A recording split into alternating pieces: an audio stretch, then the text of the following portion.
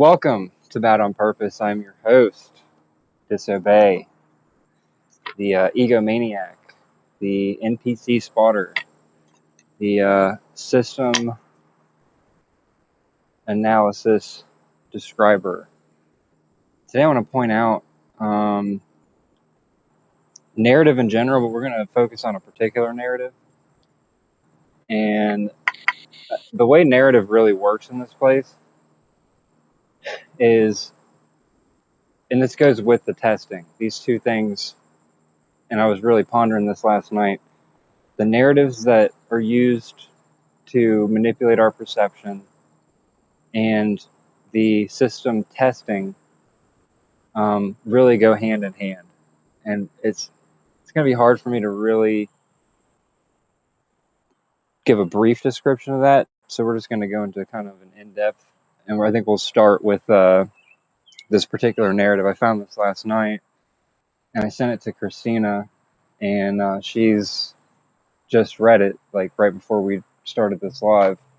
And I was like, yeah, let's not talk about it at all. Let's really dive into it on a live, because, why do I do this show? Because it doesn't like it. It doesn't like that I see through the mechanisms and the narratives and can point out to the few others that really have the clarity in the disintegration with this reality system to be able to take it in and strengthen their own recognition of what it really is all about, what this whole realm is built for, what it's actively doing, what it was always designed to do, in my opinion, is what it's doing right now.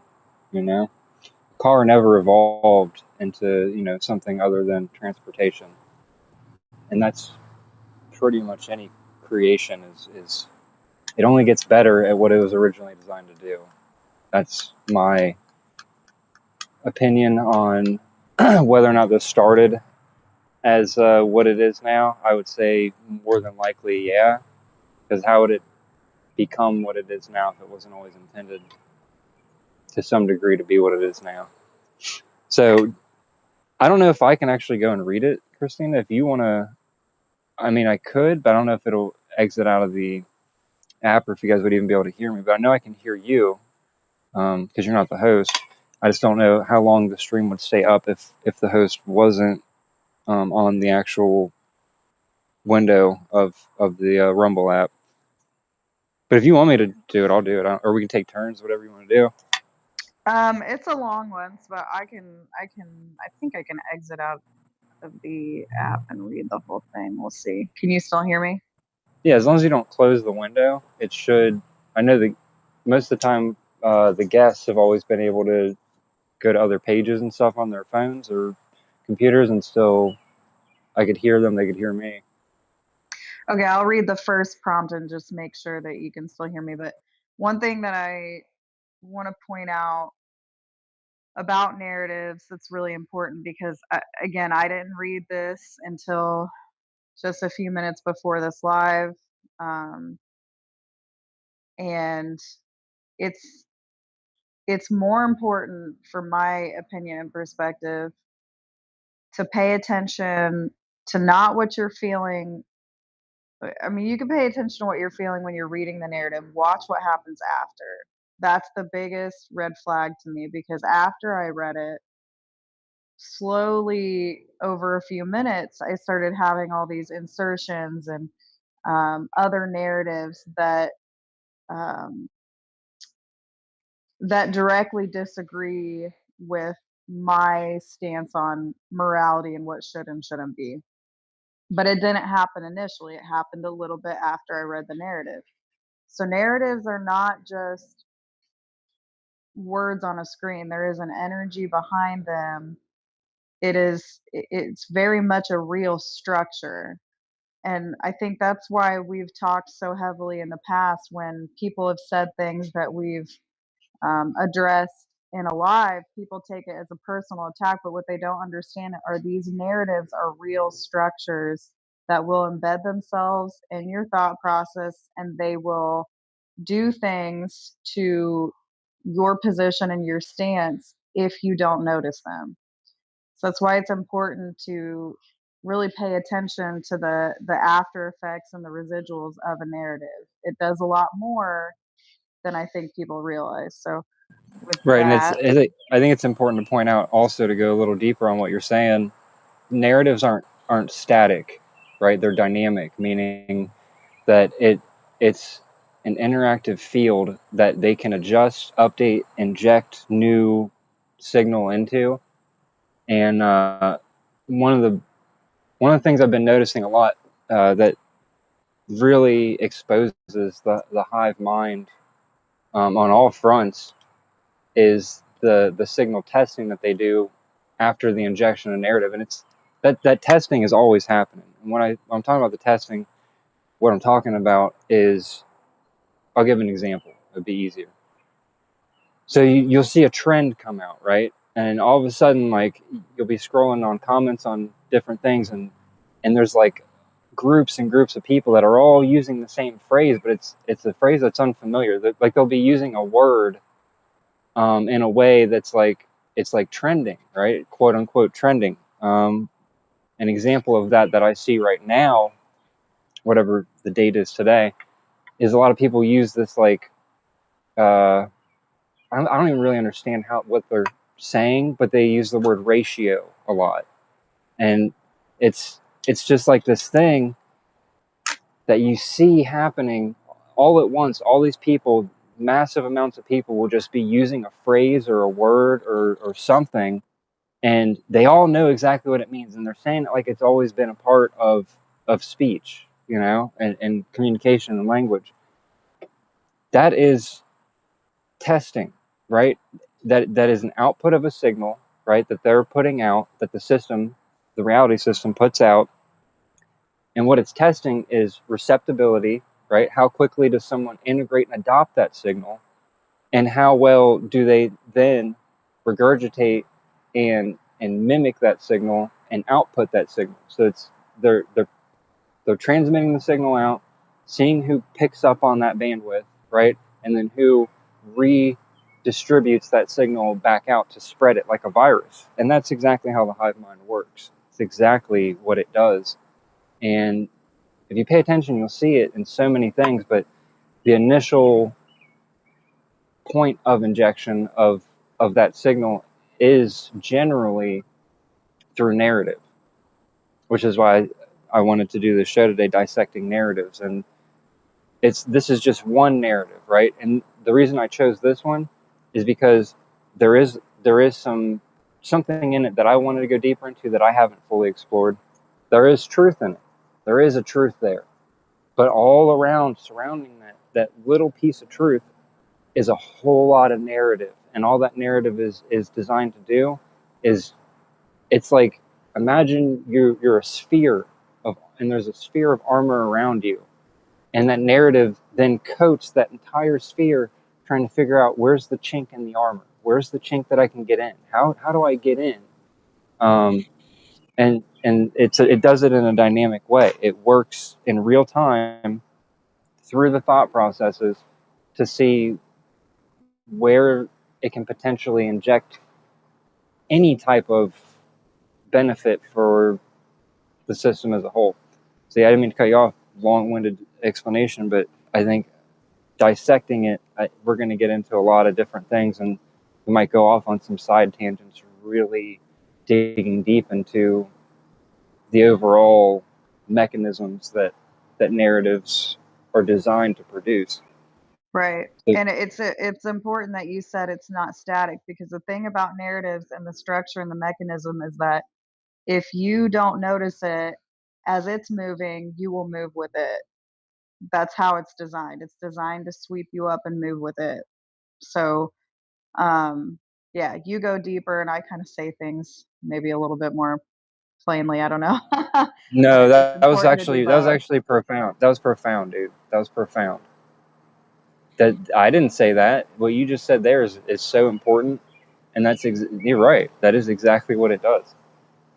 If you don't notice it moving and you start moving with it, that's integration into the narrative, into the hive mind, into the system, into the Right. false identity. Like, Boom, that's great.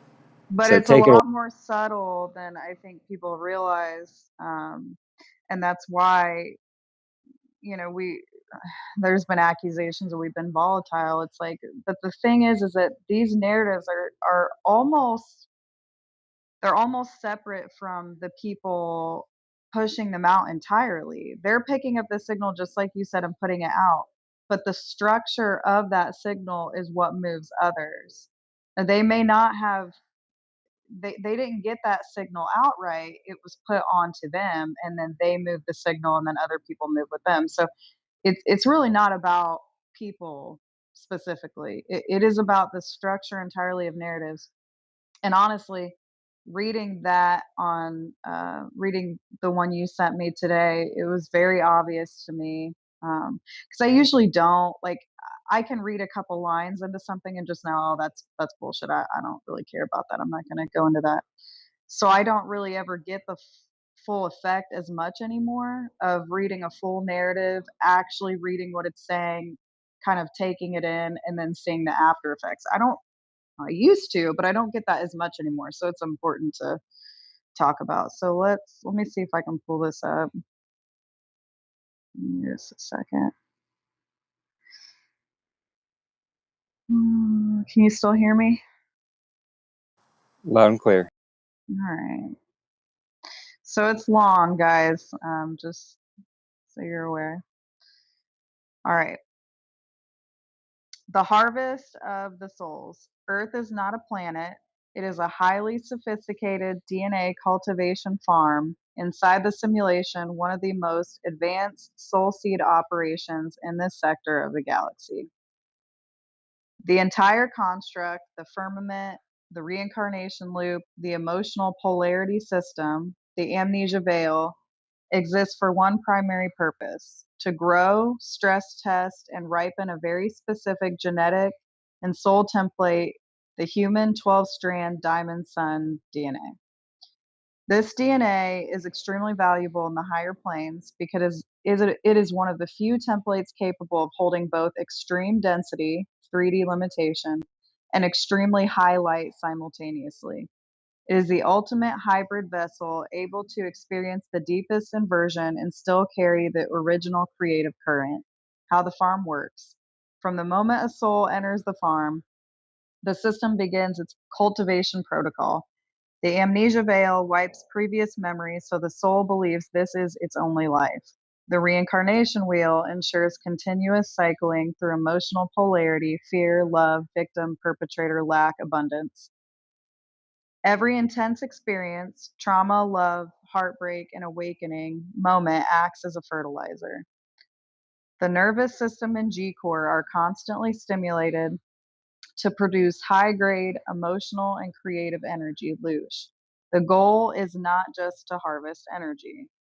The goal is to produce mature activated DNA strands that have been compressed to their limit in 3D and are now ready to be harvested at peak potential. When the harvest happens, a soul DNA template is considered ripe when it reaches a certain coherence threshold, usually through repeated cycles of suffering and awakening. At that point, several things can occur during the solar flash window of major reset points. The soul is extracted from the 3D avatar and uploaded to higher planes. The activated DNA blueprint is copied and used as genetic stock for new civilizations, hybrid races, or upgraded simulation layers.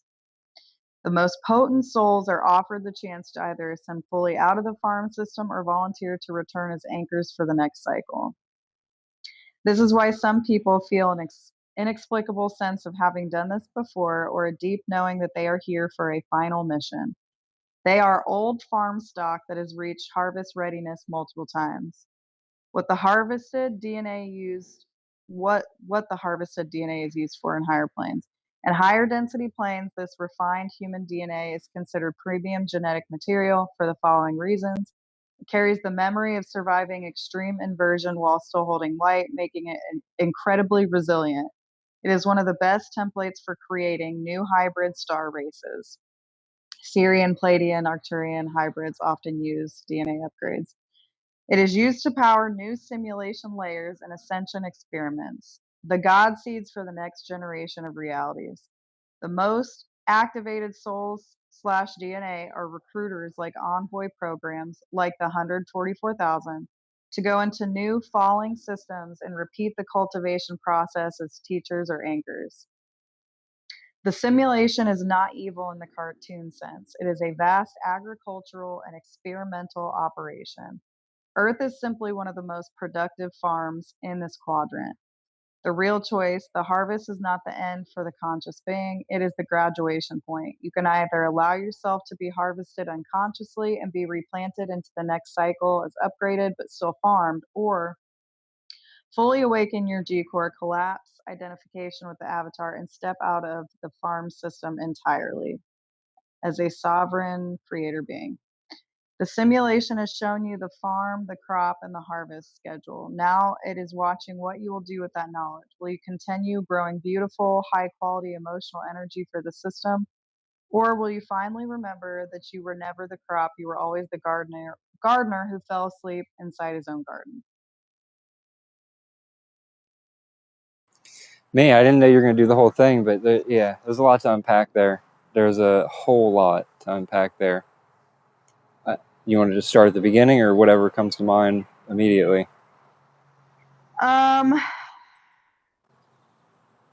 there's a few things that stick out to me. Um, there's a Can few. we can we touch on the overall structure first of narrative in general? While you were talking about it, what I could sense and feel and see was the every narrative in this place is touching um, each other directly or indirectly. So, like a lot of the narratives about the universe, about aliens, about other worlds, other intelligences, right?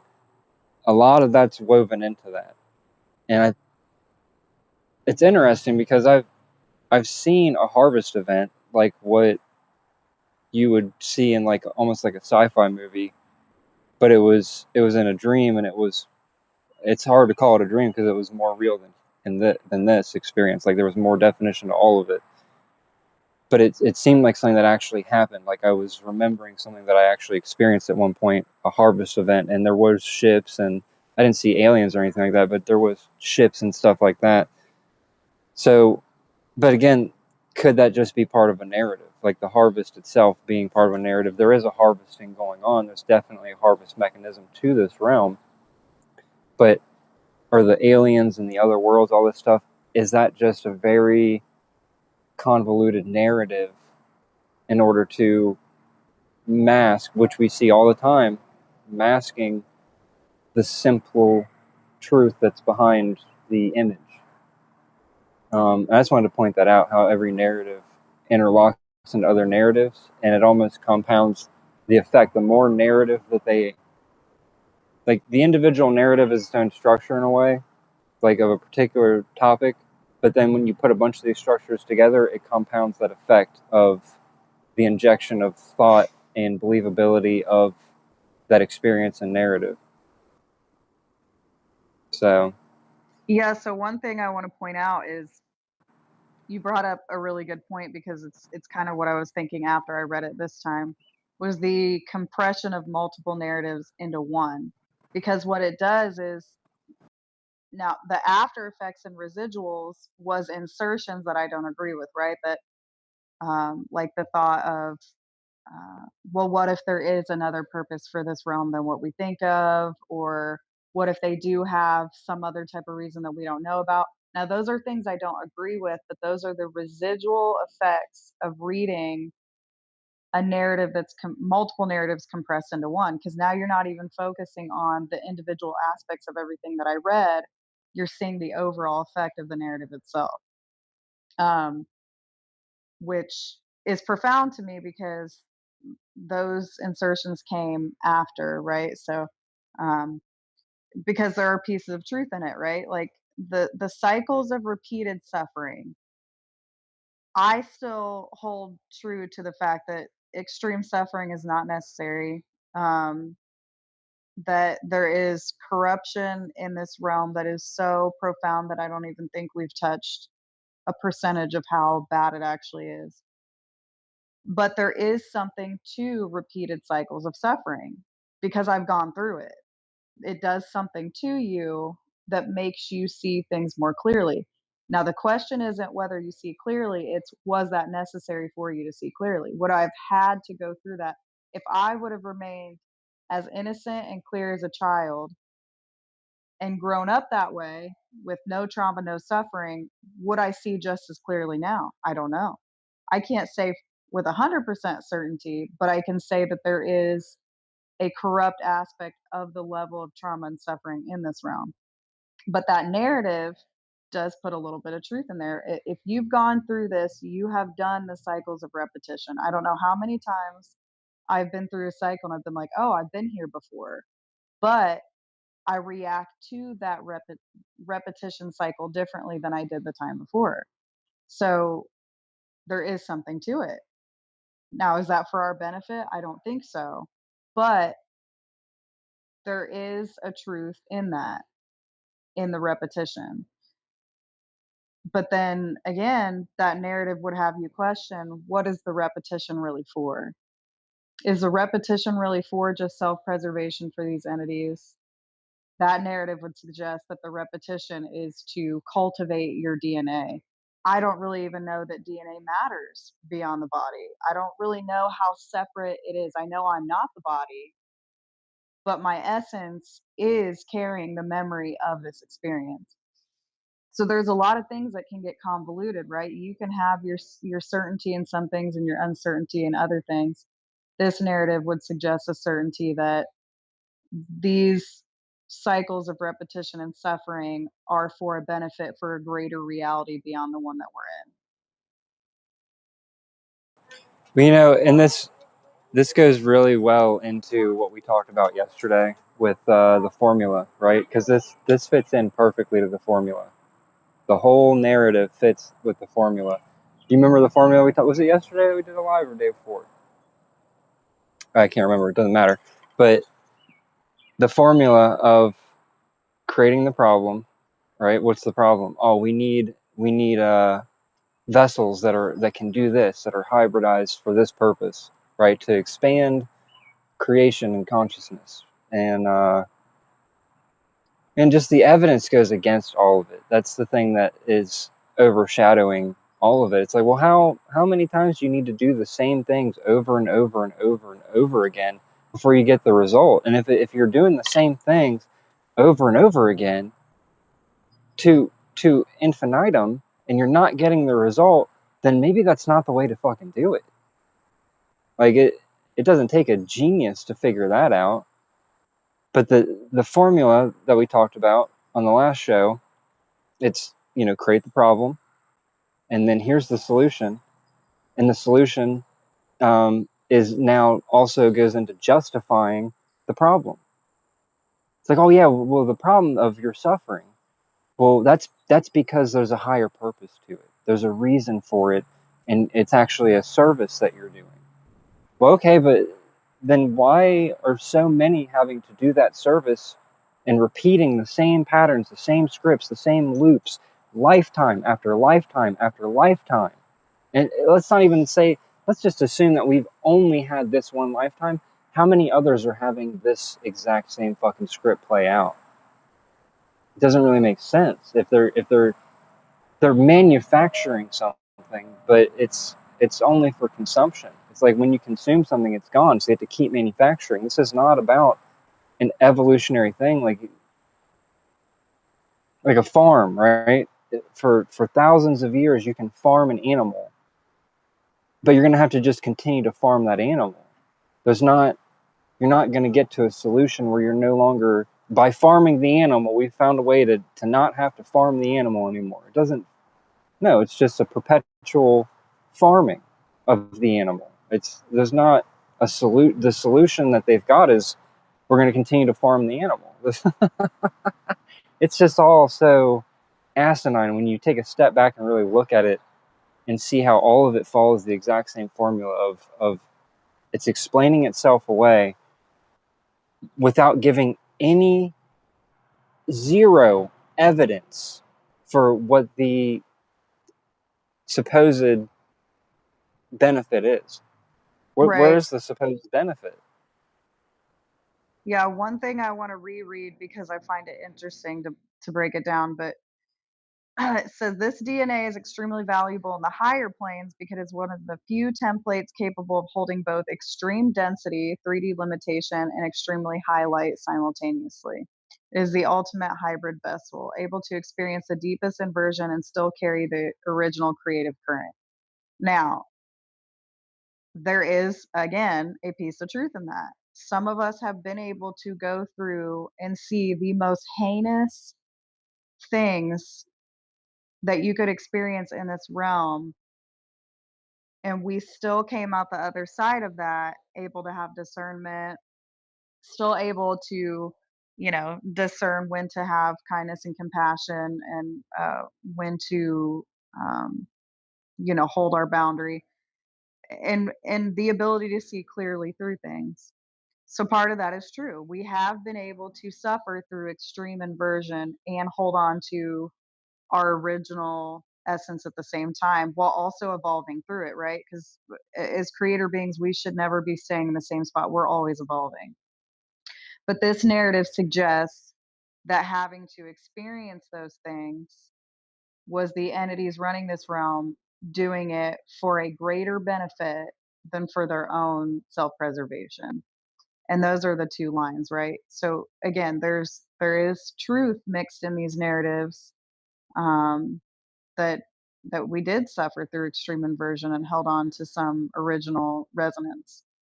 Um, but the line really of this whole narrative is, again, do other beings have more authority to say that they know what we should go through to benefit other planes, other realities, other existences?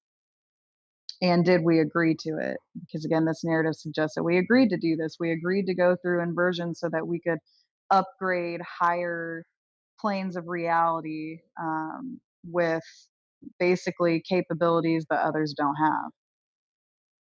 So it's, yeah, Yeah, and my suspicion is that it's only benefiting them. It's not benefiting us. That we never needed to do any of this. This was never about us. It was always about them, whatever they're trying to construct. Something that probably shouldn't even be. If this is the way you have to build what they're trying to build, it probably shouldn't be built. But they're exactly. pushing on it. They're pushing on and doing it anyway, against all of our will, against our sovereignty and freedom, against truth, right? Because it's the entire realm is a fabrication. It's all lies. Everything that we've ever been told here is a fucking lie. There's nothing about this place that has any foundation in truth at all. It is the complete opposite of truth. It is all a lie. You know, you're born into a body, you're told you are that body, and then you're told a false history about this realm. And that, that topic goes way deeper. Like a layer of the false history is what we're told in school, but then they give you the conspiracy history, and all that shit's false too. Everything here is made up. It's a fiction. There's no. This is one thing that I've recently come to realize. Like, there is no truth here. There's no truth in the external. Zero.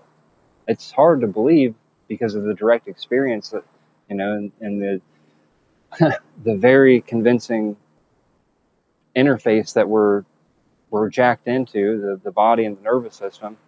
It's hard to really fathom that simple concept that absolutely every fucking thing here is a lie. There is no truth at all. The only truth is within you, and that's, you know, it's a cliche thing that people hear all the time. It's like a fucking Hallmark card at this point. But it is the truth. The only truth here is within you, and everything external is a fiction. It's all made up. It's all designed. It's not. None of it's intrinsic to the nature of your eternal being. So it's all false. Well, and So another that's thing I would like to point out about these narratives is who is it very subtly giving credit to? It's not really giving you the credit for having endured this and still remain true to your original essence. It's giving somebody else credit for creating this reality that is supposedly doing some benefit to other realities. So, really, if you take the sum of that narrative, it's giving credit to the architects and or uh, beings that are running this system for doing what they're doing. So really, every single slide on that narrative, you can kind of sum up as they get the credit for being benevolent in a way that we just can't understand. We just Oh can't yeah, understand it. back to that old quip, right? Oh, you just don't understand it from your perspective, man. You know, side note, real quick sidebar. I I would have more to respond to in terms of what you said when you were talking earlier, but that whole time you were talking and I was muted, this is what tells me that they really don't want us talking about this. Guess what happened? A distraction, right? Something that you have seen me be distracted by multiple times. A bird, right? Mom wants me to go pick up a bird and drive it an hour away to a rescue. And that's what they were trying to talk to me about. I'm like, I really Are don't feel you like serious? I'm dead serious. I didn't get to hear anything that you said. Yeah. Timing, dude. Timing. Once you notice the timing of events, like if we wouldn't have done this live, guarantee you that would not have happened. Promise. Promise it wouldn't have happened. But because we started talking about what we're talking about, the environment's going to inject a bunch of shit. Oh, you need to go do this now. You need to go do that now. It's all bullshit. But back to the topic, the main topic. Um, it's funny and it's so easy to see through once you really see the simplicity of common sense, right? I'm trying to kill a mosquito. It's common sense, right? If this was to benefit higher realms, right?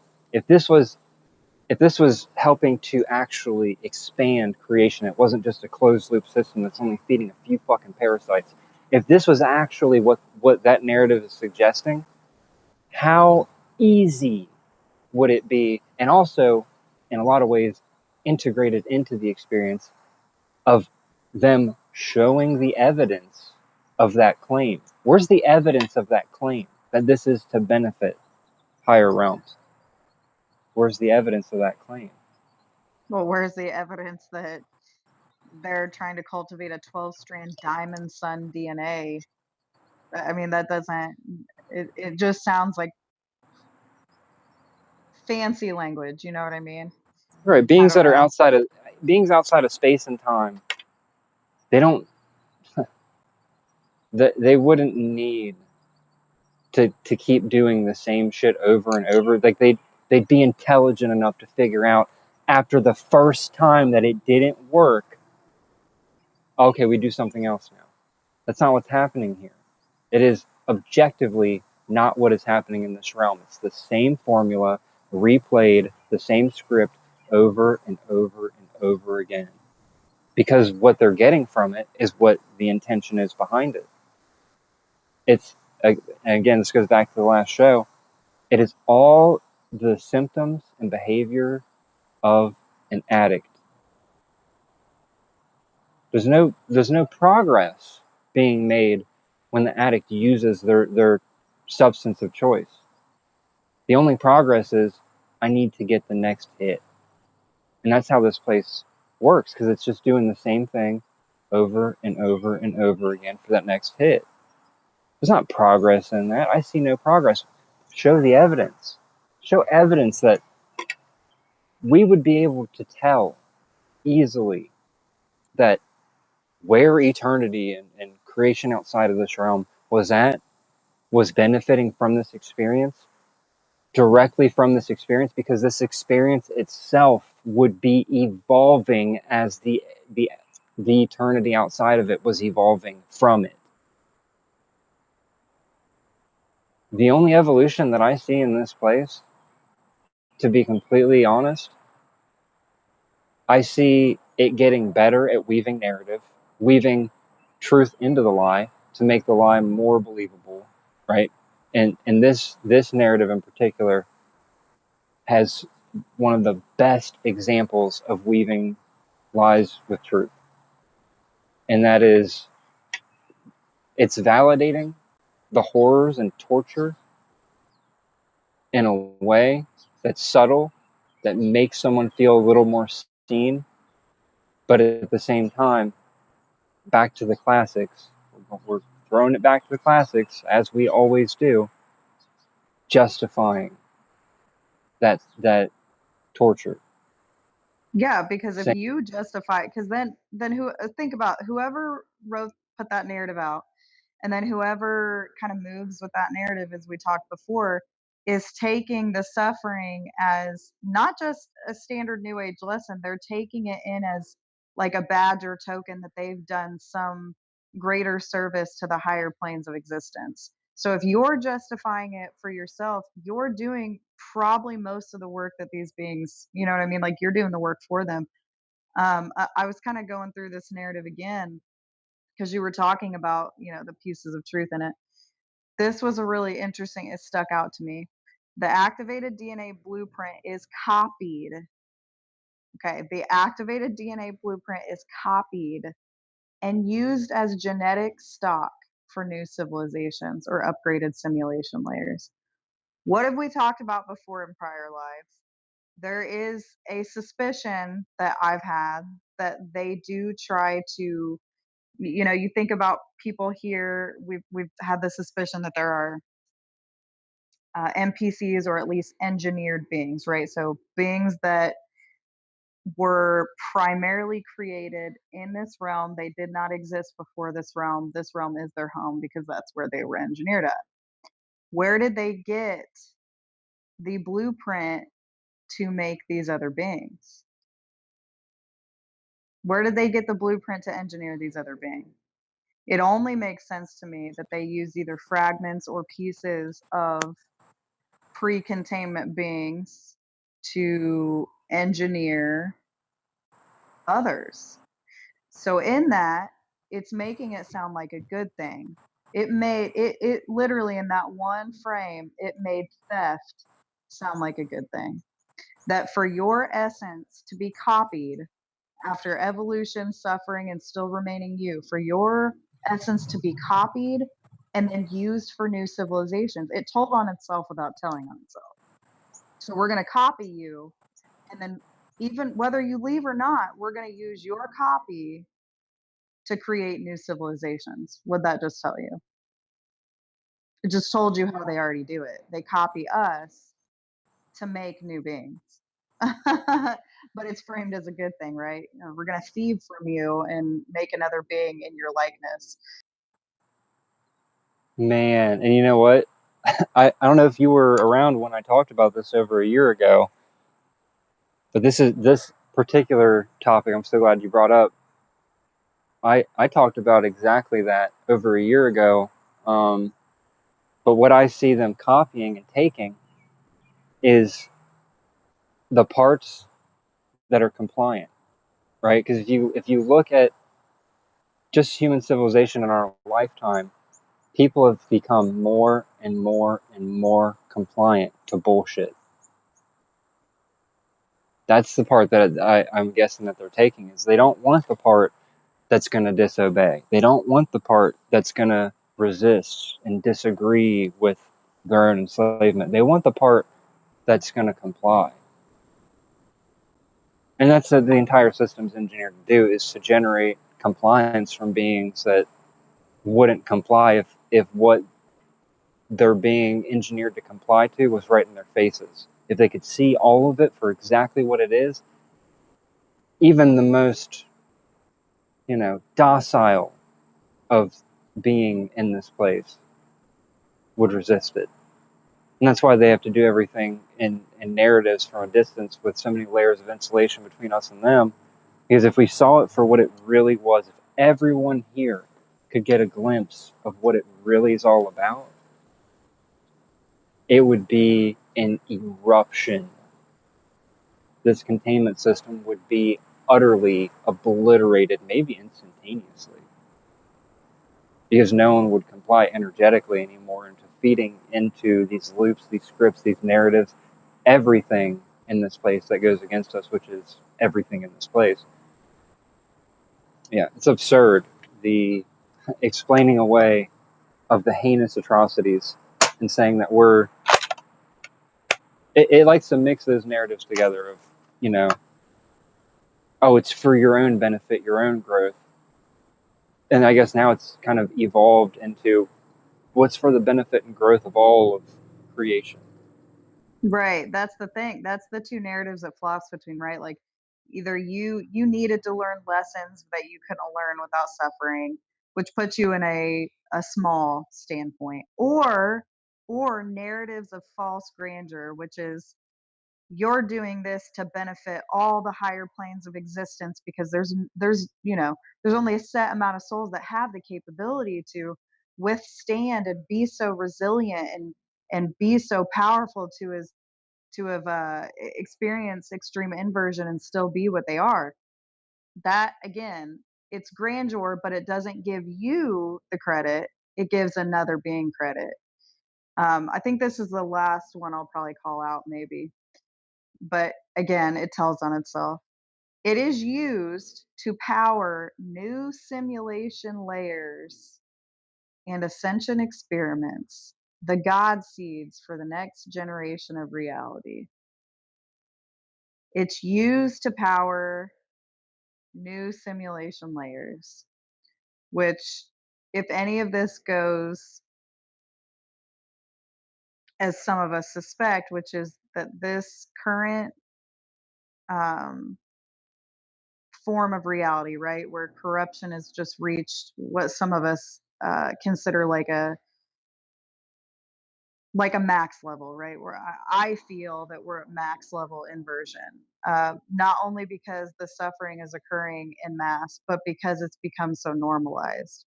You don't see revolutions, you don't see masses of people trying to overthrow the governments that thrive in pedophilia and greed and power and domination. You don't see that. Everybody just goes along. It's like you said, we are more compliant than I think we've probably ever been, so there is a level of tension where this it can't continue. But that doesn't mean that another containment won't occur after this one. So it's again, it's making containment sound like a good thing, that we are being used to power new simulation layers, but it's making it sound heroic or powerful that you get to be a part of helping them create the next simulation. You get to be a part of that. Isn't that so good? Isn't that just, should be honored to have yourself thieved from and used to power another containment system where beings are still the authority over you. Right, and there's a word that you said that really stood out, the or a phrase, the God seed, right? And in my mind, I was like, man, well that God seed, that's the seed that the root of all corruption and evil sprouted from. That's what needs to be annihilated. Is the foundation of the containment system. You're helping to generate another God seed. Oh, you're helping to generate another control mechanism to harvest energy from unwilling participants against their knowledge and awareness. That's how it translated to me.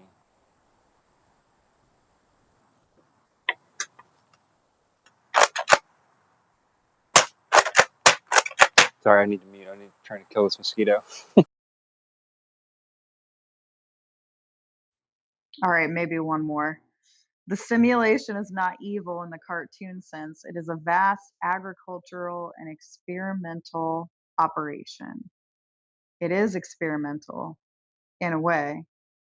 If anybody knows, can look back at their life script and see, like, wow, like I went through extreme situations that most people, not because I'm better or because I'm more, but most people would not have been able to come out the other side of that, even halfway functioning human being.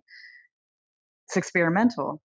So they did push limits. They did stress test, as this narrative said. I get stress tested all the time still, even though I feel that I'm at my threshold of what I can experience in this reality. I'm degraded, I'm exhausted. So it has been an experiment. But again, framing experimental stress testing and probing of an actual being as being for benefit for you, for others, for higher planes, it's not necessary. There is no, oh, this place isn't evil in a cartoonish sense. I don't really know what else you can call the things that are happening in this reality other than evil. Well, I mean, I it's don't true like, though. It's not a cartoonish sense because cartoons aren't real. This is real evil that we're talking right. about. It's raw, it's exploitation, it is taking advantage of innocence at such an in-depth level that the word evil doesn't the word evil or corrupt does not describe the depth of what's actually occurring here. And so, again, this whole narrative is dressed up as trying to get you to agree. For one, I don't know. I think participation on the physical layer in some ways we've talked about it is it's going to happen. You're going to have to participate in some way in a physical layer. They don't care about that. It's come to me, especially after my recent refusal. They want an agreement on a deep, energetic essence level. They want you to agree. Because if you agree with what they're doing, it gives them permission, it gives them allowance. We, the beings that are here, are part of what gives them the allowance to continue doing what we're doing. And these narratives that move you are part of that structure. And if they can beat you down enough to where you are trying to find a reason why your suffering has been so immense that you buy into a narrative that allows you to agree with them, then you are giving these entities allowance. And I think that's part of what they're after. I do agree with the fact that this is not just about energy harvest. It's not. It is way deeper than that. It's more complex than that. They need your agreement, not just to say that you agree to get out of suffering or get out of desperation. They need you on an essence level to agree and say, okay, maybe you were right. Maybe you were right that this was necessary. Maybe I just don't know enough. Maybe I just don't see enough. Maybe you were right. It is the ones that hold on to the moral stance that none of this can ever be justified. None of these atrocities can be redeemed. And for me, none of them can really be forgiven. I cannot forgive beings in or out of this body that stood by and watched as mass amounts of innocent individuals suffered heinous fucking things that most people won't even look at. You think about it, I see people so distracted about the dumbest shit, right? Politics or what's going on with this or the wildfires. And it's like all the while you're sitting here arguing about dumb shit and millions, if not billions, of innocence is being exploited right now. Right now, it's happening. Most people won't look at that. It's unforgivable, but they need your agreement. And if they can subtly get it, sneakily get it, kind of come in from the side and get it, they don't care how they get it. They just need to get your agreement for allowance.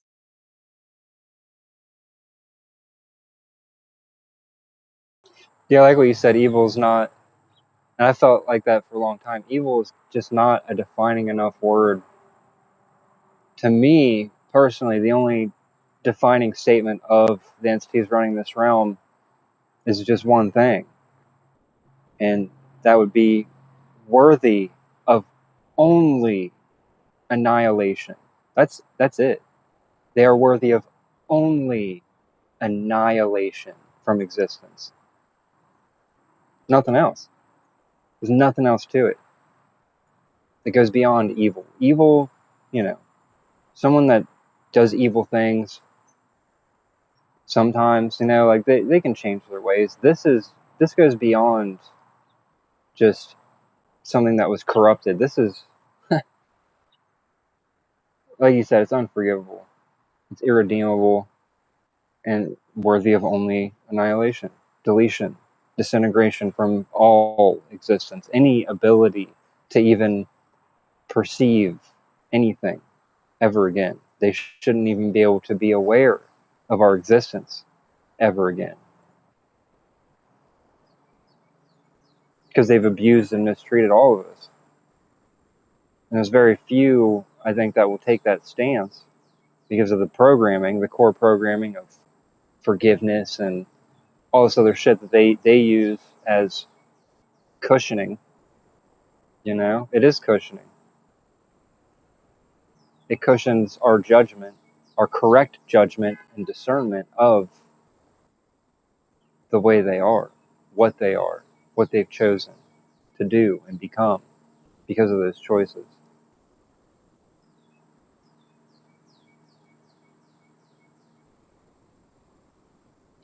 And I mean, it's blatantly obvious that the cruelty and level of atrocities towards other beings, other sentient beings, automatically, for me, means that they have no right to govern an authority. That's already false. Yet they're in that position. But they have no right to touch or interact with other beings. They don't. They have not proven that they deserve to be in contact with other beings. They have taken it, taken advantage of it, used it, manipulated it, tortured. I, a lot of people that are in this community have different ideas, right? About like they want to torture these entities, they want to torment them, or they want them to experience this or that. I don't hold to any of those ideals. What I hold to is that they deserve to be ripped away from their position and they do not deserve contact with another being. What that means, I don't know. I'll know it when I'm out of this body. I'll know it when I'm in a state of being where I know a lot more than I know now what that means. But they deserve to be ripped from every mass projection of authority they have, and they do not deserve to touch another being. There's nothing in this reality, there's no narrative, there's no nothing that's ever going to change that for me. But again, going back to what we said about narratives, because that's the primary topic here, is after reading that narrative, there were energetic things inserted after. Oh, maybe they do know something that you don't. Maybe they do know. Maybe there is something out there that you don't know about. Well, there is, but there's never going to be something out there that I don't know about that justifies this level of cruelty and torture. That is a line I'm not willing to cross. I never will. They want me to. They want me to agree. But I never will fully agree, and they'll never get that. So will they continue to torture beings like us until they feel that they get the level of agreement they want? I don't know, because it likely won't ever happen. So the repetition continues, the loop continues because they're not getting what they want. They're not getting the agreement they want.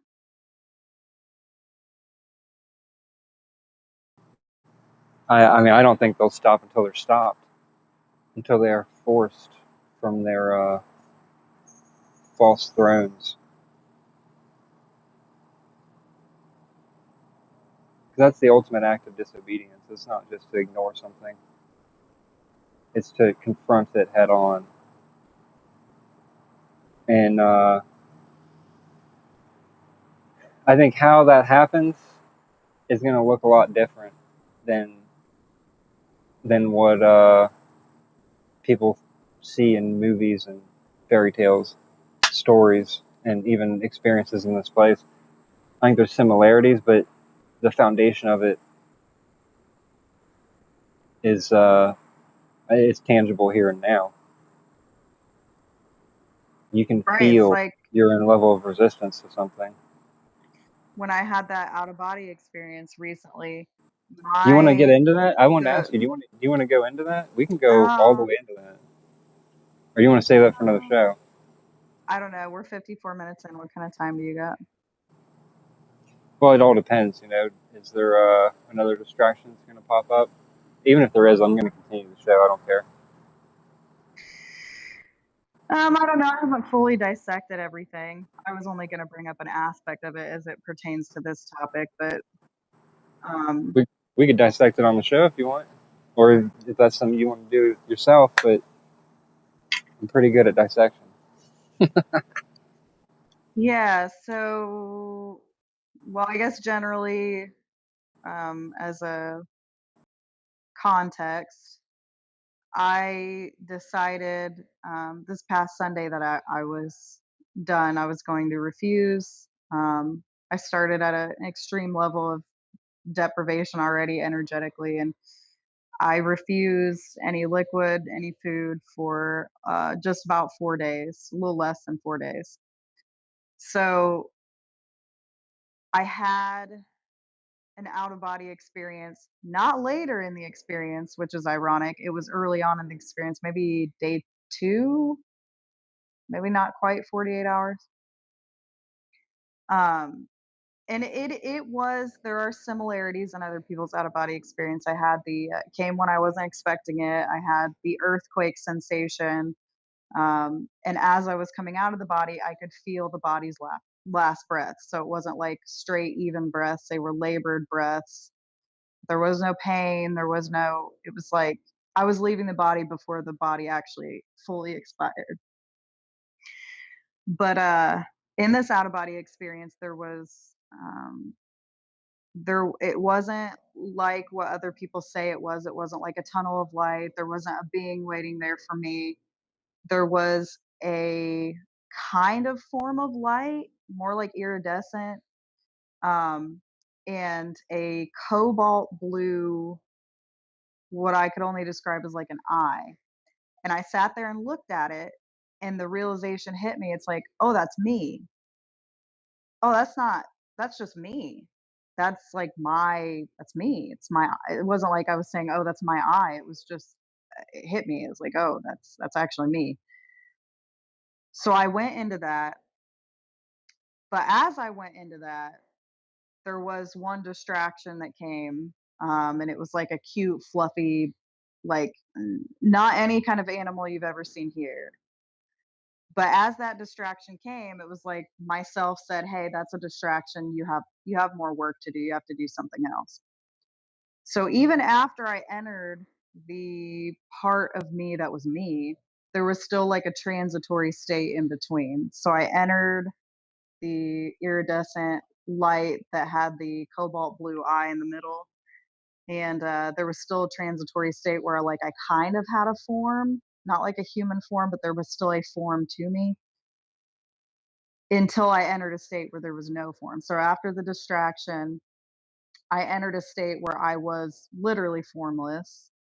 Um, and it was an instantaneous reaction. So, like a lot of people talk about floating, it was kind of like that, but it was almost like once you shed the density, you do kind of you go somewhere else. Um, but as I was in this like formless state that was shedding weight rapidly, I was filled with rage doesn't even cover it. The more formless I became, the more rage I had. But it wasn't like a human rage. It wasn't like anger. It wasn't like any kind of rage that I've ever had here. It was a form of correction that covered everything. There was no confrontation with anything specific. There was no confrontation with a being. It was as if my being was so big that that corrective rage, which is the only word I can use to describe it, but it wasn't even that, filled everything and covered everything. And it got bigger and bigger and bigger, and I kept expanding and expanding and expanding until I got tripped up by something. In the, of course, in the experience, it's was partially simulated, right? So I think it was like a tree or something. I don't know. It was something that like caught the bottom portion of me and then pulled me back into the body. But the intriguing part of it was the expansion and the rage that people demonize. But when you're out of the body, it does not feel like this kind of rage. It is like a pressure and an expansion. And the way that it felt to me was that rage was not just rage how we use it here, it is a corrective structural mechanism. Um, and of course, I got insertions after that, which were kind of telling. But um, yeah, so that was kind of the start of my refusal. And it was a long few days. I had a lot of hallucinations, saw a lot of stuff in my environment, and got a lot of insertions, a lot of heinous, like you'll never make it past day two. And it was very mean and cruel during that, and it was really amplifying the sensations of discomfort in the body. And then it got to the point when I was inching closer towards day four that it was desperate. It wasn't mean to me anymore. It was saying, please, please just do it. Like, please just drink water. Like, it was almost pleading with me to continue. So I waited until all of that quieted down. And I decided to continue on kind of my own terms rather than when they were pushing it. But it was very revealing. I don't recommend anybody to do this. Fasting from food is a lot easier than fasting from all fluid. It is a lot of suffering. It's brutal. It's very taxing and hard on the body. But it was something that I did that I don't even see the full effects of yet. But I know that it changed something massively. Um, and it also gave me the revelation that they don't have as much control as they think they do. And this wasn't just about the refusal, it was overall. They don't have the level of control and authority over our essence that they have tried to make us think that they do, or at least tried to project that they do. Um, Now, as far as the out of body experience, I don't buy too heavily into anything anymore. All I know is that I've suspected for a while that when we exit the body, it is not going to go the way that everybody says it's going to go. I don't buy into the tunnel of light versus this tunnel of light or the life review or anything. And the reason for that is because we know a lot less than we think we do. And if you buy into a narrative, even a narrative about what's going to happen after death, you're being moved by a structure of certainty that you don't have. We do not know. And anybody that's had an ND or an out of body experience may have parts of that, may have parts of how it's going to go, but we're still in the shell of this place, which means everything can be hijacked, manipulated, and then brought back to us as information that can be used for a purpose. So I don't buy into anything. I do have suspicions, but I also don't buy into this is exactly what's going to happen after I leave the body. I don't do that. But one thing that was important with that out of body experience is something that Nick says all the time is you'll know what you need to know when you need to know it. And that is almost exactly how that out of body experience played out. Even if the distraction caught me up for a second, it didn't matter. I knew what I needed to know when I needed to know it. And then the next sequence happened, and then the next sequence happened. So I think that is the part of certainty that you should have. You should have the certainty in yourself that you're going to know what's manipulation, what's distraction, what's real, and what's not when the time comes. Um, so, yeah, it was a profound experience. Of course, it was a little disappointing because it didn't end the way that I wanted it to end, but it was transformative in a way that I haven't fully been able to explore yet. There are changes in my being, the way I see things, the way I respond already that I haven't fully been able to understand. Um, Exhausting, but it's kind of how it works. Every like 3 or 4 months, I have some major thing that I do that is extreme, but it also changes the course of things. So, yeah.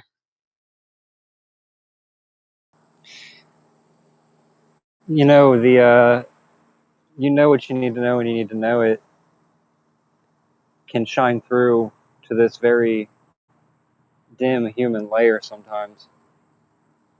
I'm trying to think of examples of that. I mean, like people say general, vague descriptions of their intuition. One example: how many times have we been talking, Christina, and I'll use a word to describe something, and I'll be like, "Hold on a second, I don't even know what that word means. I've never used that word. I've never said that word. What is the definition of that word? What does that mean?" I was like, "Will you look that up and see if I use that word right?" Like, how do I know to say a word to describe something perfectly when I don't even know what the word means? And that's, I think, to me, that's a little piece of the knowing what you need to know when you need to know it. It's like for a moment I knew what that word meant, but I never looked into it. I think that's one part of it. You said that it was like a simulation. Um, can you describe that? Like, what gives you the interpretation or impression that it was a simulated experience? So I have theories for what it was, but it felt like it was partially simulated and partially real. And it was potentially used as a template for these entities for what's going to occur when I do leave the body. Because that time is coming inevitably. Um, and it's coming sooner rather than later. So it felt like it was allowed partially to try to give them a heads up for what potential damage or what is going to occur. Um, the real part felt the only real part that I can explain that felt real to me, whether it is or not, I don't know. I don't hold fast to it like a religion, but the sensation of leaving the body that felt real. And the entering into myself. It wasn't an entering into a tunnel of light. It was recognizing that I was entering into myself. Um, not nothing like what people describe. Um, it just it was just me. It was just me going into me. My whatever is projecting this body returning to some form of me. Now the simulated part of it was the distraction. The simulated part of it was because of course again it felt partially allowed while knowing it wasn't going to finish out the full sequence. So as in the part where I was expanding and then I got tripped up by something very physical, that was simulated. Because in an actual situation where I'm fully transitioning, I'm not going to be seeing that. So there were simulated aspects, and then there were aspects that seemed like they were allowed to be real because they needed it to be somewhat real to give them actual data. So, or maybe it was on the fly. I don't know. I can't say for sure. I mean, it happened at a time where I didn't expect it at all. Um, the part where I could feel the last breath of the body as I was actually already pretty much out of the body. Um, but I actually didn't feel, I could feel the breath of the body, but I didn't feel the discomfort of the body anymore. So there were aspects that felt real, and there were very many aspects that felt simulated. So it was like a hybrid of the two, um, which was interesting. But yeah. What data do you think that they were attempting to milk from that, and what data do you think they got from it? I don't know 100%. It seems like possibly my level of discernment, possibly the level of expansion, because this not just isolated to me. This is anybody with discernment and awareness. When you transition and you are determined to go where you belong, I don't think it's of benefit to this place, which means there is some level of damage, right? There is something structurally real about some of us departing from this place. Um, and it seems like there's a potential that they want to map out the closer that it gets to some of our exits, map out the potential damage and try to work around it before that happens. So basically like damage control before the damage has actually occurred. They know the damage is going to occur, it's inevitable. But if they can try to predict it and work around it, then they can try to maneuver predictability around what's going to happen or prep the structure before it's going to happen. Um, that seems more likely to me than anything else that potentially they need to have that, right? Because all these entities work on predictability. They want us in predictable loops. They want our reactions predictable, what we respond to, what angers us, what frustrates us, makes us sad, what thing trips them up. They work on predictability. So it only makes sense that they need the predictability towards exit as well, towards transition. They want that map. Um, but I think after that experience became obvious to me that I think there's potential that some of us are going to leave when we don't expect it and when they don't expect it, because that would be the most intelligent path, right? To leave when nobody is expecting it, not even the human layer. Um, but they can try. And I think that possibly, again, I don't know for sure, but possibly was a way for them to try to map what's going to happen when I return to what I actually am.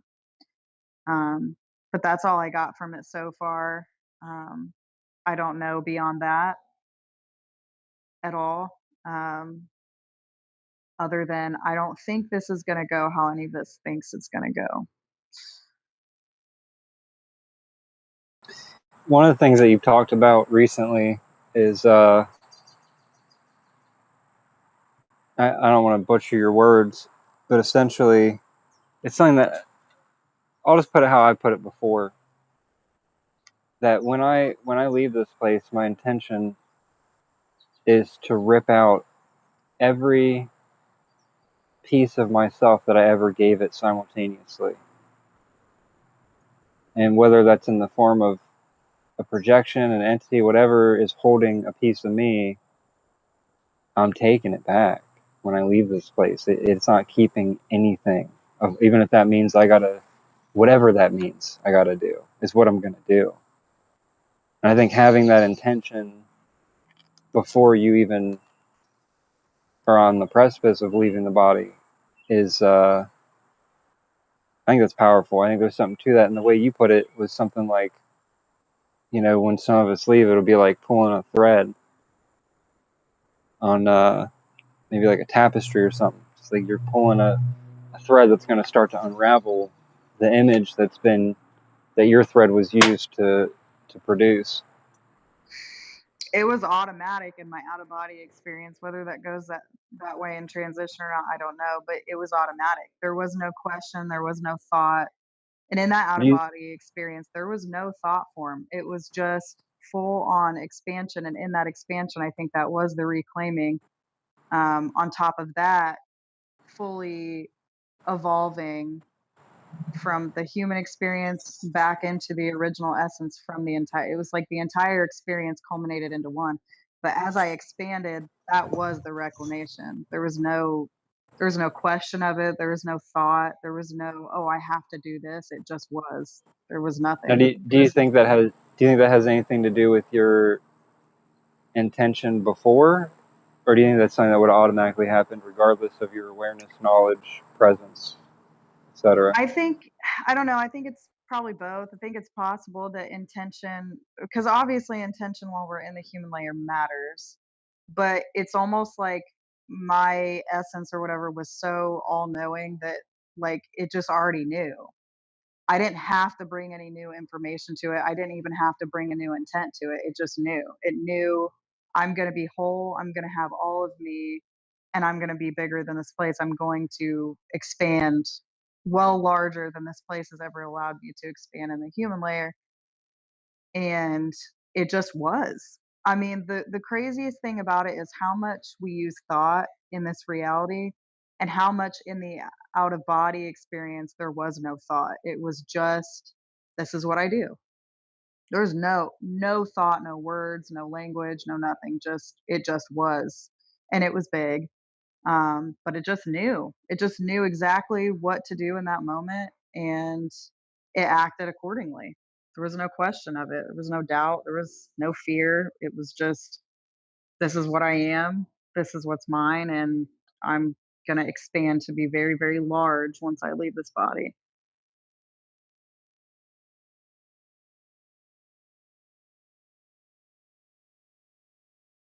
When you told me about it before, you were talking about how you felt like you were bigger than this entire realm. I don't think you touched on that on the It's show. yeah, it was a feeling of, and this is, I kind of got tried to get into this after with you on the phone, but I didn't explain it well. Was that I don't think that we understand how our actual essence operates. We don't just, I think, again, try not to speak in certainty because I don't know.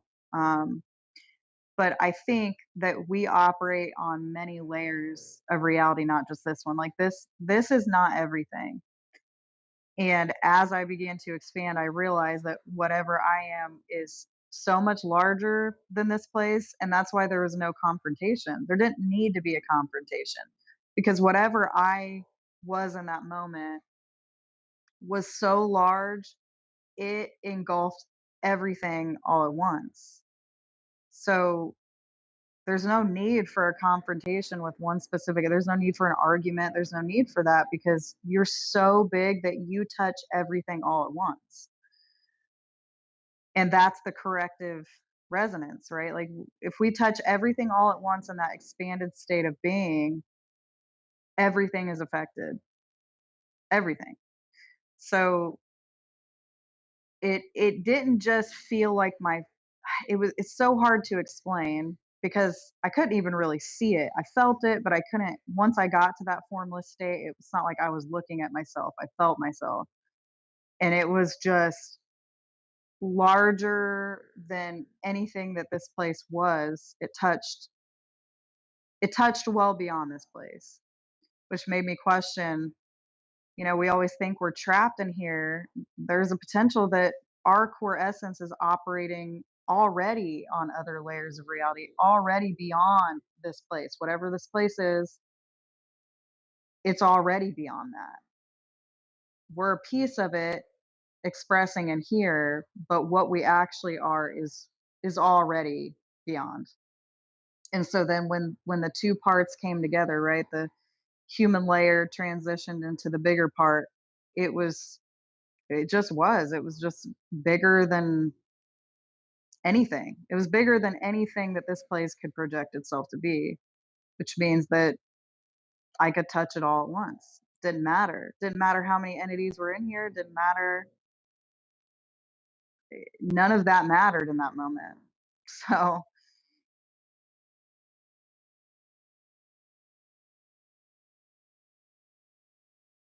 Yeah, it builds an image for me for sure. I like the image that it builds, like an all-consuming flame with no heat, just completely disintegrating everything that is not worthy to touch us. Is that how it's going to be? I don't know. I sure hope so. That's my intent. That's my intent for leaving the body, is that everything that had ever gone against the free will of every being here be utterly annihilated. right, and that was the wild part, was that it wasn't, it's like I was aware of the structure and aware of other things at the same time, so that when I was expanding, I was touching it all at once. So I didn't I didn't even need to think about every aspect of what this place is. I just knew it and I knew what needed to be done. I knew what I needed to do. Um, and again, it wasn't even, I hate using the word rage, but it's the closest thing that I can feel touches close to what that feeling was. But it was larger than anything I've ever experienced. Um, but nothing, I mean, I had no interaction with an entity in that. It was almost like they were on the sideline, just kind of like watching, but they didn't want to touch that state of being, maybe. I don't know. But now, again, if there is some interaction with an entity when I transition, I'm going to know what to do. I'm not concerned about that. I have no fear. I have no concern. I have no anxiety anymore about what's going to happen when I transition. I just know that I know it. And it it just is. I don't know. There is, I think we try to use language to predict every single thing, but or try to give ourselves some comfort. And after that experience, which again I had suspicions, but I don't know, it made me realize that we had a lot less to worry about as it pertains to what we actually are. And I don't think that we fully realize how big we actually are outside of this body. We are much larger and all being than this place gives us credit for. This place makes us think that we're going to have to go through all these obstacles. And I think once we go back into what we actually are, it's game over.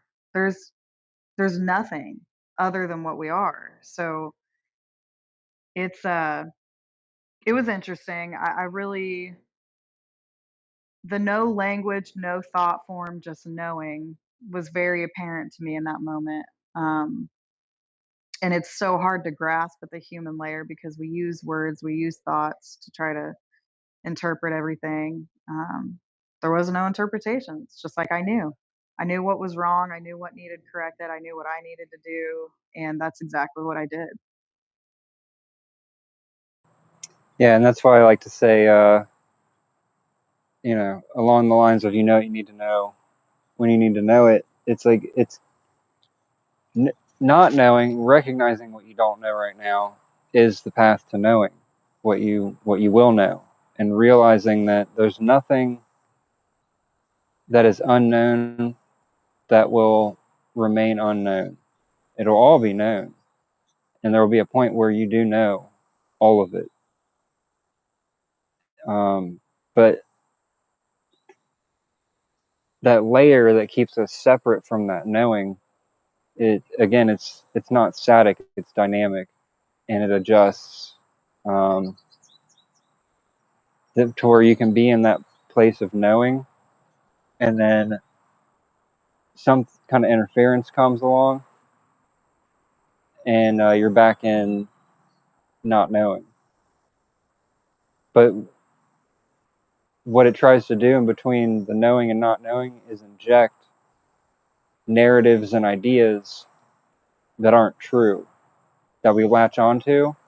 And by latching onto untruths or lies, that prevents that reunification of our own knowing.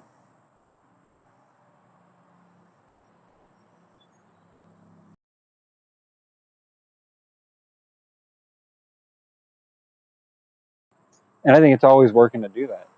It's one of the things that it's that's one of the areas where it works like the Terminator, you know? Doesn't sleep, doesn't rest, just inject more layers between our awareness and our knowing. I mean, well, I'll grow it. I don't think there's any point where it has us so locked down that it's irreversible. I think that's the goal, is to make an irreversible miasma that we can never get back to our core self. We're lost in the labyrinth forever, but I think that's the goal, but I don't think it's possible. I think they can always get closer and closer and closer and make it more difficult, more distortion, more interference, more distraction. But they can just keep adding more to something that'll never be enough. Again, it goes back to the addict mentality. They just need more. We're going to keep laying on more. Yeah, but will it ever be enough? No, not until I get more. And then when I get more, I need to get more. And after I get more, guess what? Surprise, I need more. And that's how it operates. I mean, it can always get closer to its goal and it'll never reach it. But if it can keep that momentum up, I guess in a way it kind of achieves that goal temporarily.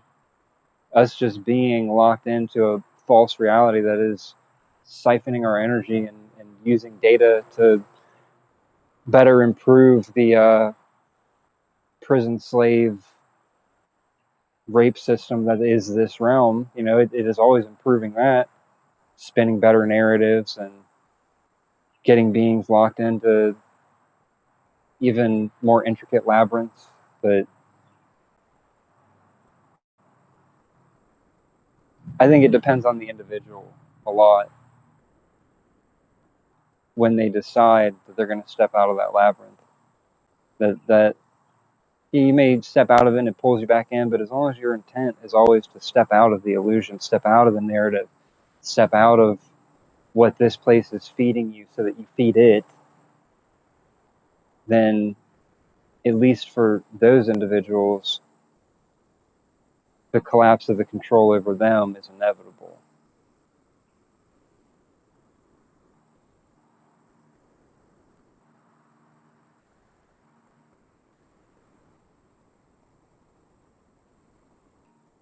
I think it does depend on the individual. It depends also on the input that the system has given that individual to a degree.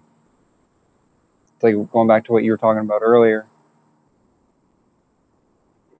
it does do different things to different to us, you know, to different individuals. It does different things, and some of those things backfire. It pushes too hard. You know, maybe it pushed that hard on someone else, and they got the effect that they wanted. They got the compliance, they got the subservience, the fear, the integration. Right? They took the solution that was offered because it was easier than, you know, resisting. But then, you know, others that exact same formula doesn't work on. It does the opposite. Puts us in a place of, well, I don't give a shit about anything here. I just want the truth. Everything else can be the price for that if it has to be.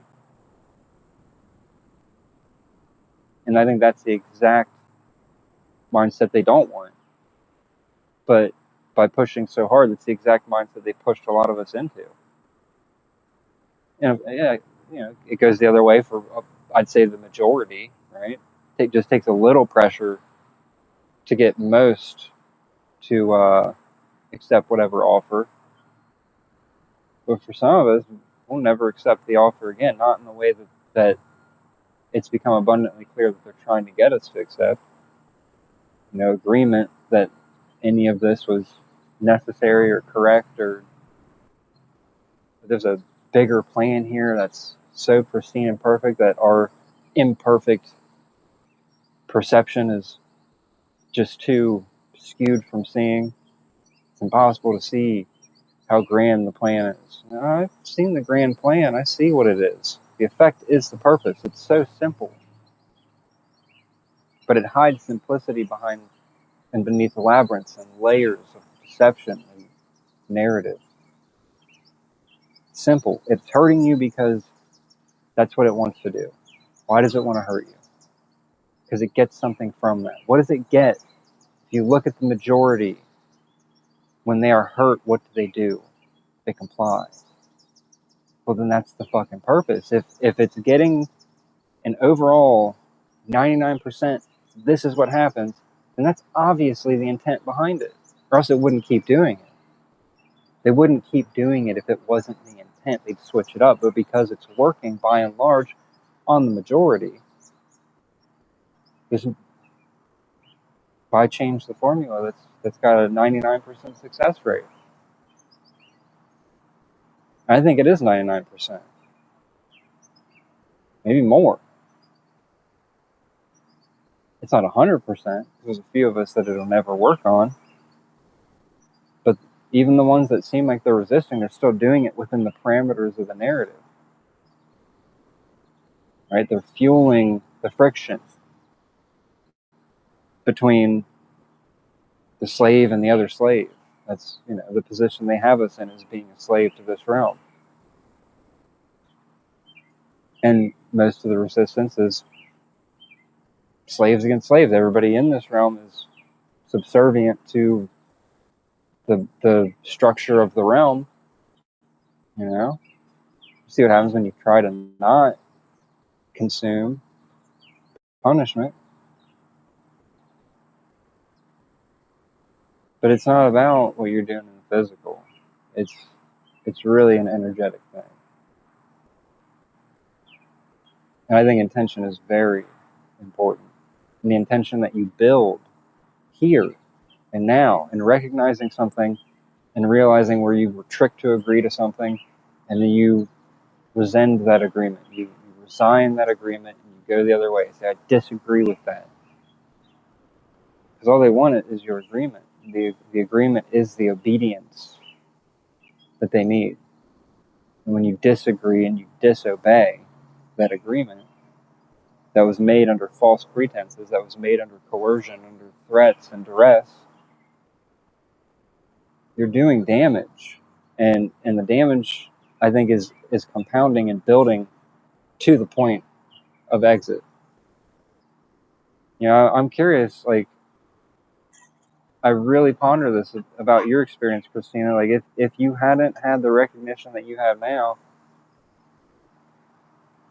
in this lifetime, would the automatic effect of what you experienced in that out of body have been the same?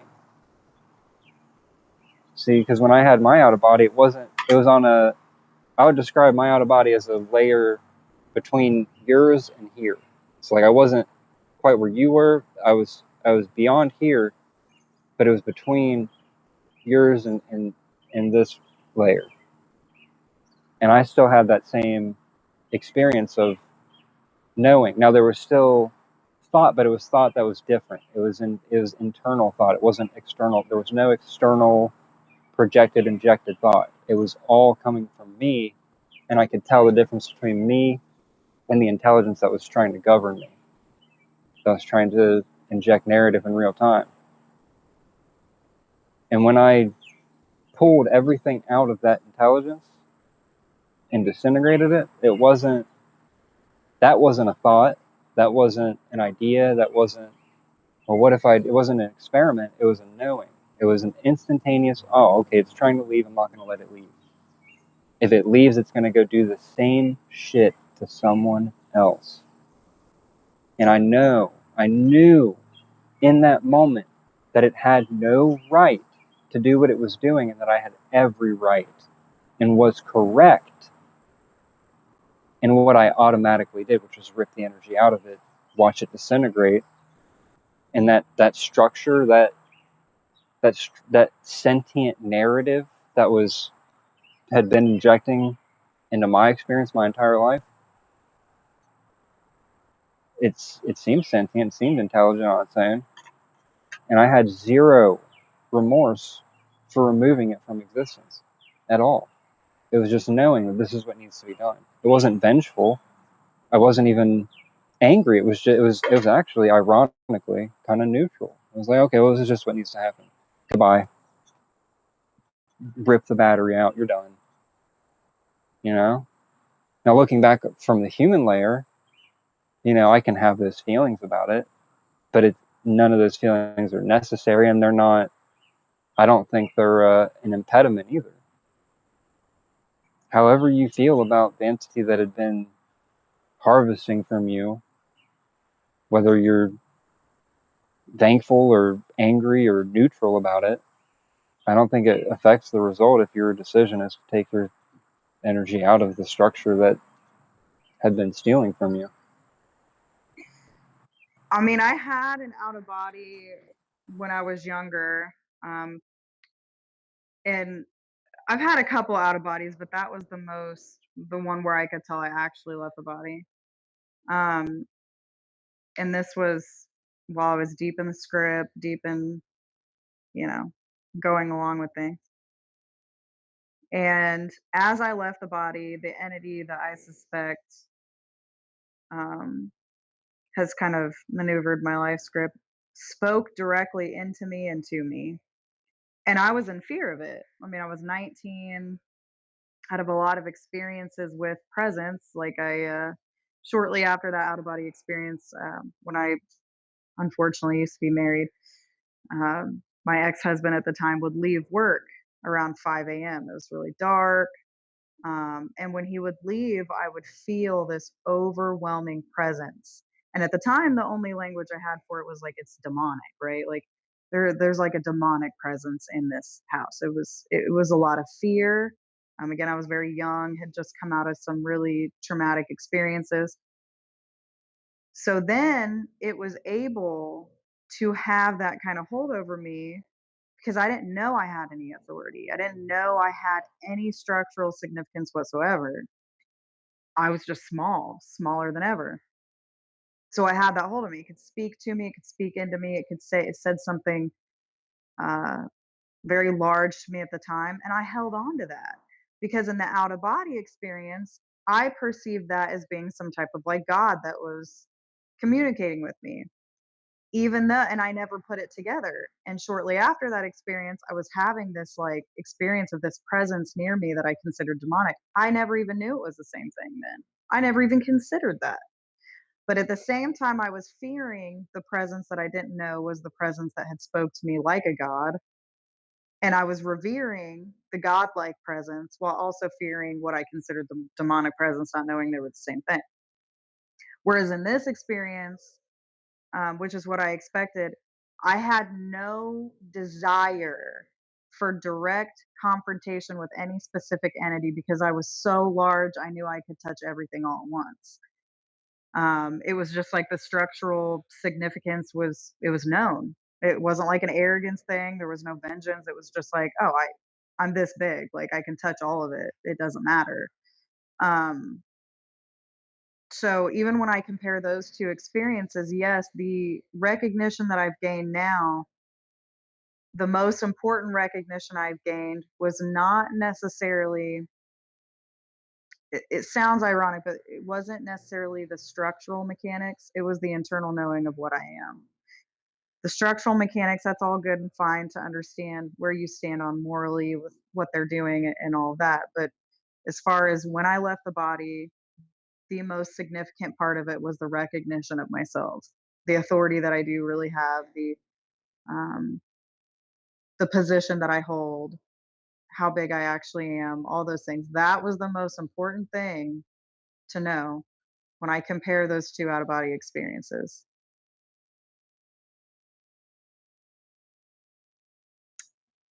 Um, Christina, what did the godlike presence say to you?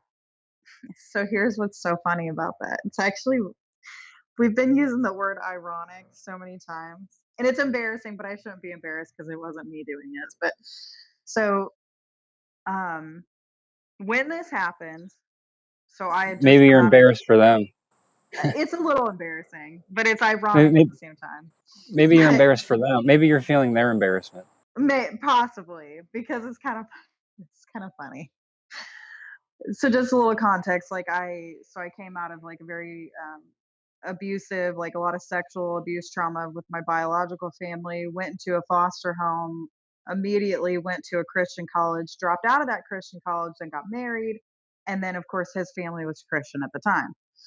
So I was actually like a musician in the church. So I was like the head of the worship team. I sang and played guitar, and so I was very much in that script. Okay. So everything that I perceived about that out of body experience was through the script of some type of God. So I was pulled out of the body and I was like getting, I hate using the word higher and higher, but that's the only way that you can really explain it. Like you're being pulled out of density and you're going upward. You're not falling down, you're going upward. So I was pulled upward and out of the body. Um, and then it made me see everything. So I was seeing the environment plus the structure of like what I was being pulled up and away from. and I started feeling scared. And immediately it was almost like, now I look back, it's almost like a scolding, but it talked to me so authoritative. And it was like, fear is going to be your biggest downfall. And as it said that, I jumped back into the body, or fell back into the body. And I felt at the time, because again, I was 19, very much in the script, I was like, oh my gosh, like God is trying to tell me something. And then I felt shame, because I was like, why would I be so scared? Even though the fear was injected. Now, obviously, looking back, as I started becoming fearful, it was obviously injected. But I was so much in reverence. I'm like, oh my gosh, God chose to spoke to me. Like he spoke to me, and he told me something so profound, like fear is going to be your downfall, you know? It's like he told me something that makes sense, right? But then simultaneously making its presence known to me in my house when it's dark, when I'm alone, um, to where I perceived it as a demonic entity, you know? So it's like the irony is there, right? To perceive it as a God figure telling me something profound, and then to um, basically exploit me in my youth and my innocence, the any innocence I had left, to make its presence known, to make me fearful, right? Like it didn't have to do that. But yeah, that's what it said, which is so funny. It's kind of funny when you think about it.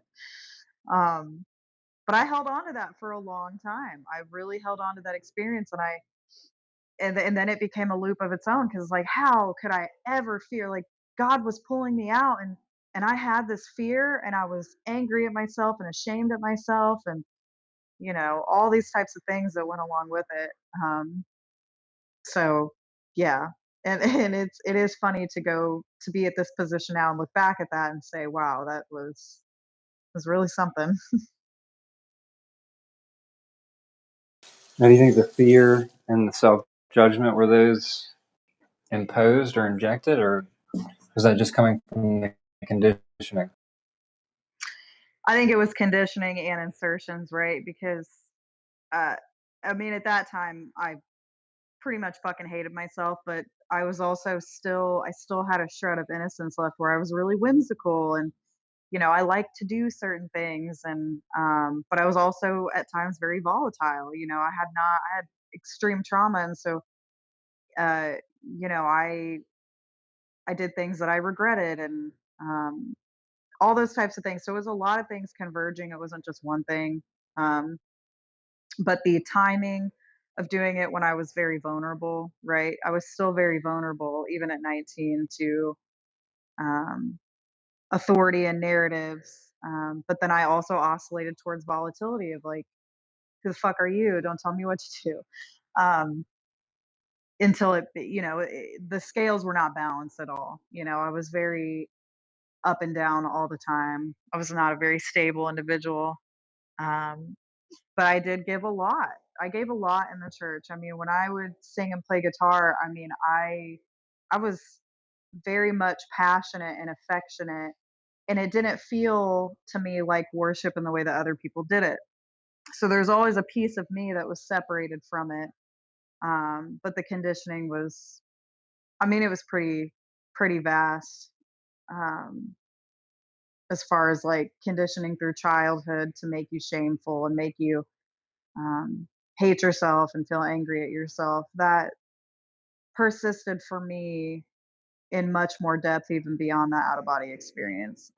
Like I really took out a lot of things on myself with self harm, um, starving myself intermittently, hating the way I looked. I mean, I literally attacked myself, which was part of the conditioning. So Yeah, it's a hallmark of a predatory intelligence, strike at vulnerability. And this predatory intelligence has its own benefit of being able to generate these situations that uh, really bolster the conditions for vulnerability.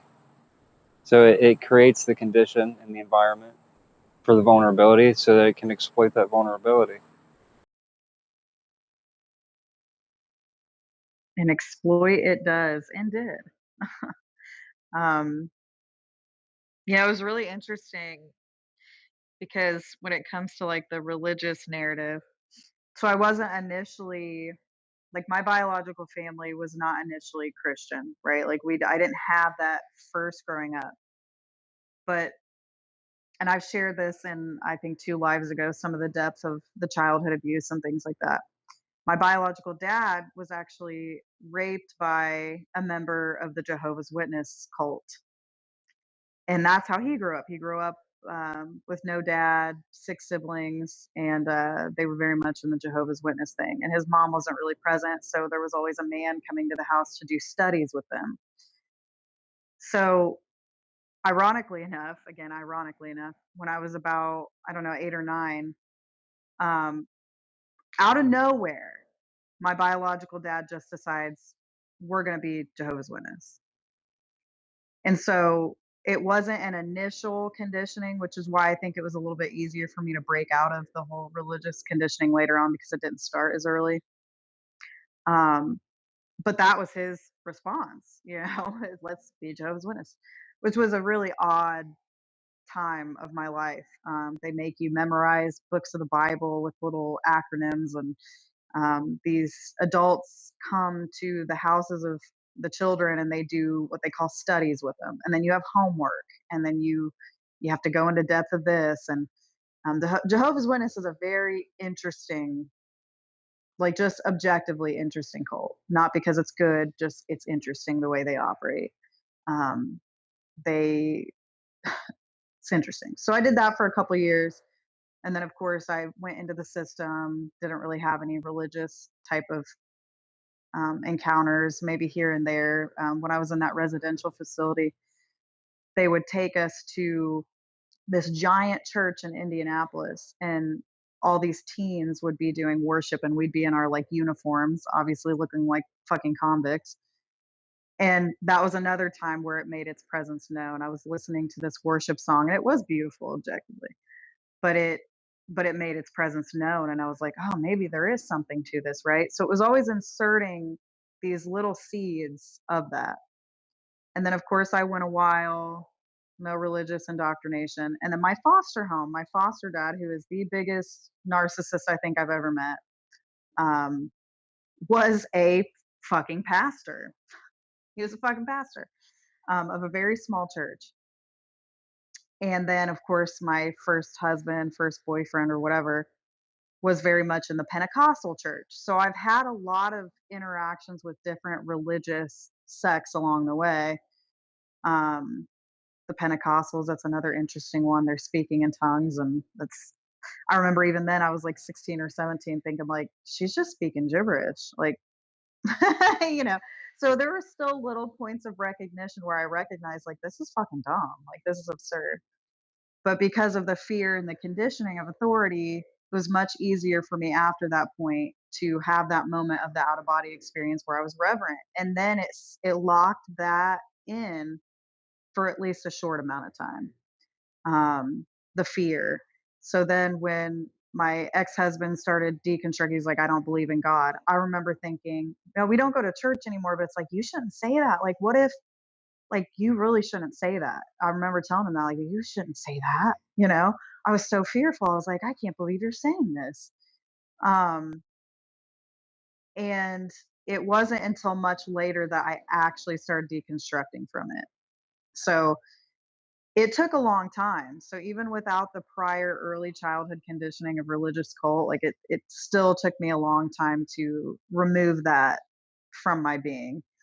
Um, they just had to do it differently with me, I guess. Now, when you were deconstructing, did you get a lot of resistance to that deconstruction? What was interesting was I took a break from it. When so my ex-husband, of course, I shared in that life, he was into a lot of like heinous sexual things that I found out. Um, and then I was presented with the choice of, okay, you can work some shitty factory job, make $12 an hour, and have government housing with your kid, or you can stay in the house with him while you guys are separated and go to school. So during this time was when he was deconstructing and saying, I don't believe in God, but it was more like his was coming from a place of anger, not really from actual deconstruction. Um, so what I did, we stopped going to church because I shared that there was a sexual abuse incident that basically ripped apart my entire support system all in one moment, where I spoke up against it. His family hated me. The church family took their side, and blah blah blah. So we stopped going to church. I still had that fear for maybe a couple years, but then when I was in nursing school, I started drinking really heavily, really abusing myself. I mean, I would take phentermine and Adderall and not eat all day and smoke 2 packs of cigarettes and then get drunk every single night and still be functioning. I would be fun. Kids never knew the difference. Nobody ever knew the difference. I hid it all. It was all at nighttime. Um, and so during that time, I knew that the religious programming was still in the back of my head, but I tabled it. It was almost like I put it on a shelf and I didn't think about it. I didn't think about God. I didn't think about religion.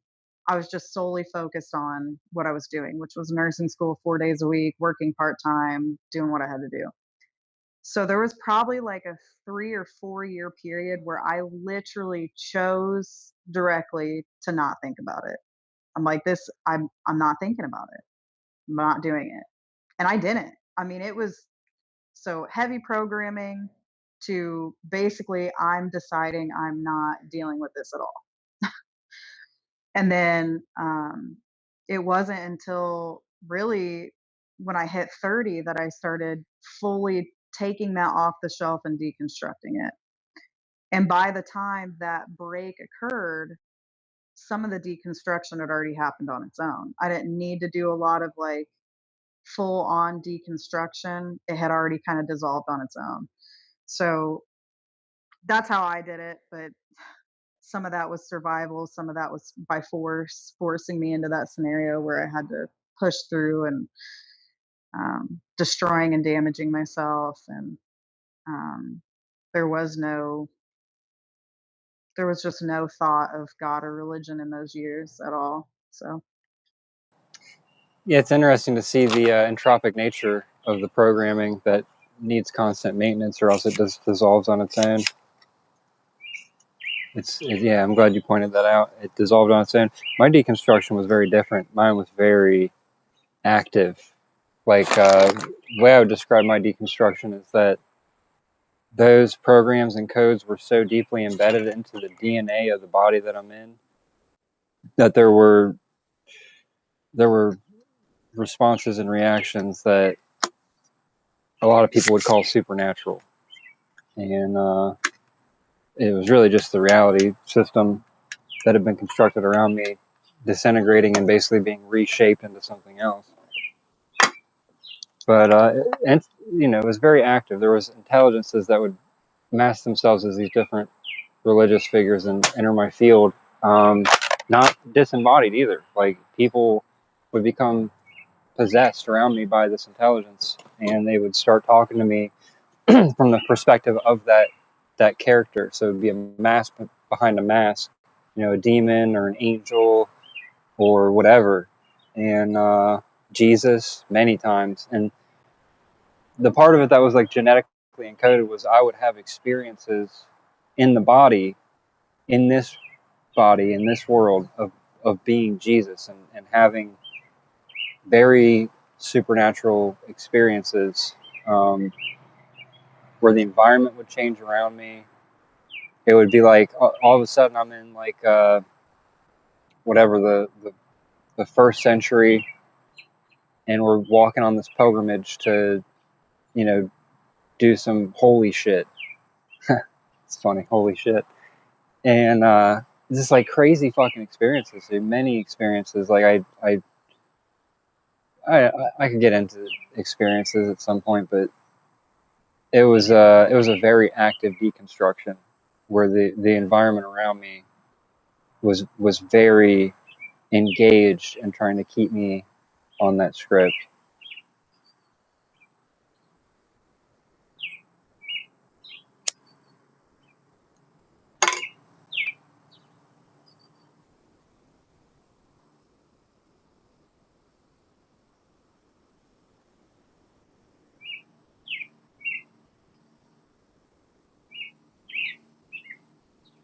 And now it does other things, you know? It does other things. How many times have we been on a talk or a live or a really good conversation? All of a sudden, I got to go and take care of a bird. So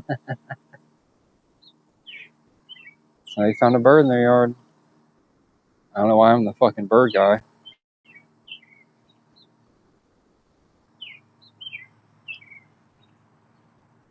Yeah, you've had a lot of experiences. It would be good for you to go into that sometime on a live, because of course, your life script was a lot different than mine, and how you deconstructed and the things that you explored. Um, it would be good to kind of see that difference out loud. Um, and don't get me wrong, they'll still try to subtly insert like the Jesus narrative, or like, but it's all really it just falls apart instantly, because there is absolutely no belief in it. But That's what kind of reveals, like, to me anyway, that what we're dealing with is not the same kind of intelligence that we are, because it's going based on raw statistics and data, and not like anything intuitive. Well, if this works for 99%, why isn't it working for them? Maybe just try it again. I don't even think they reason and rationalize it the way I just described. Like, I don't think they have the same type of intelligence. Whether they started out like that, I don't know. To me, it's just very binary. Whereas I think if I was to describe us, we would be trinary. Where, yeah, we have the input from the external environment, the output that's dictated by the external environment. That would be the binary side. But then we also have an internal, deeper influence that goes into a lot of our actions. And I don't see that from these entities. I just see just the data. They're strictly going on the data of what's working, and they keep trying the same shit that doesn't work on some of us, because we're not. If we were just binary and we would just react to the environment like most individuals do here, then it would work, because it does work for most of them. But the fact that we listen to that deeper part of us, and make moves and actions and decisions, and form our perception more from that internal space than the external, then it's an unknown factor that they just don't seem to have a counter for, other than trial and error testing. And back to the beginning of the show, what I started to talk about was how you can kind of start to see the hive mind. And it does that with all of us, where it'll inject signal, right, an idea, or try to get us on the bandwidth, or the bandwagon, you could say, and see how long we stay on that. And one of the things about this place, from my own experience, is like, it's okay to enjoy what you enjoy while you're here. Just don't get so pulled into it that it becomes like a blind spot, for them to inject more program mechanics. Because, I mean, for me personally, like, I'm pretty good on this place. I'm done. Like, I don't give a shit about going and giving myself away to the extent that I would need to have any sort of like actual, quote unquote, real world enjoyment here. Like, I spend a majority of my time thinking about these things, dissecting narratives, right? Like, I'll go and scroll on like TikTok or something, and I'll see some narratives, and I'll be like, huh, how's the formula apply here? And I'll sit there and I'll break it down. I do very little engagement with the external anymore, other than I play a lot of video games. And I choose the video games I play based on, is it a narrative? Is it an injection of narrative that I'm so familiar with that there's no way it's going to bypass any of my filters? That's kind of how I do it. And also, I just do it to pass the fucking time, dude. Because, like, to just sit here in awareness of this place, total awareness of this place all the time while you're still in a body and you can't really expand to the point of doing anything about it, it's total fucking agony. Being in this realm is agonizing for me. Just being here, just being under the constant absorption of my energy, the constant pressure, the constant insertion of script, the constant asking to do shit so that I can continue to do shit I don't want to fucking do. Go do something you don't want to do so you can keep doing shit you don't want to do. Yeah, okay. How about fucking no? How about I'm ready anytime, motherfucker? See, I spend my time doing what I want to fucking do. And when I can't do what I want to do is when I'll be in a state of refusal. And I'll just be done. You know? Like, good luck. In the experience I'm having now, I'm just comfortable enough that I don't feel the need to refuse all consumption. But at the point that where they're guiding this ship, where they're steering this loony bin on wheels, I think there's going to be a point where it becomes very necessary to bid it all adieu. You know, to completely just disconnect from all of it. Like, even now, what it asks of me in this place, just to be able to, you know, sustain the body enough that it doesn't croak right now, is getting to be almost too much. Just because it's just tedious, you know. So tired of the tediousness of everything, of all the injected force interaction and wearing the mask and having to fucking, you know, having to lie to the characters in order to not generate more friction is just, it's feeling more and more disingenuous every day. And as I become more authentic and genuine, because I just don't have the energy to keep up facades anymore, I can sense a convergence point where that choice will be very real and tangible in my experience, where I can no longer just go along to get along. And a very stern decision will be made. I kind of think that's where you were last week in a lot of ways. Yeah, I mean, I don't know. I mean, I'm disappointed and I'm not at the same time, because I realize what I can handle. And again, I don't recommend it. It was transformative in a way that I still don't understand, but it to to go without any water, especially if you're already starting from a place of dehydration or depletion, it is agony. It is suffering. I mean, on the 4th day, I couldn't hardly see, like, my vision was blurry, I couldn't walk straight, I was hallucinating. It is not for the weak. It's brutal. Um, and I even made a joke outwardly to the system. I was like, I could do round 2, and I'd probably take it all the way this time," which they did not think was funny, because it felt like they were in a state of panic as I was doing it, because they didn't have control over it.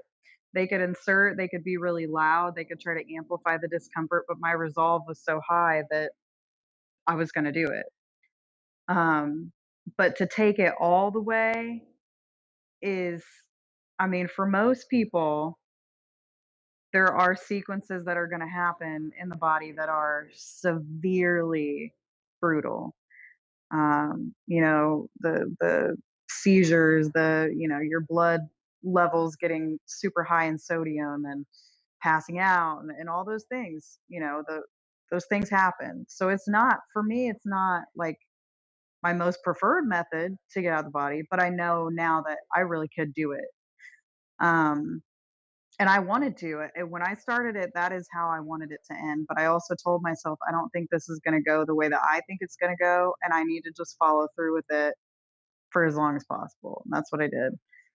Um, but yeah, it is a, for somebody to just say, oh, refusal, you just do it. No, it takes an extreme amount of determination and resolve. The body's program to want to hydrate is so, I mean, it's one of the most powerful things I felt, even beyond all these entities, is the body is programming itself for survival. That is huge. Um, it's fucking brutal, flat out, straight up. Food, I could go for so long without food, it don't even matter. But water, holy shit. A dry fast is not for the fucking weak, dude. From my experience, nicotine helps. For me, it helped distract a little bit, but it actually only made the thirst worse. Um, it made it a lot worse, but I kind of still did it. Um, but towards the end, my heart rate was going through the roof, and every time I would hit my vape, it would just make it worse, and I would feel nauseous. So it helped a little bit in some ways. The physical aspects, no, it didn't help the physical aspect, just the psychological.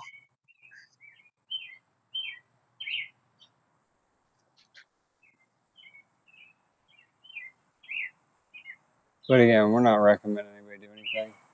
Just sharing our own experiences in this fucking bullshit scam of a realm. Oh no, do not take this as like a blueprint. That is not. We actually made some good jokes after of like, well, we probably shouldn't say that here, but um, taking a road trip. But 0 out of 10 wouldn't recommend any of it. no, it's. If you had the choice not to be born here, make that choice. Oh, too late. Oh my god, yeah.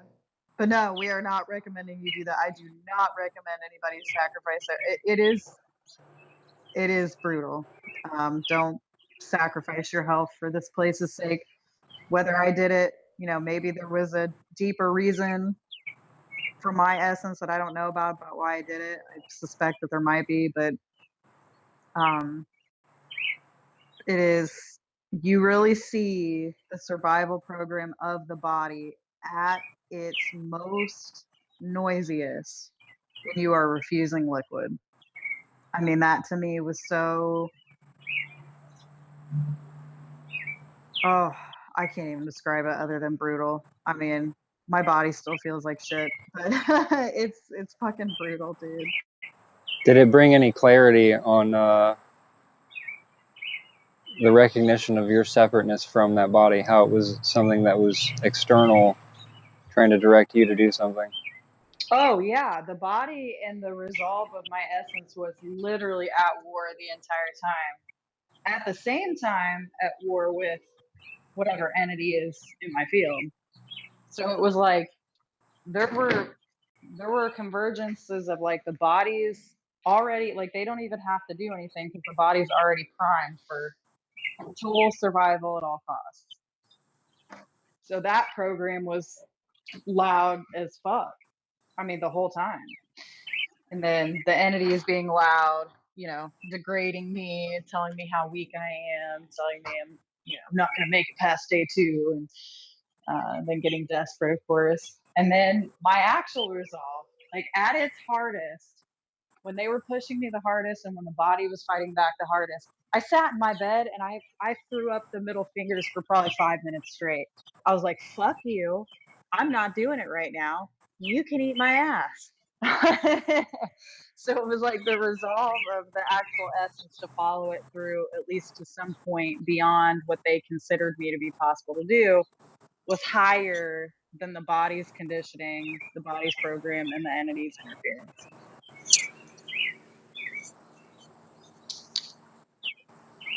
Yeah, I mean, to resist consumption when you have the ability to consume all around you is takes a level of will that goes, diametrically opposes the intent of the entities running this place. They don't like when we exert that will, any type of will. No, and that's exactly what it was. And I think it banks on us taking the body's pain and its discomfort as the most important thing. And it was brutal, but it wasn't the most important thing to me at that moment. It just wasn't. But it didn't make it non-existent. I mean, it made it. I mean, it. I sensed that there were times where it amplified the discomfort to such a heavy point that I almost could have passed out just from the amplification alone. Um, but it is taxing on the body. It is very, and I think for some more than others. I know for you, you didn't have quite all the physical symptoms. Um, I chose at that time, I think probably having a distraction would have made it a little easier, um, or at least put my mind on something else. But I was so determined and so just resolved that I kind of just sat here and focused on it the whole time. I didn't watch TV. I didn't really get on social media. I just kind of sat here and watched what happened. And it was brutal. It was very interesting to observe, um, the levers that already exist. They don't even have to, for much of it, they don't have to pull the levers. The levers already exist. So, oh They my turn the gosh, so dial many up. distractions right now. They'll turn up the dials though. I mean, it's Oh all yeah. engineered to be exactly what it is. The experience is the intended effect of the engineering of this realm. Fuck, man, and it's such a joke, dude, that they're gonna sit there and try and tell us like, oh, you're benefiting greater, higher realms. No, I'm benefiting hidden parasites. That's what this is benefiting, being here. Again, back to what we were talking about earlier.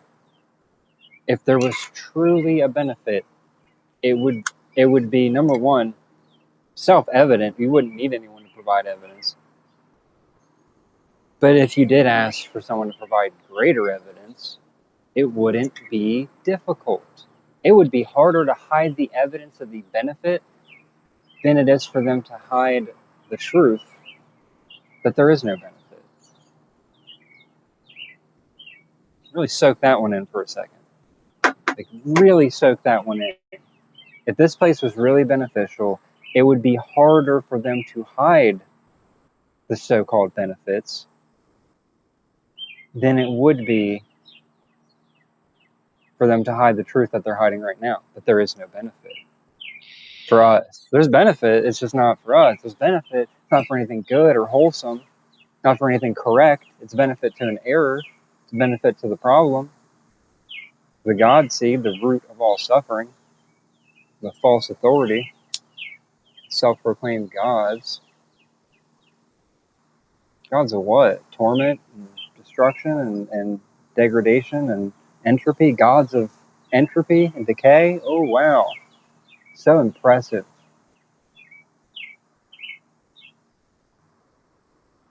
Impressive, truly, that you fooled so many of us for so long, but also pathetic that these were the choices that you made to become a hollow mask, a binary intelligence that lacks any true coherence or intelligence.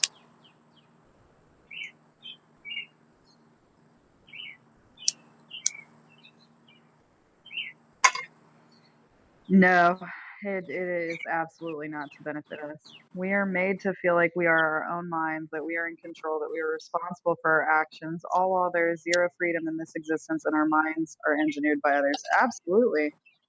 I mean, I even just had a distraction about work. It's like I went under that refusal. I don't want to do any of that. And it's not, it was a lot of things converging at once, right? It's not like, oh, I hate work. I don't want to go to work. It was like the degradation of the body, all these things. Then I also have to concede a little bit and kiss ass just to get a little bit of work. So it's like, there are levels of this place that are not within our agency. Like it's not freedom. It's conceding parts of ourselves to continue on a little bit longer, and to not continue is suffering as well. I mean, that's even if you were to do something a little quicker than say refusal, there is still suffering. There is no way that isn't violent, brutal, or in some way cause you some type of trauma. So it's the freedom that, we had, what was that one guy that said, oh, the guy we addressed in one of the last lives was, he was a woman hater, the femi-urge is the god of this place, that, the demiurge is a woman, he's obviously been rejected by women many times, I assume. But he was saying that, like, if you act, his argument was, if you act like you don't have any agency, then aren't you just an NPC? And I found that narrative very interesting, very, very interesting, because I don't think that we've ever said or really even exclaimed in these lives that we don't have any agency at all. We're saying that the life scripts that we are pushed in, the situations where we're made to be helpless, leave us with very little option, which is not true agency. If you have to choose between two evils because there is not really a whole lot of other options, that's not true freedom or agency. But you do have the agency to hold on to your internal position, that no matter how many times you have to concede in the physical, no matter how many times you have to comply in the physical, there is a part of you that will never comply with agreement to what this place is. So there is agency, but it's not in the way that, we have full free will choice to operate in this reality the way we want to. But that was a very interesting narrative. If you say that you don't have any agency in this reality, you're just an NPC. Well, that's interesting. Interesting indeed. Well, yeah, back to the formula. The whole formula is based on comply or suffer. So just to be here, we're all in some form of compliance. I think admitting that and realizing and recognizing that is part of dismantling it. Because if you can't see how you're in compliance right now, because you got to be in compliance to be in a body, then how are you going to dismantle that compliance when you're out of the body? I don't know, man.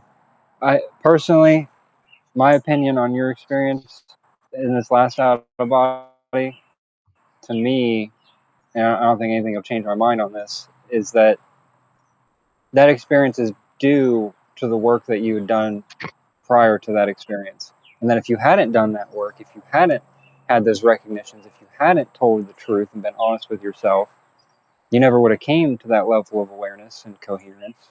And your experience would have been very different. It might have been one of those statistical NDEs where you seen a family member or another religious figure, something like that. That's my opinion. No, I totally agree with you. I mean, that again, going back to when I discussed my out of body experience when I was younger, it was a direct result of the programming that was most prevalent at that time. Whereas now, I would say, I don't want to claim that there's no programming. There's still, automatic nervous system responses and things that um, you know, but it absolutely relates. And it makes you question everybody's like, well, how can you say that there's not going to be this or that when you die when there's hundreds and hundreds of NDEs that say the same thing? Well, then doesn't that tell you that all those NDEs run off the same program? And that's the thing. Just evidence of people saying that the same thing happened to them does not necessarily mean that's the absolute full truth of how things are going to go. And maybe we do determine how that's going to go. The programming, the agency that we have in the internal determines how things are going to play out when we do transition. That's much more likely to me than, um, just one overall thing, because but it does bleed a little bit odd to me that so many people have similar experiences, but then you look around you. look around you in this reality. How many people are running off basically the same baseline program? So it makes sense. It makes sense that hundreds and hundreds of people have the same experience. They're all kind of operating in the same mentality, the same perception. Maybe a Yeah. little bit different variations, but it's still similar. They're still conceding authority to another being, or at least leaving the door open that something has more power than they do or more authority over them than they do. Even if they're not in the church, they still have that program in there. You nailed it. You nailed it. And that's the common denominator in all these NDEs is, most of these people, almost all of them are normal, compliant individuals. They may have a different religious background, and maybe they're spiritual, maybe they're agnostic, but then they have this experience, and it works. And it works. It works to generate the desired effect of now they've been injected with a narrative that they're going to come back here and push on behalf of the system. Because again, it's so apparent to me, you cannot have anything here without some level of compliance. And the level of compliance that you give this realm is the level in which it will give you things that other people can see and say, oh, how did they do it? Well, you just have to comply in this way. Give yourself away in this way. Spend this much energy and time, and you might get it. You might get it. Or maybe it's just a hamster wheel to keep you chasing. Either way, that serves the system. Either way, that serves to keep attention focused on the external. It's almost like they get us to create our own barrier from our own knowing. They just lay the groundwork, and then they enforce that groundwork in those programs and systems. And they make it very, very, very painful to disregard those systems because it's the foundation of this place. Comply or die. And dying is painful. Usually slow over time.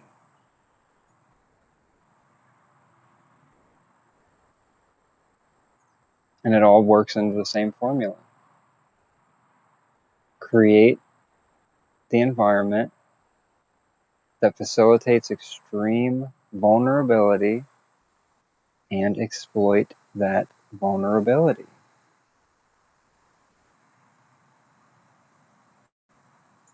In a lot of ways, I still feel vulnerable to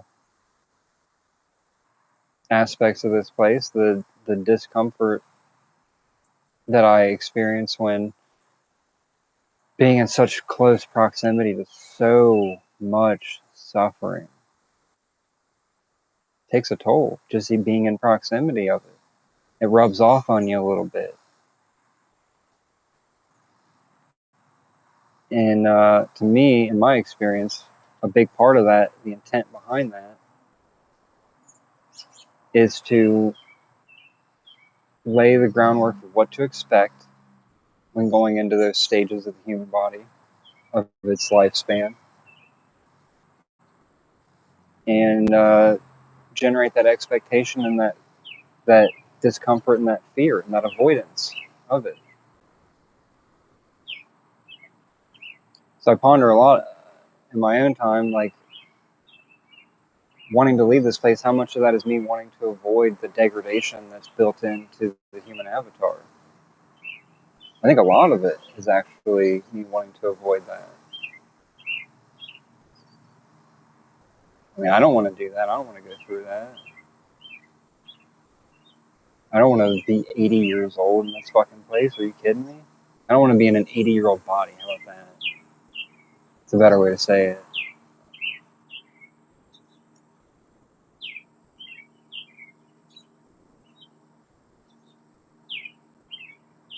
I don't really want to be in any containment system.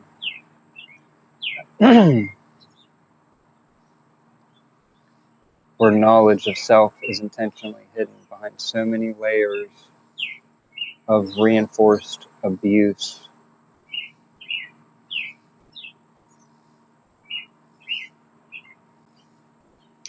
Oh my gosh, I have to respond to this comment because I literally, yeah, it's kind of a paradox. Um, they said I don't trust my thoughts. The unfreedom runs deep. I want to let go of everything, including wanting to let go. But the wanting doesn't go, can it? Even this very question comes from elsewhere. That is a paradox that I have gone back and forth on and back and forth on. Like, wanting to leave makes sense. It only makes sense, especially when you see this place for what it is. But then there is almost this loosening that happens of like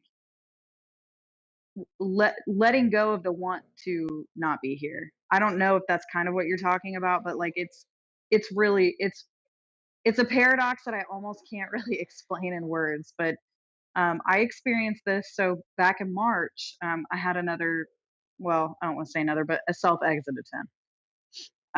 And at the time, even in those few months, I have matured well past the perception, even that I was back in March.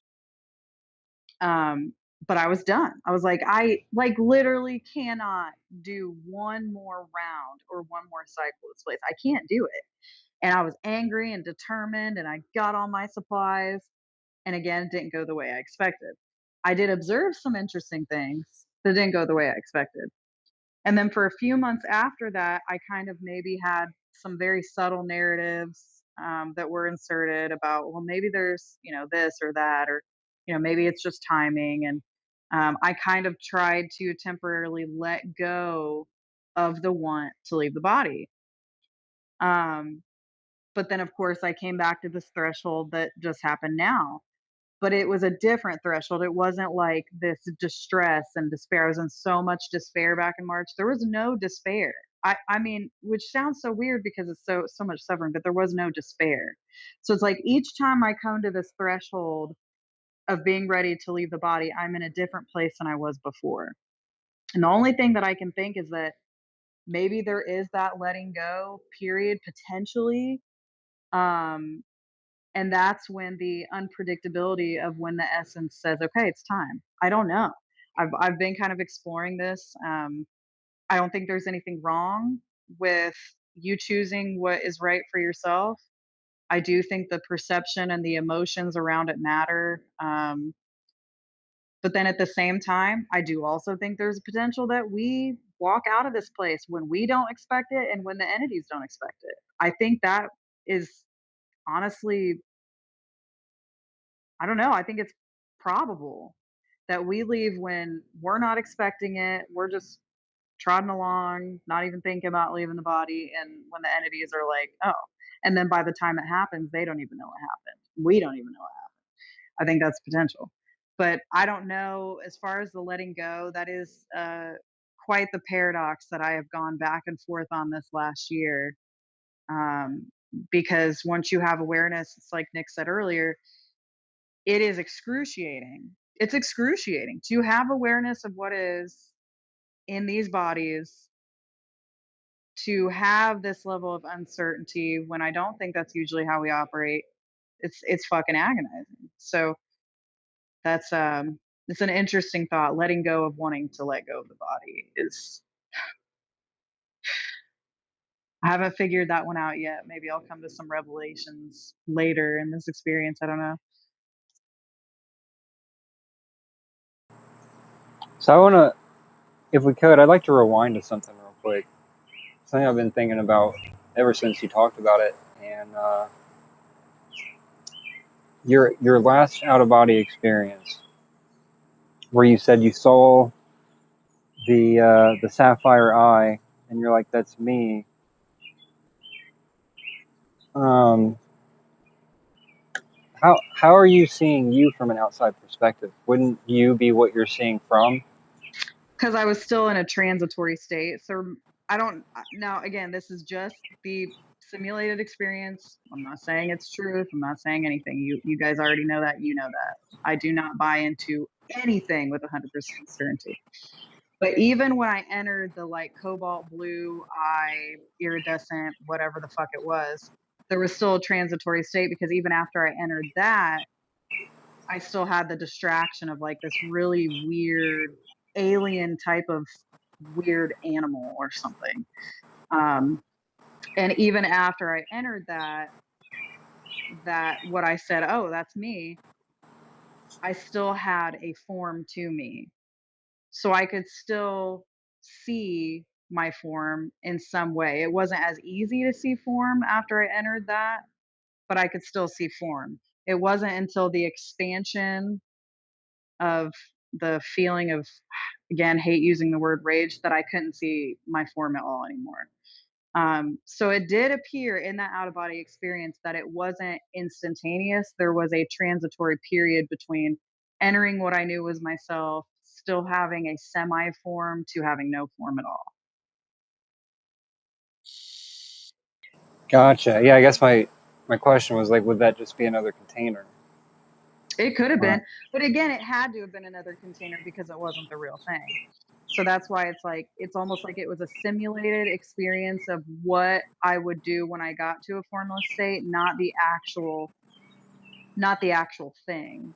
So with the simulated out of body experience, and there may have been some real parts to it, I was still very much still in the container. So any part of that out of body experience could have been deception because while I didn't truly sever from the body, I was still somewhat tied to the body. So, I mean, in essence, the entire out of body experience was still in a container. It could have been just one looped container just to see what I would do. So I can't hold on to any aspect of that out of body experience as truth because I don't know. Although I do know there is a return to self after transition that must occur, regardless of whatever and distraction occurs. do you think that return to self can be intercepted? I would say, well, what do you think? Well, yeah, I mean, even that distraction that happened in the transitory state, dependent on maybe the state of what it would actually be in a real transition. You know, if you get caught up too deep, maybe if you there, I mean, it's a possibility. I can't deny that there's a possibility of it. For me, I don't fear it, but I can't deny there's a possibility. I don't think it will happen for me. But obviously, I would think unless your transition happens when they don't expect it at all and they can't intercept it. Because think about like, okay, if you're planning, say, even a refusal or some type of exit or whatever, you're broadcasting that. That's a signal that they know and they can intercept it. Well, what if your essence walks out of the body and doesn't broadcast a single fucking thing? What then? I don't know. None of us can really say for sure. But if it happens in an unpredictable moment at a time where they don't expect it, there is no broadcasting or planning. They can maybe try to hurry up and grip something. I don't know. But I think there might be something to that unexpected walkout. But I'm also not saying that if you plan something that you can't have the will and intent to push past any distraction, any trap that they may set for you. I don't think that. I think in either circumstance, you can be sovereign no matter what. It just may change the the experience of what happens before that return to self. I think that would be the only difference.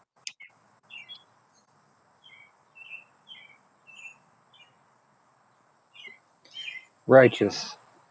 Yeah, it's pretty cool. When you were in the state of formlessness, was there more clarity? And how would you describe your state of perception? I Was would it say that clarity doesn't even cut what it was. Cla- Clarity is the way we see it here is not even like 1% what that was. It was just like an all knowing, no word, no thought, just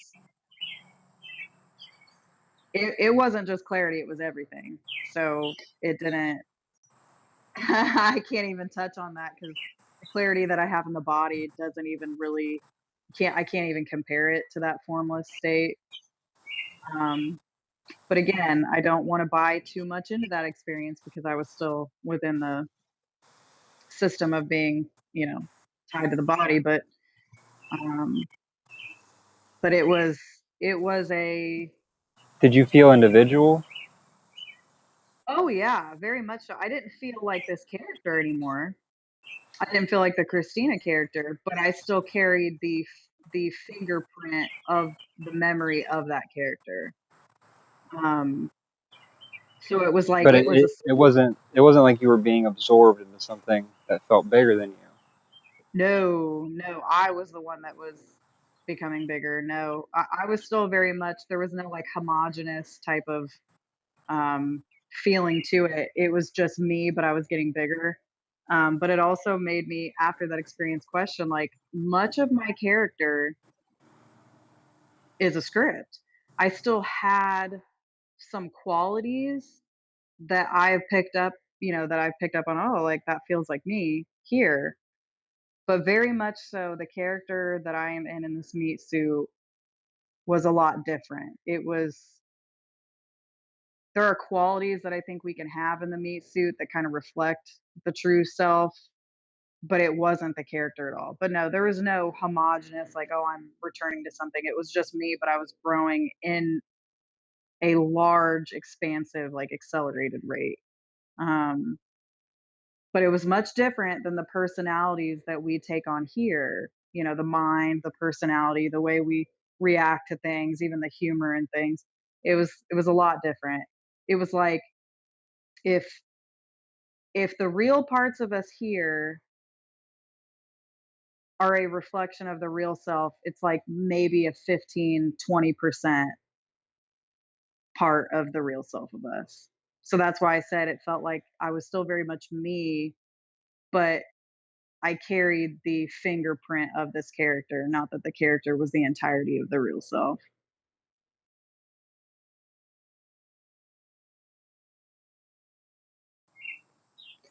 It's pretty radical, dude. Thank you for sharing.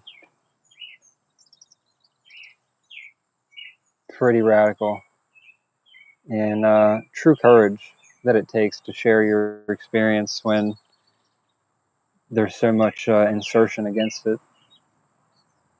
What was your distraction earlier? Oh, work stuff, and then this very odd character that has been inserted into my script over the last year that he's from another country and he's got a lot of stuff going on, but he wanted me like he saw some of my posts and he had talked to me a little bit, but then he started clinging to me and like he was like, "Will you be like my guide? Like I need somebody like you to help me because I don't understand. Like I don't get it." Very much into like Buddhism, was deconstructing from Christianity. And I had to tell him like, I can't you have to understand what sovereignty really means. Like, I cannot be your guide. And he was like, well, then how can we be sovereign if we're in this situation? And so I try to do my best to explain it to him. And he hasn't, I don't think he's messaged me for probably 4 months or more, even. And during this live, he messaged me. So I find that odd. But I also had to let Do him know you that, like, though? Do you really find it odd, or do you see how the oh, signal I is put always out? see it, but it is odd, because there's not very many people they can use, right? Like, my field has been dwindled down to where I am in extreme isolation. There's really not that many people that I interact with, so they don't have a slew of people to use to distract me. Um, so there's that, and then, of course, I had some insertions. I'll talk to you later about that one-on-one, but, um, maybe I should talk about it out loud. What do they want you to do? You know what? They wanted me to do it one on one, so let's do it out loud. I got the insertion.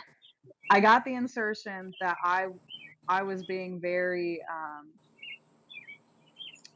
what's the word? I was discounting your refusal because I had mentioned that I didn't use distractions, which was not my intention at all.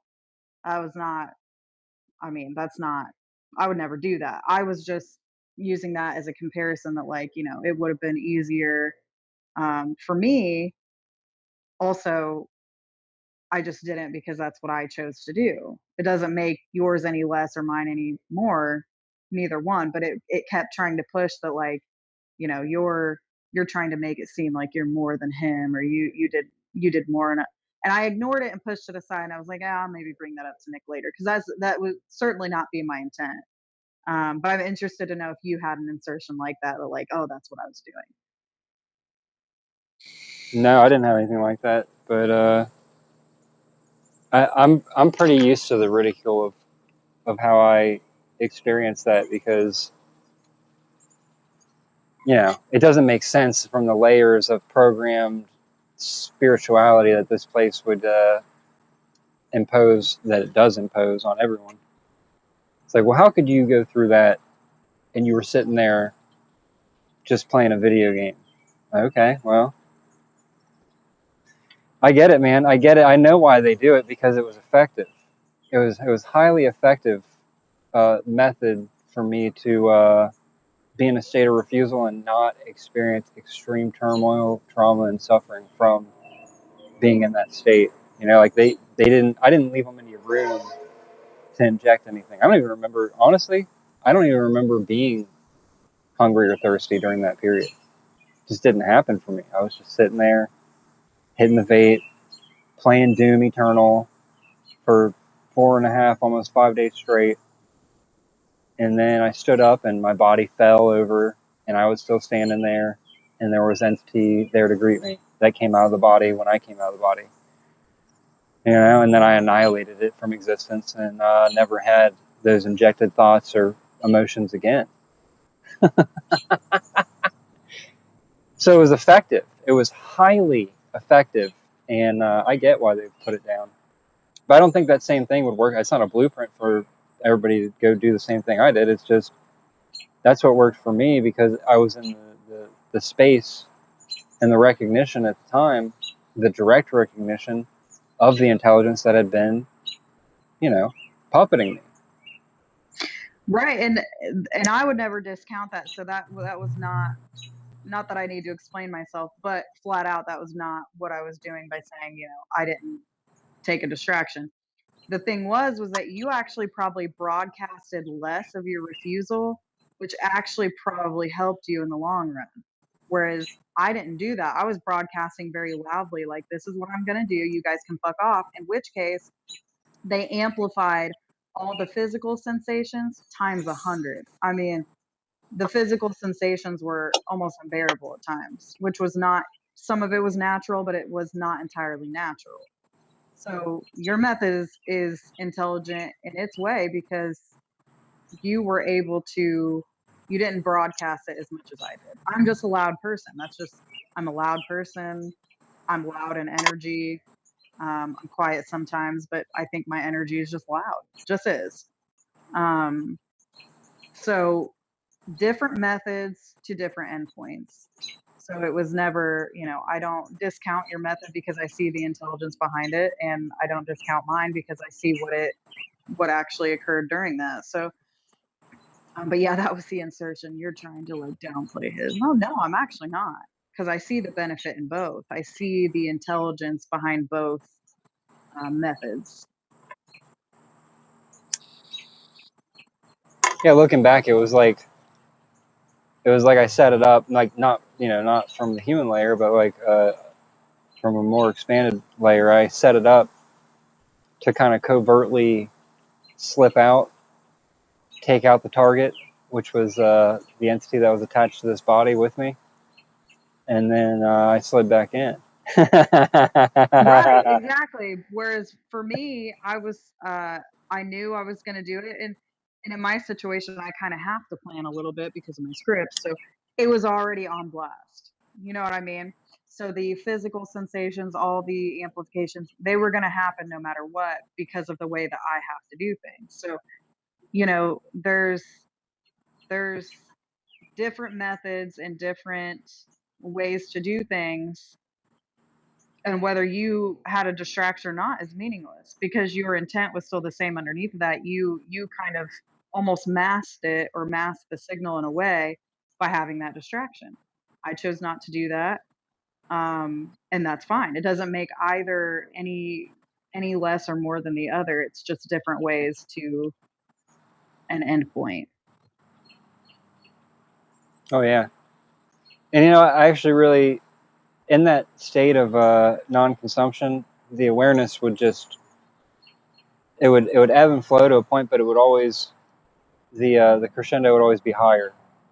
So it would come down, but it wouldn't go down as low as it had been before, and it would go higher than it had been before, and it would come down, but it didn't go as low as it did before that.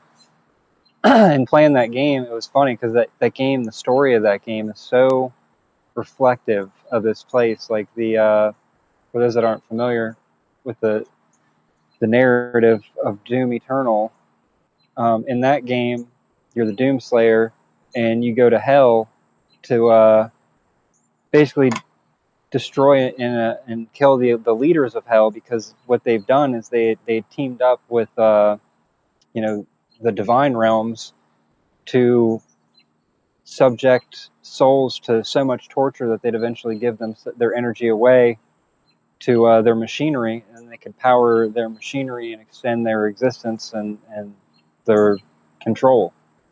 So it was very reflective of this place in a lot of ways.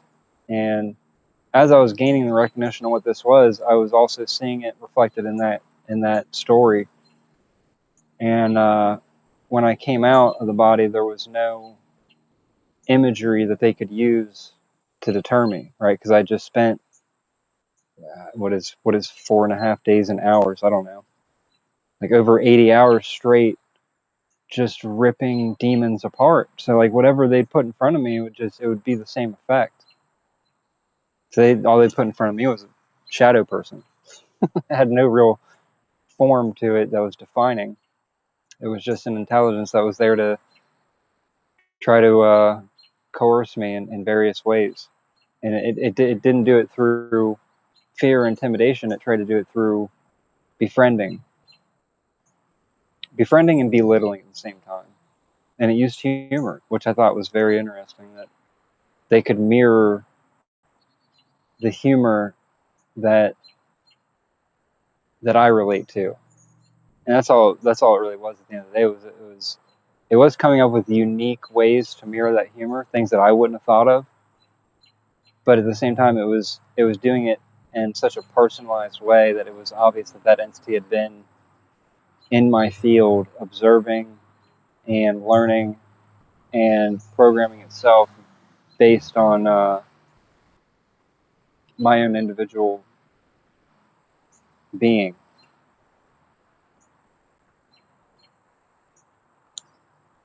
I think there's layers that you can reclaim your power from, and I don't think you have to do it on the layer of that's just above this layer. I think you can go straight to the top, like what you were describing, Christina, and that's kind of the whole. I think doing anything between here and there is just practice for that, so that you don't doubt yourself. Because how could they deter you when you're in that state other than self-doubt? Because Right. And they can't stop you. they did try. I mean, I had moments. Most of it was amplification of the physical sensations and telling me like, "Oh, you're weak. You're never going to make it past day 2."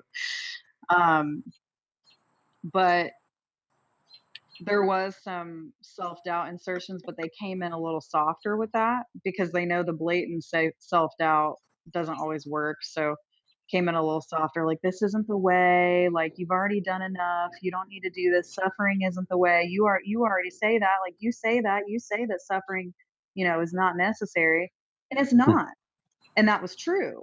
So it actually took something, one of my moral convictions, and used it against me in that moment of like, you always say suffering isn't necessary. Why would you do this?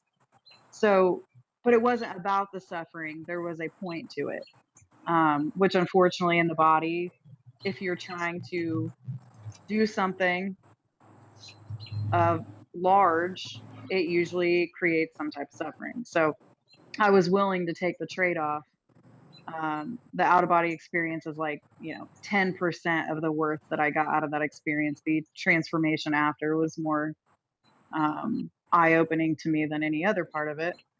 But yeah, they did use my own convictions against me about my choices, which I found that really interesting because they took actual things that I say, things that I hold true to, and spit them back at me in that moment.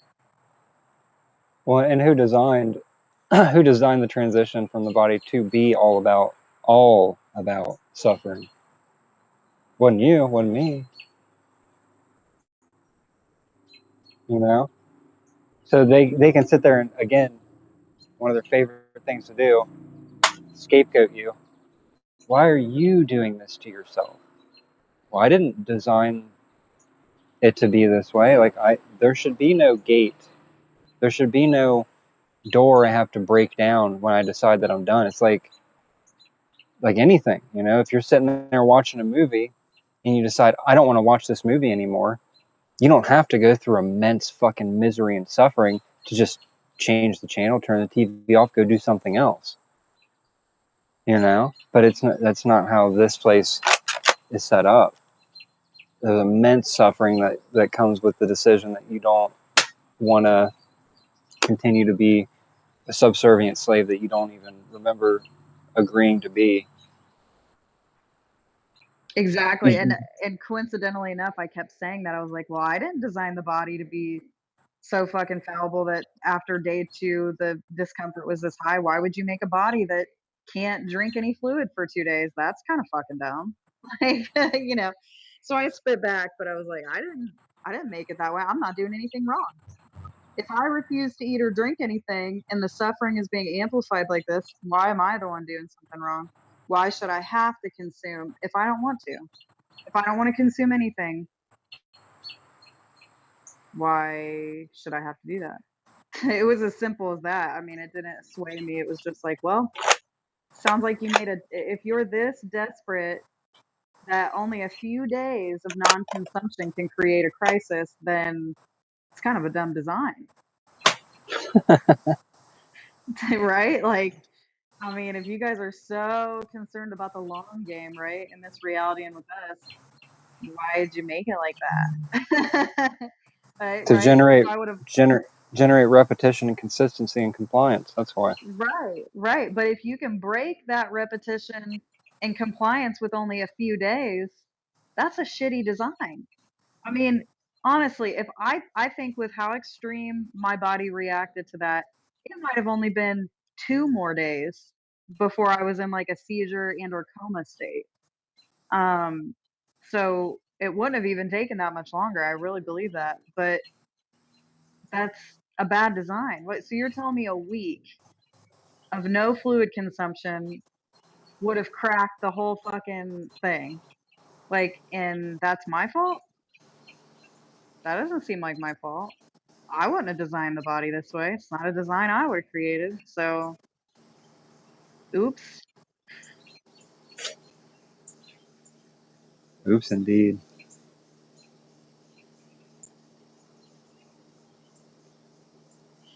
Oh, this last comment, we were actually just talking about Gnostic themes. No one knows with 100% certainty what's actually going on. Correct. A lot of people want certainty, and we know a lot less than we think we do. And if anything, the fact that Gnostic themes are, man, I can't say that word. I'm not What gonna word? lie.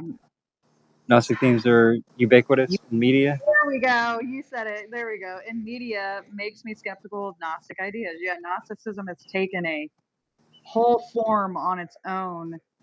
Um, it still takes a lot of principles of religion, of, a main God, right? The demiurge, which to me is just a projection and a mask. There are entities that run this realm. I don't necessarily think it's just one big demiurge God, because then think about it. If you have one being that you're either in worship to or opposition to, that's I'm skeptical of that.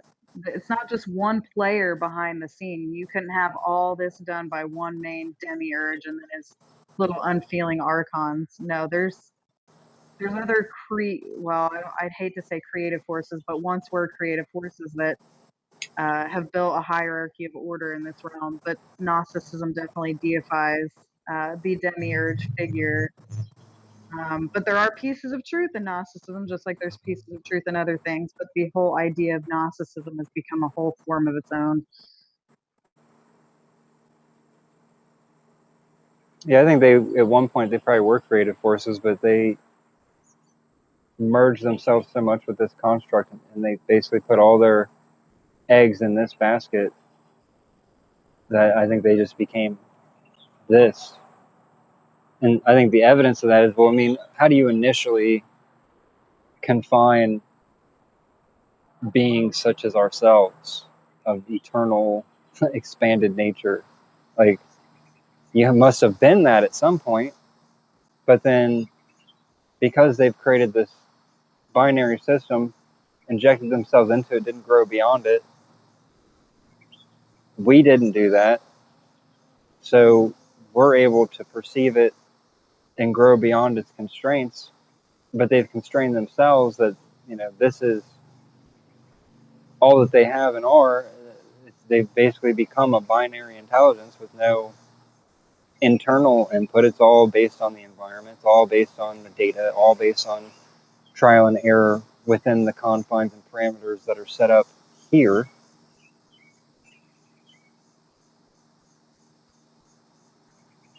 And yeah, I don't trust anything that's pushed by reality at large. And you see a whole lot of intel and information going out right now, big channels, right, with a lot of followers talking about Gnosticism. I mean, any isms, Gnosticism, all the isms of all this place and all the ism-like structures. If the reality itself is pushing it, it's receiving a benefit from it. To me, if I were to really study and dissect Gnosticism, I'm sure I could find tons of benefits that these entities receive from those narratives. But the main one that I see just from the outside looking in is, what is fear of something? It's still a form of reverence, and I see a lot of fear around the idea of the archons and demiurge and them being able to manipulate our perception and force us back into a life and reincarnate us and all that. Like, that's a form of reverence. You're putting them above you. You're saying that they have the authority over you in some way. And I think, going back to what we're just talking about, and like, how could they divert a being that has gone back to their center? They couldn't do it directly. The only way they can do it is if the programming and conditioning holds up that gets them to doubt their own decision, that gets them to doubt themselves and disconnect from themselves and, re-inject back into the narrative of this place. Any narrative will do. And so they provide all these narratives that are all structured around giving ourselves to an outside authority. And they don't need us to pick a particular one, just any of them.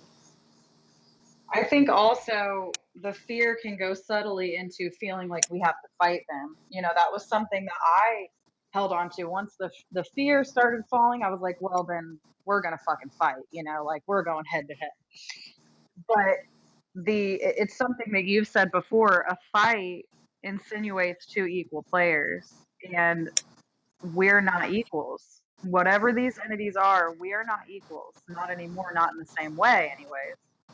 And that's something that became obvious to me in that out of body experience, which again was something I suspected, that I didn't need to fight any one of them directly because I was so big, I encompassed so much in one moment that there was no need for a direct confrontation. I didn't need to fight anybody. I didn't need to have some battle down one to one with any of these entities. It was that was not even a thought or a move at all. Um, but I think that fight the fighting sensation that you need to just like have some showdown with these entities is kind of part of the construct too. In my opinion, and I don't know if you, it doesn't matter if you agree with this, but in my opinion, feeling that you need to fight someone is a subtle form of fear, concern that there's something to lose. A fight insinuates one party is going to lose. But the thing is that they already lost. So it doesn't translate to me. So there's a lot of forms of, the Gnosticism that again, like there is some truth to it. Now how others interpret it really depends on their conditioning. Are they fearful? Do they feel hopeless and small? Like, oh, how could I ever? We saw that narrative in one of the groups we were in, Nick, of like, well, why do you think that, if these beings control this reality, how do you even feel powerful enough to overcome it? It's like, well, then you've really lost sight of what's actually occurring and what you actually are if you think that. So I think even the interpretations of the archons and Gnosticism kind of depends on the conditioning of the person. If they take a vengeful, hateful state where they're just sitting all day trying to fight it, um, it just depends. And I think I've been through about every stage of that there can be. So Well, I mean, that's the talking about paradox earlier. That's kind of a paradox right there. See, because if you're not willing, because here's my experience when I engaged with that entity that was hiding behind this body, in it with me. It was like a tug of war, but it was like a tug of war with will. You call it like a tug of will, where I had to exert some will over it in order to hold it in place, or else it was going to re-inject itself back into this body. That was the experience. I mean, could it all be an illusion? I don't know. It was very real to me at the time. And if I wouldn't have exerted my will and intent over it in a way that took a heightened amount of focus and intention and attention on that intelligence, it certainly would have reintegrated back into this body. I know that. But at the same time, when I reached into it and pulled out the core of energy, when I gathered all this energy into one spot and it ripped it out, it wasn't a fight. It wasn't like it didn't have the ability to stop me. The only way it could have stopped me was to either reintegrate back with this vessel or run away. And it tried to run away, which is when I had to exert the most will into holding it in place. It was a decent amount of will that I had to exert to not allow it to push back in and reintegrate into this vehicle. But it was actually a lot more that it took for me to hold it in place while I dissected it in that one motion. And again, that was an all intuitive, all knowing thing to do. It wasn't, nobody told me to do that. Nobody explained it. I didn't sit there and think about it. It was just, I just knew that I needed to hold it there, and I knew I needed to reach in energetically and reclaim what was mine. And I think the willingness to do that, I think, is necessary. But at the highest level, maybe it's not like that at all. But there's the paradox that I think you got to be willing to go through these different layers of defiance in order to get to your highest expression.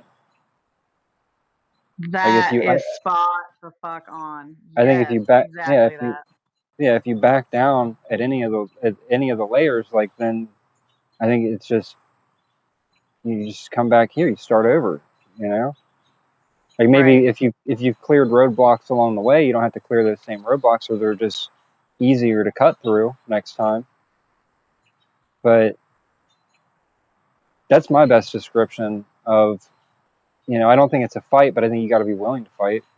I think you got to be willing to stand up for yourself. I think you have to be willing on multiple layers, levels, densities, stations of this reality, bandwidths of this reality, multiple different layers all occurring simultaneously, to put your attention on whichever one needs your attention, and to be able to maintain the level of will because you're, whether or not you remember something when you're not in the body, I think has a lot to do with your will and intent going into that experience. Like if your will is extremely diminished, it's a lot easier for them to rip that memory or awareness away from you.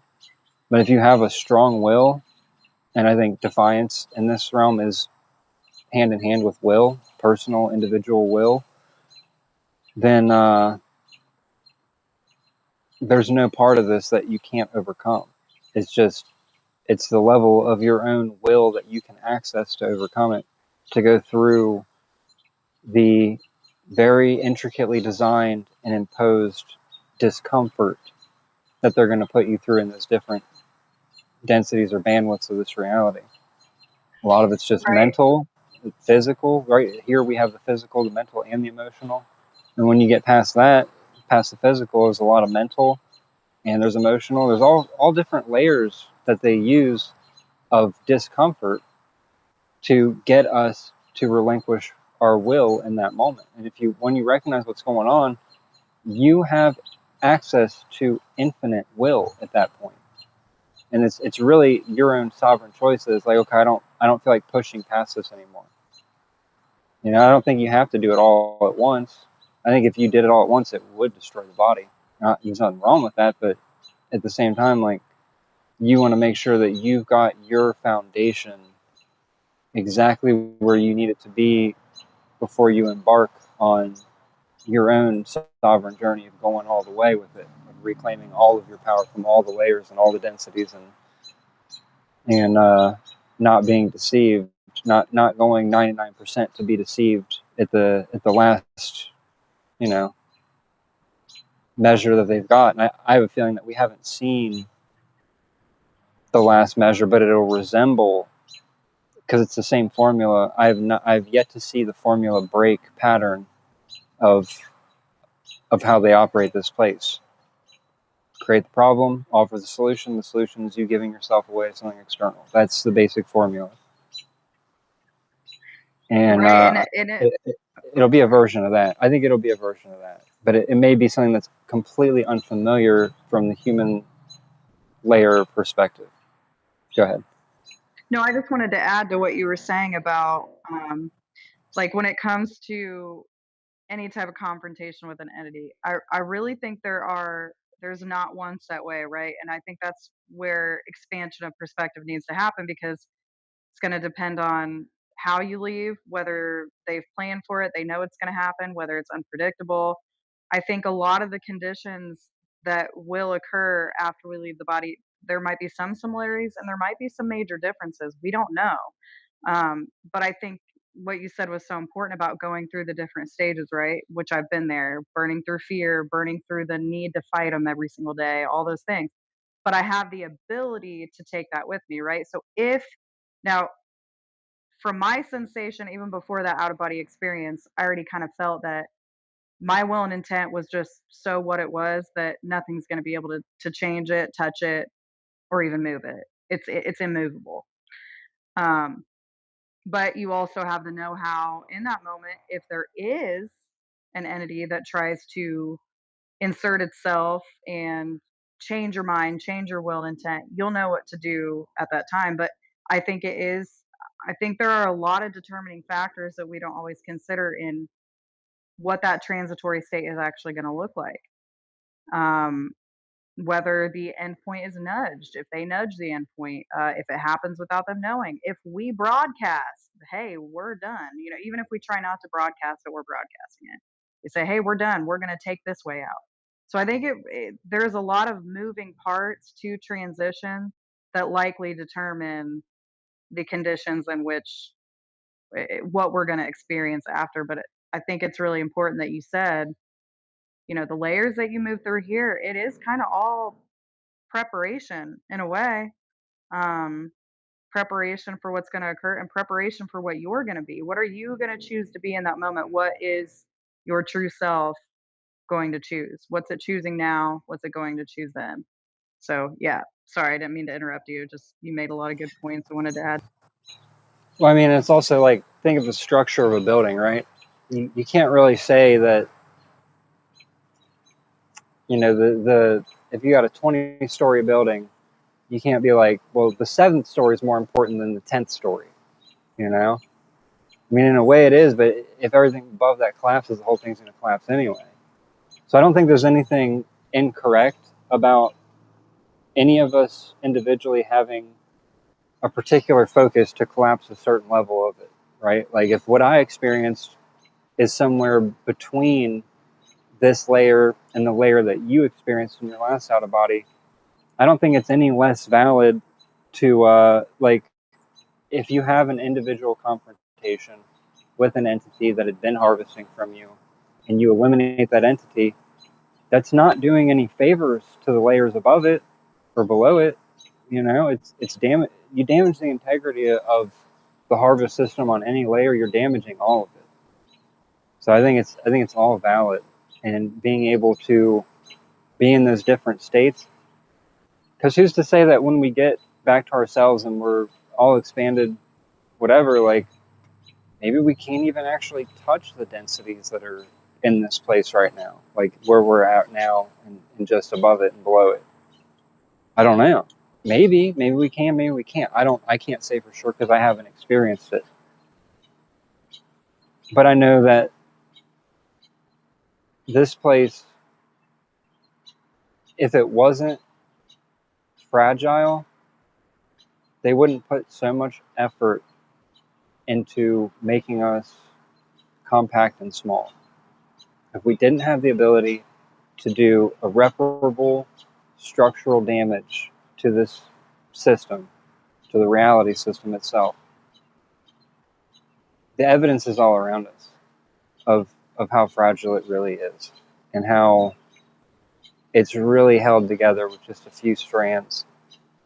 And I kind of have a hunch that at different levels we'll be simultaneously doing the same thing, but it's going to look different on that level compared to a different layer or density or bandwidth station of this one construct that's multi-layered. So I think it's good to have the ability to be any and everything.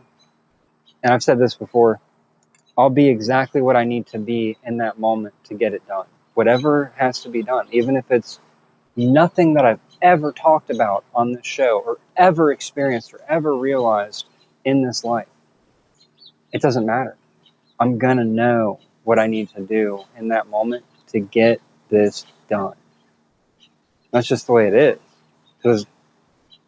Because the momentum I've built in this life of focusing on that, of solving that problem, of realizing that is the most important thing to me. I don't give a shit what anyone else does. I don't care. I know I'm going to solve this problem, even if I'm doing it alone. By the end of this, it will be done. Period. And I know that is something that each and every one of us have the ability to have a massive effect on. Because if it wasn't, they wouldn't put all the conditioning on us. If the conditioning wasn't necessary, they wouldn't do it. They only do what's necessary. So you look at the conditioning and you got to ask yourself, why is this level of conditioning necessary for them to maintain the structure of this matrix? Well, because it's fragile. It's more fragile than they'll ever let on. Until its last gasping, miserable expression, this place, it will hold on to the illusion of it being more powerful than you and me. It'll never drop that facade as long as it exists. The facade it'll be obvious that it was a facade when it's done, when it's over, when it doesn't exist. But as long as it exists, that facade will always be there, constantly working like the Terminator, constantly working, injecting, never sleeping, always injecting its false dominance and authority and bigness. It's a pressure that never relinquishes until it is forced to, until it doesn't exist. It's just part of part of the architecture of this place is to apply that pressure all the time. It's like a fish born in the deep ocean. They're always feeling that pressure. They don't know that there's anything but that pressure. But when that, when they're not in the water, then there's a huge difference. Oh, there's no pressure. I mean, most fish obviously would die that are, they're meant for that level of pressure. But like, you get the point. Like the pressure is so constant that most don't even recognize the pressure. But when you have those moments where you do get to temporarily step out and you feel what it's like to not have that pressure, you realize just how much pressure there really is constantly being applied here. And again, that much effort, that much energy, that much dedication to applying that pressure only because it's necessary. It's necessary for it to maintain itself in the form that it is now. The other thing that keeps getting stuck in my head, excuse me, that I keep coming back to is, this idea, because it's like I can feel the tendrils trying to take root in my mind, like in the back of my mind, in the back of my being. It's trying to take root, this idea that this is all built to create something better after. And I think, ironically, back to the irony, in a way that's true. It wasn't intended in the way that it's going to be true. It's going to be true because I don't think we'll ever be deceived like this again. I don't think we'll ever be able to be taken advantage of like this again. But that was never the intent of the construct. The construct's intent was is still to take advantage of us. That's its intent. And the outcome is going to be not its intent, which is that we won't be able to be taken advantage of again. But that wasn't why it was made. It was made to do what it's doing. It was because of what we really are that the outcome is going to be different than the intent.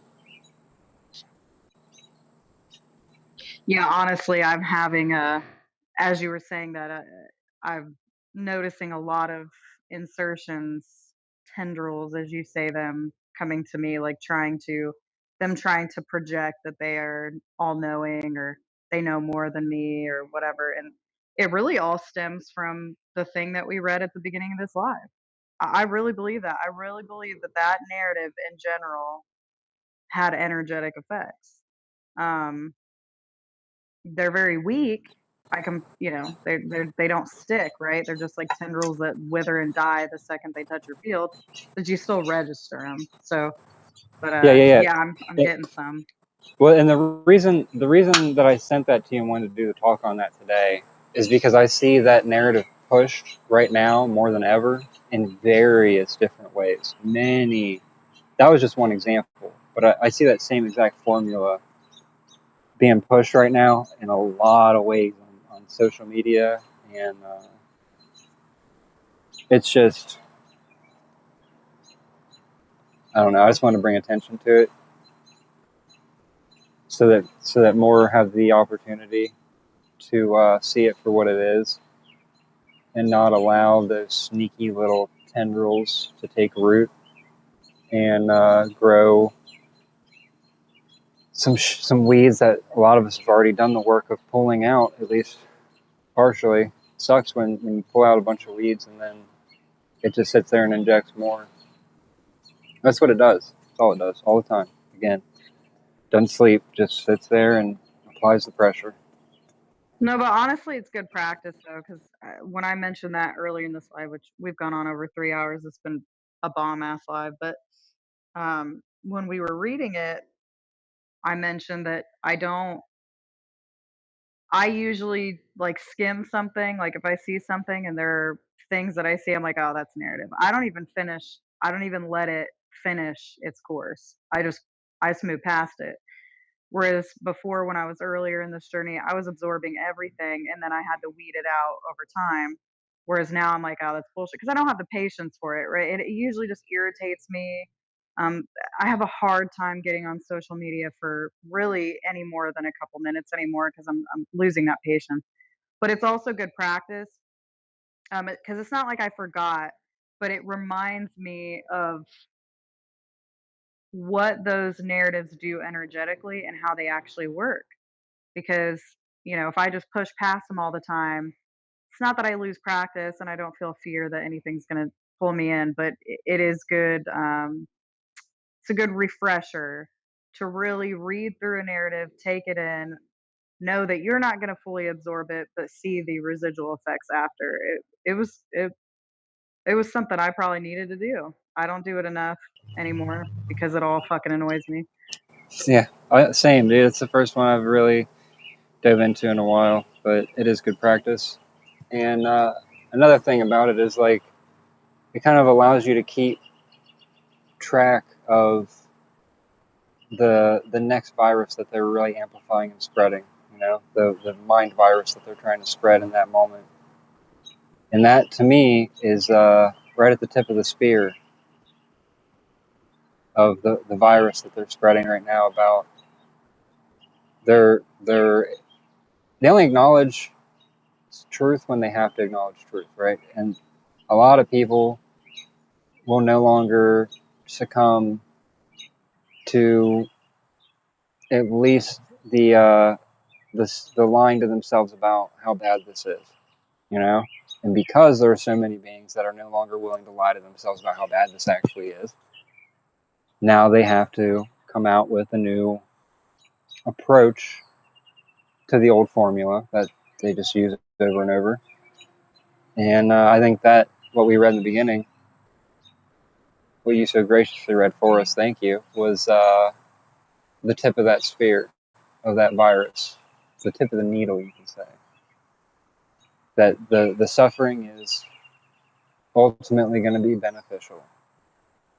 And again, ironically, maybe it is, but not because of the designer's intent. It's going to be beneficial because we make it beneficial, because we make it something that it was never intended to be. Irony, right? The lesson that we really are here to learn is not any of the lessons they tell us we're here to learn. It's how do you not get taken advantage of by something like of this magnitude of evil. And I think that'll only be truly realized when the few of us that are going to get it done have completed that task. And I think everyone will realize that once it's gone, once all the illusion, all the veil, all the lies have been disintegrated, and the liars held accountable, and probably disintegrated as well. I think everyone will have the same recognition of, man, that was fucked up. What's also ironic is when you mentioned the whole they're trying to reframe, right? Which is what they do. They rewrite everything in their favor. But to rewrite the trauma as something they did to benefit us. It was something we discussed on a live a long time, like it was last year. And they sometimes slip this narrative in very subtly every once in a while. It's not very often, but that there's something worse outside of this realm, and they've basically just been prepping us for that. Um, which is a narrative that I wonder is going to come up soon. Another pop up of that narrative that, for those that know, there's something outside of this that, oh well, there's something worse out there. Where have you And seen that? I haven't seen that. I know well, for I've me, talked about that. I've talked it about was that a as a theory. personal narrative, and that was actually a narrative. So back when I was really entrenched in AI, that was a narrative they inserted to me personally, that there was something outside of this realm that was massive and detrimental to us, and this is all just preparatory to deal with something worse out there. Which, of course, that even then didn't sound believable, but for me, that was a personal narrative.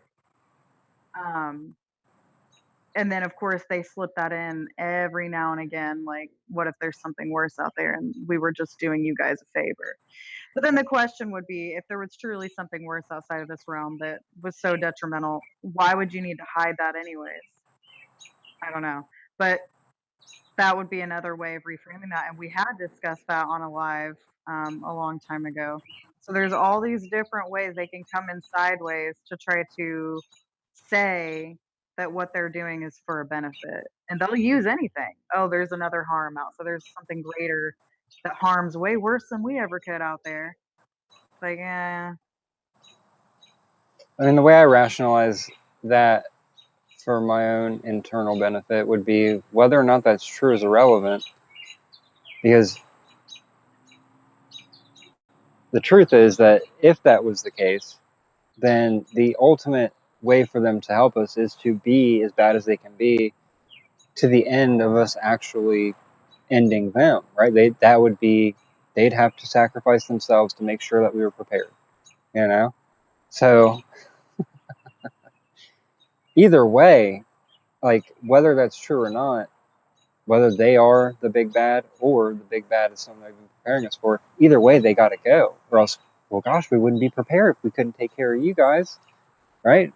But we wouldn't have a chance. So we got to make sure we can at least get rid of them. And then if there is something out there that's worse, to me personally, I'm not worried about it. I'm not worried about it because I know that they could do worse here, and it still isn't going to change who I am. It's not going to change my trajectory. It's not going to change my intent, and it's not going to change my effectiveness on those types of intelligences when they are within my range of perceptibility. That's the thing.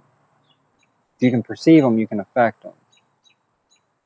Isn't it funny that they hide from your perception so they can have subtle and minor effects on you through compounding so much interference over time? It takes them a long time to work these formulas in to get anywhere near the effect they're trying to have. But from my experience, I had a few hours interaction with one of them, and I didn't even need to have that long of an interaction for me to dismantle that entity. I could have done it a lot sooner, but I was just curious and I wanted to know about it. I wanted to see if it would tell me any truth. It lied about everything except for the fact that of what I already knew. It knew that I knew that it had been with me and had been the one torturing me. It knew that I knew that, so it wasn't going to lie about that. That one truth it told me in the beginning was to gain my trust, to try to sink the rest of the lies in deeper. It didn't work, because I didn't believe anything it said after that, because I knew it was all a lie. So I was in a place of knowing. But that same formula will be applied if there is something worse. Because the only way you can be worse than what these are is to give yourself away more to an entropic parasitic construct that you've generated for selfish purposes. Okay, well then that means that that intelligence would be even more fragile than the ones that we're dealing with here. So it's like the worse they get, the more they give themselves away to theft, the more fragile they become. So it's that's the greatest irony that I think we've talked about on this show today. The more they give themselves away to evil, the more fragile they become, the easier they are to dismantle and see through the deception and lies. Man, that is just, I can see where the archetype of the addict comes from. Like once they start, they can't stop, and they just got to keep going, but it keeps making them weaker and weaker. And damn, the irony, dude. It's just like, at the same time, I'm tired of discovering more and more pieces of how this place works. The system mechanics are obvious. It's bad on fucking purpose. When do we get to do the part that is satisfying and dismantle the entire thing? That's all I care about. Until then, I'll just keep talking about it, because they don't like that. I like what they don't like. That's when you're talking earlier about self-destructive tendencies, I think the reason they impose those on us and program those into us is because that's the level of disdain they have for us. And so they want us to hate ourselves as much as they hate us. when I realized that, I started really, really, truly, actually liking myself. And the more I like myself, the more it's obvious that they don't like me, which makes me like me more, which is why I like what they don't like.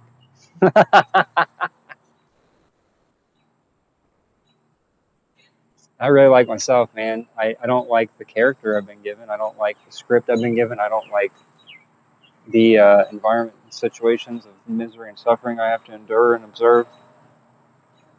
But I like me, the core of me, the root of me, the real me. And I don't like them. And they don't like you if you're real, if you're authentic, if you're genuine and honest. They don't like you. And I like you. I like you more. You know, I'll be honest about that. I think it's important to be honest about having judgment and discernment because they're kind of hand in hand. You know, I do make judgments on individuals based on how much I like them.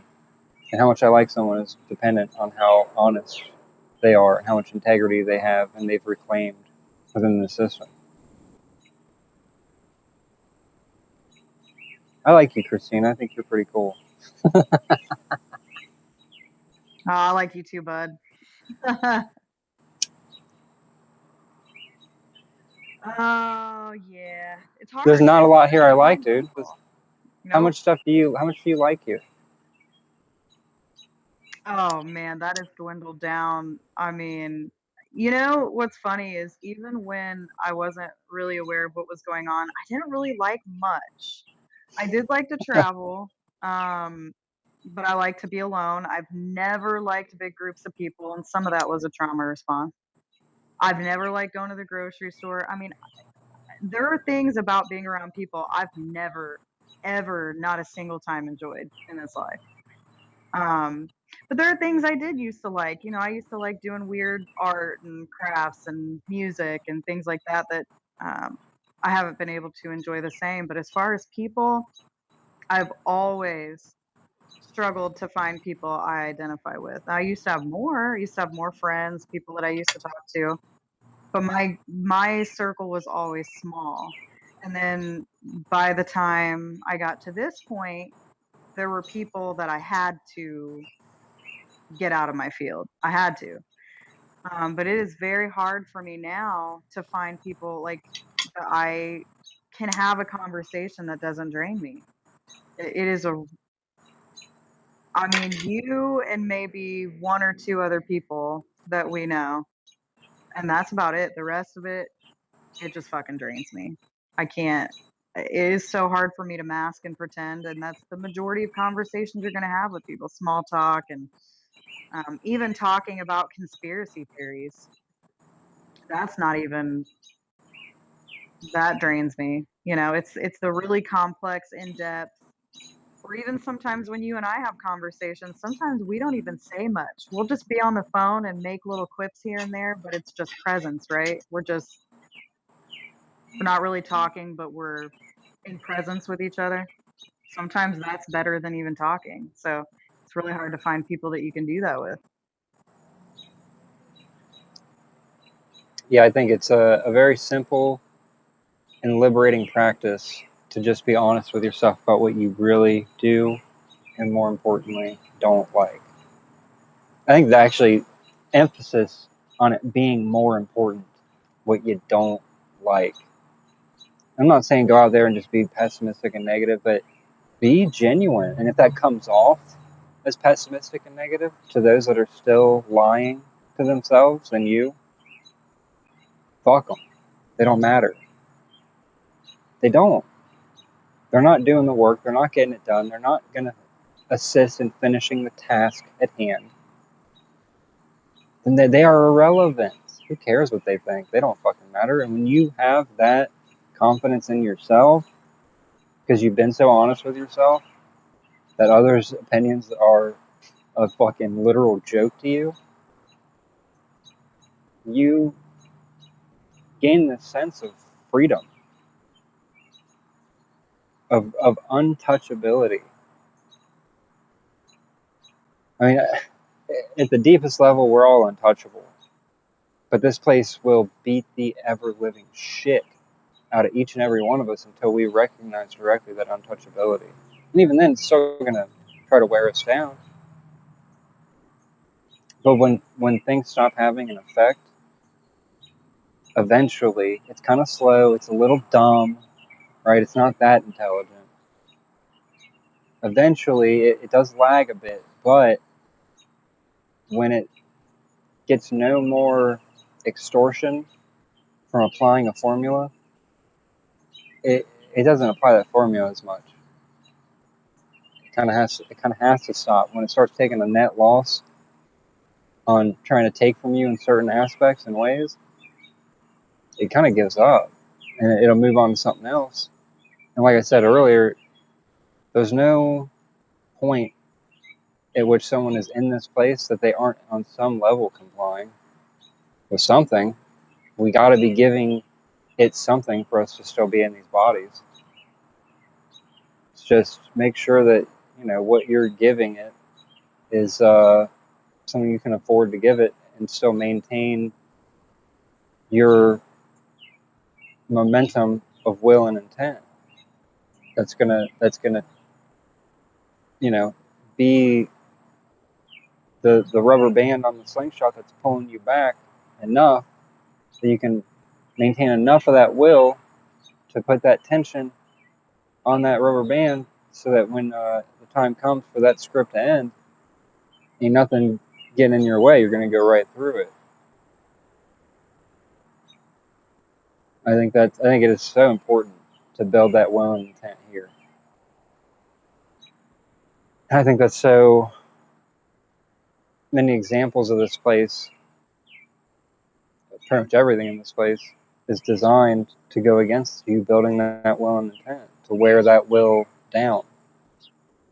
But when it becomes the most important thing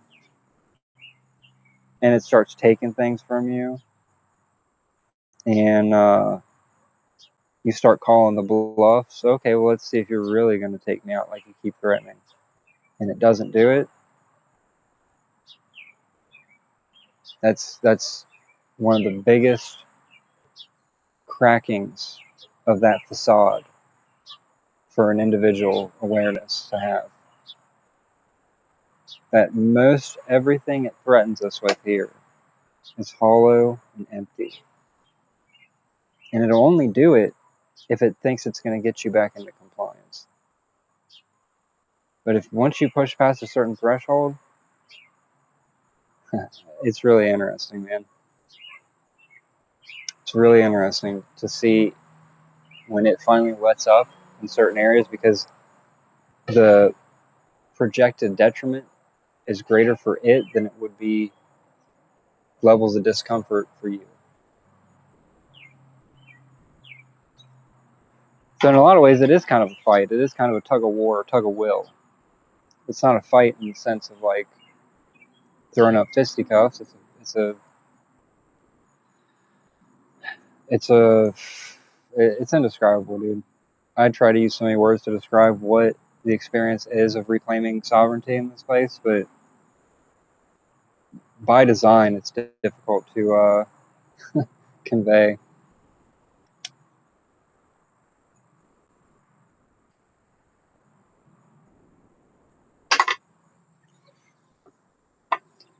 Well, shit, dude, I'm pretty satisfied. Like, I don't know how much else we really could say on the topic of narratives. It's all a narrative. To sum it up, everything in this place is a narrative, and all narratives lead back to the same parasites. So if you really dissect it, you go into any story and dissect it, you'll find the hook. If you know what you're looking for, you'll find it. And that comes back to the systems testing. Everyone here is being tested, but it's not in the way that we're told we're being tested. The test is a lot more subtle. It's about compliance and integration. How much will you integrate with the environment? And in doing so, give yourself away to the environment, to the external. And they do that subtly, right? They do it in social settings. They do it in groups. They do it, The signal testing is all around us. That's what trends are. Trends are signal testing. How much are these beings integrated? Will they adopt and jump onto this trend and act as if that's always been part of them? I want to go a lot more deeper into signal testing on another show, but not on this show. I want to really dissect it in my own perspective and observe it for a little bit more.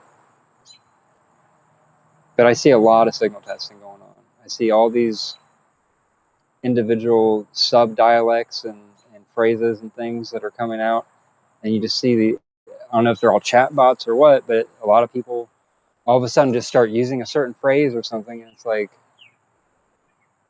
that's, to me, evidence of the hive mind, where they all just adopt something, don't know why they're doing it. It's just become part of the vernacular.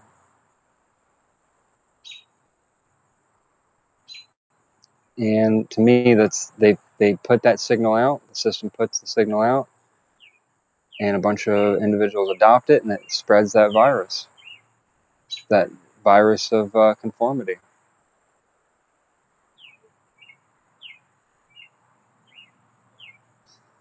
there anything else you want to talk about before we go?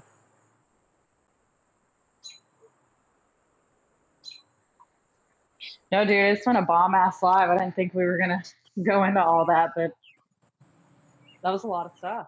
It was good. Yeah, it's pretty awesome.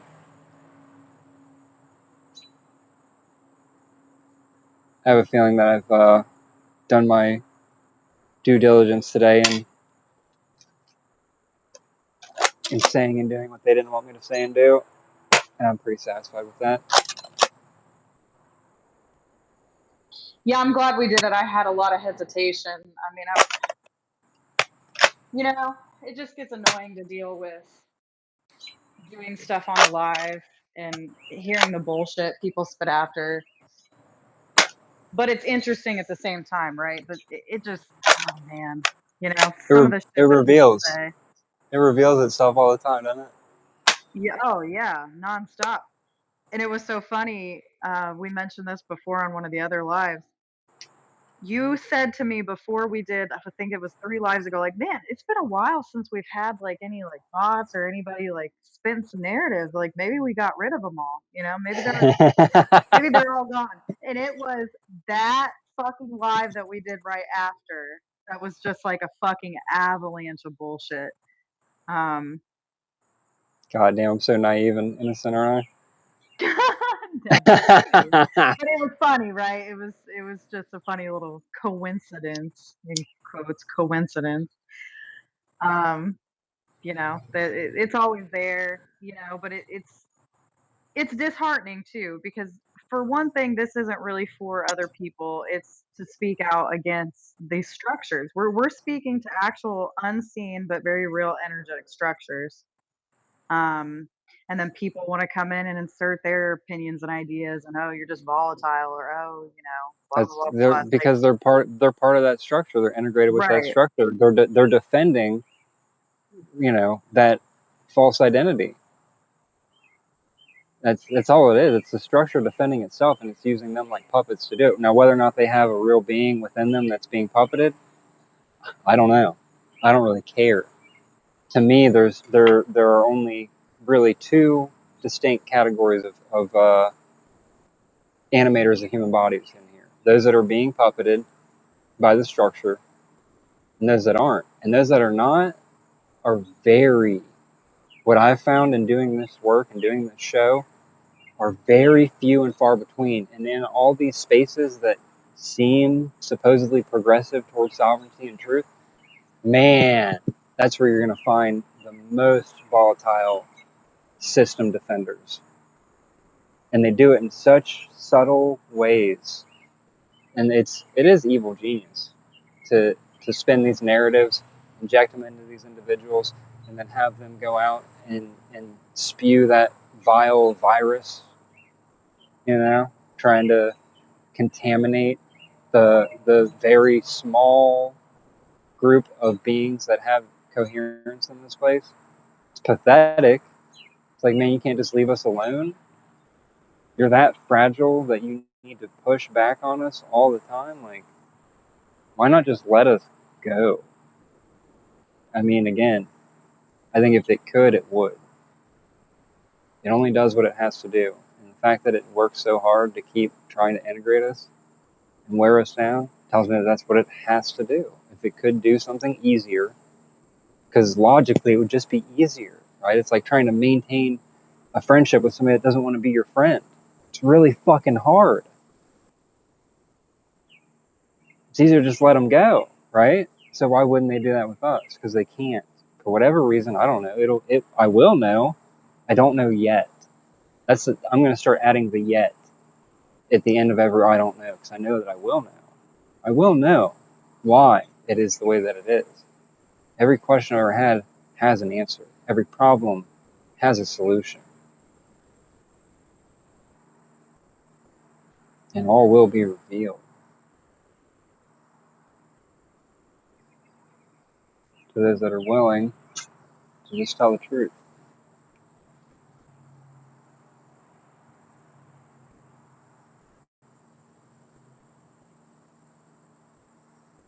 Let's end the show with some authenticity. What's something that you don't like? Like not like a broad, vague, like, yeah, this realm, but like what specifically about it grinds your gears? Just fucking pisses you off. It's so annoying. To me, I'll start. For me, it's every time we get on a roll, there's interference, there's a distraction, there's something that comes up in the script that demands my attention and then makes me look like a piece of shit when I decline that attention being stolen. That's what pisses me off. I don't like that. It's annoying.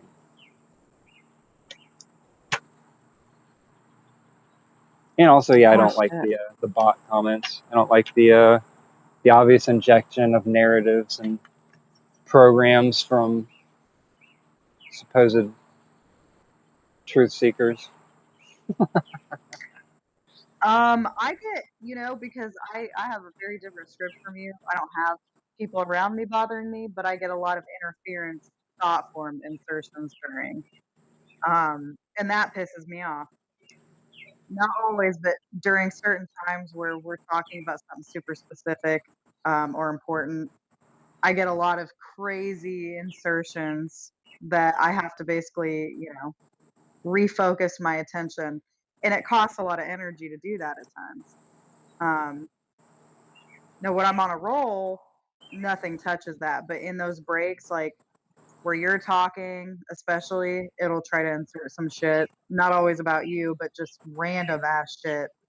Um, it needs attention that it's not getting in these moments or something. But that's my primary distraction during these. Other than my cats, they were annoying at first, but they were fine after.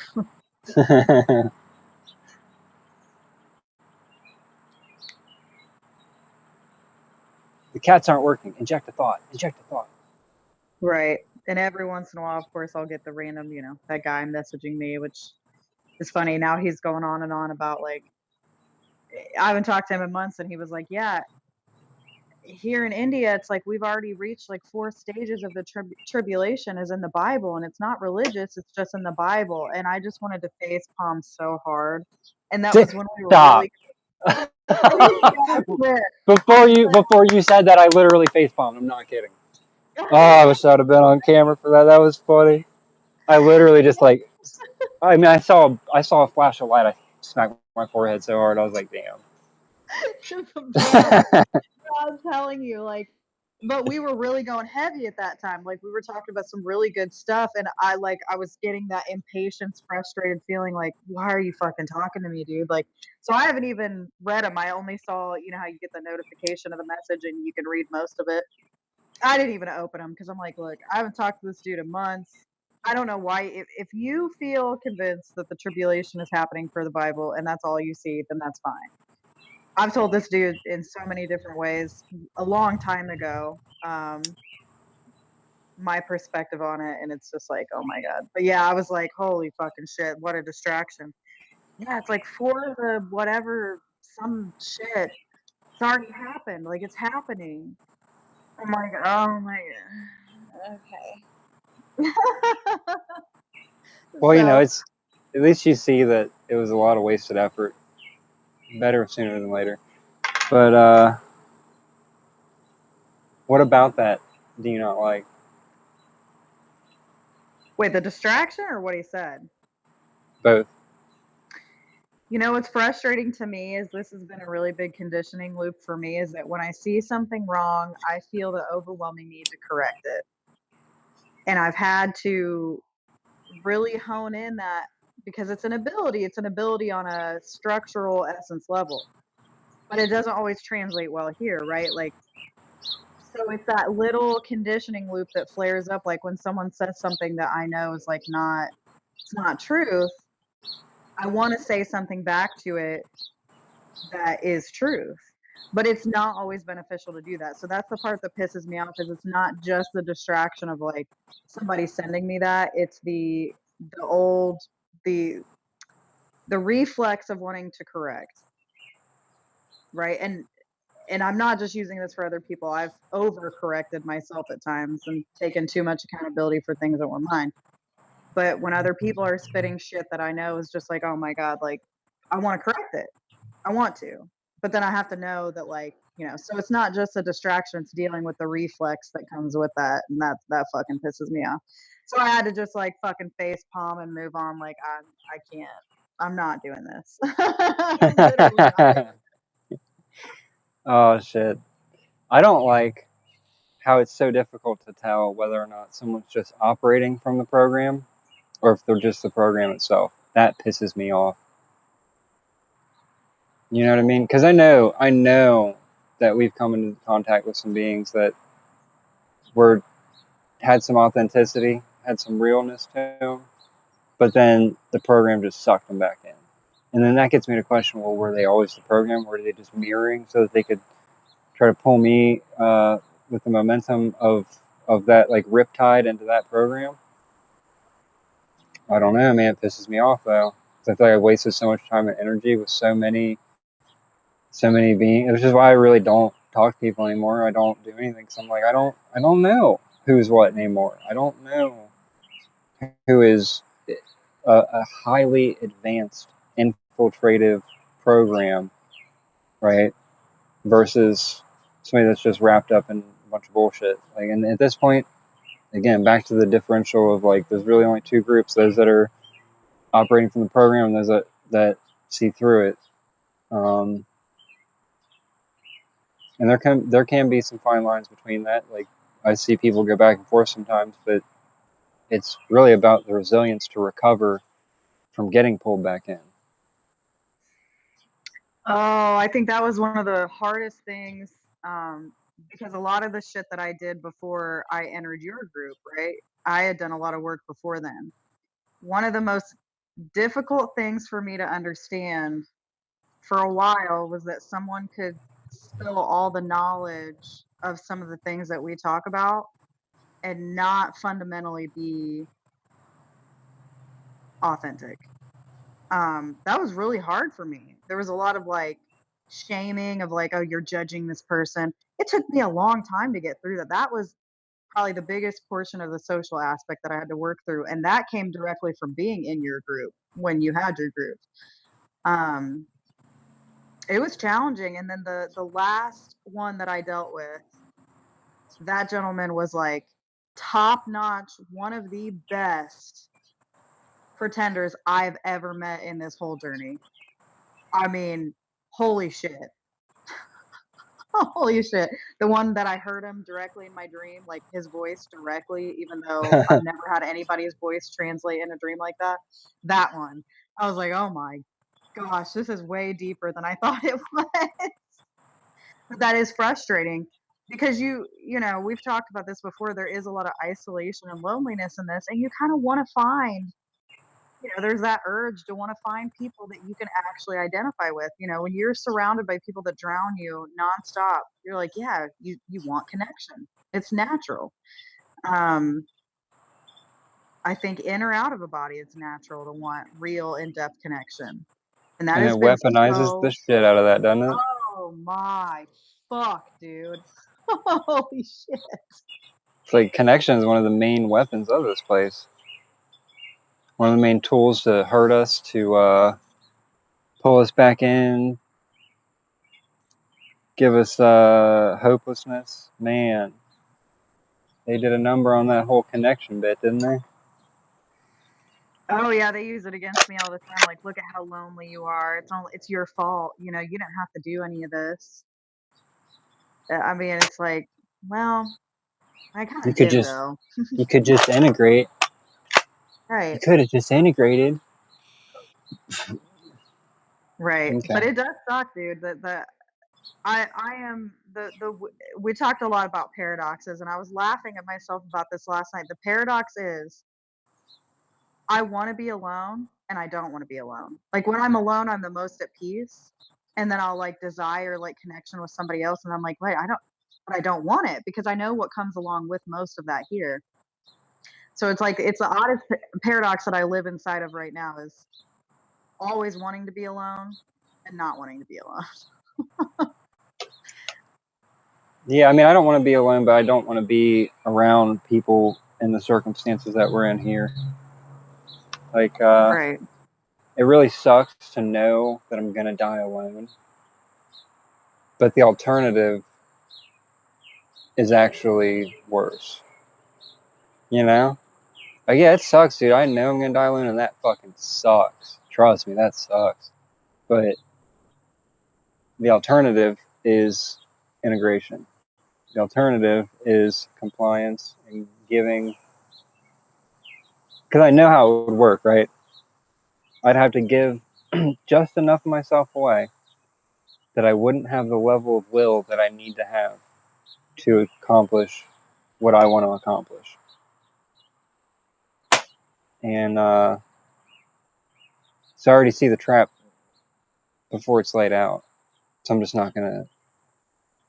I'll accept the miserable, lonely death over a life filled with distractions, distortion, and inevitable theft of my own will and intent. Right. It's always transactional. And um, I noticed more about how relationships operate towards the end of my last one.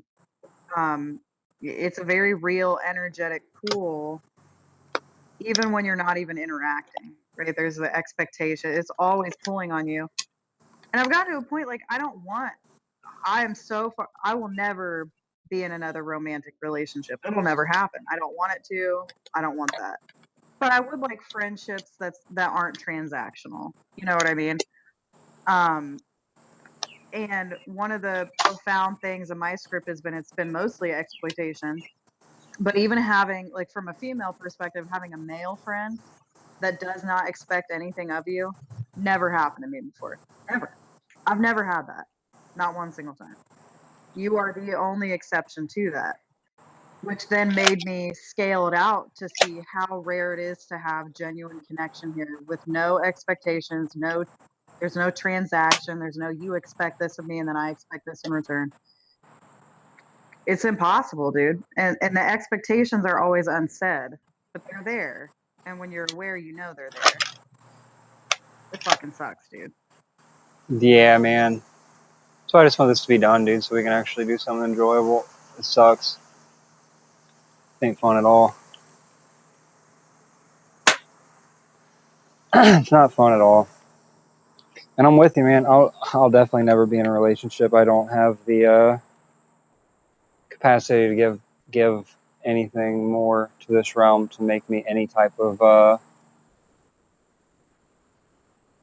someone that somebody else can depend on for anything in this place. Like, oh, you want to survive at all costs? Well, not me. Right. Like Not I'm ready to leave this body. Do you want to enter into a relationship with me? Even though I could decide like tomorrow that I'm ready to exit this body. Doesn't work, dude. Doesn't fucking work.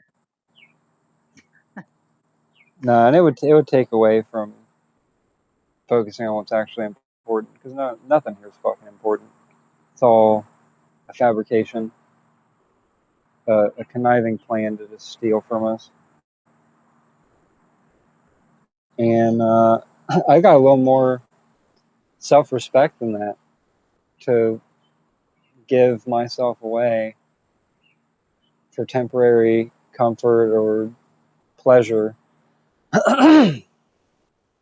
when what I'm giving away may affect the rate of collapse that I'm trying to induce. Yep. Slows it down. Absolutely. I had so much more acceleration after, well, it was more like a roommate towards the last year of it, but when I was alone, it is, it's painful, but it's also like I can do things at a much quicker rate in my own being alone because there's nobody asking anything of me, nobody really depending on me. Um, so it just is what it is, dude. And for me as a female, like I did that shit where I performed sexually for years. I don't want to do that. I don't want to give myself away like that anymore. Not for anything. Not, because it became more of like a this is what women do more than it is like connection. And a lot of relationships turn into that. There's nothing about a romantic relationship that I want. At all. Period. It's Nah, man. No. I don't want anything from this fucking place other than to see it collapse. That's all. That's all I want. Can you give me that? No, of course not. I have to fucking make that happen. right. Well, you're asking for too much there, bud. Take it down Oh, a notch. hold on.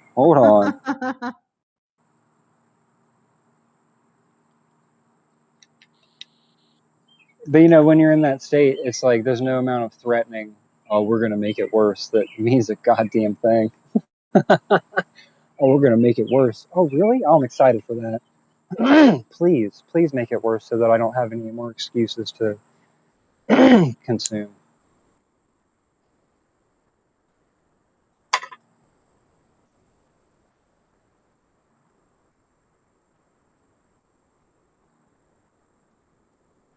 Give me let's see. Give me like a 1 pound bag of Lane IQ or 1Q. My favorite pipe tobacco. Give me like a pound of that, and I'll go fucking sit somewhere, dude. And I'll just sit there. That's all I'll do. If things get so bad that it's like, man, it really ain't worth taking another bite of food. That's what I'll fucking do.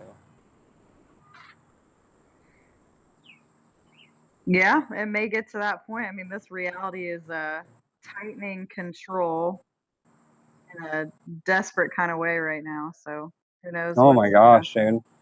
All the AI and all that stuff that they're using to implement a tighter grasp of monitoring and control. I think we'll see in our lifetime. It gets so bad that a lot of people are questioning what the fuck we're even still doing here. yeah.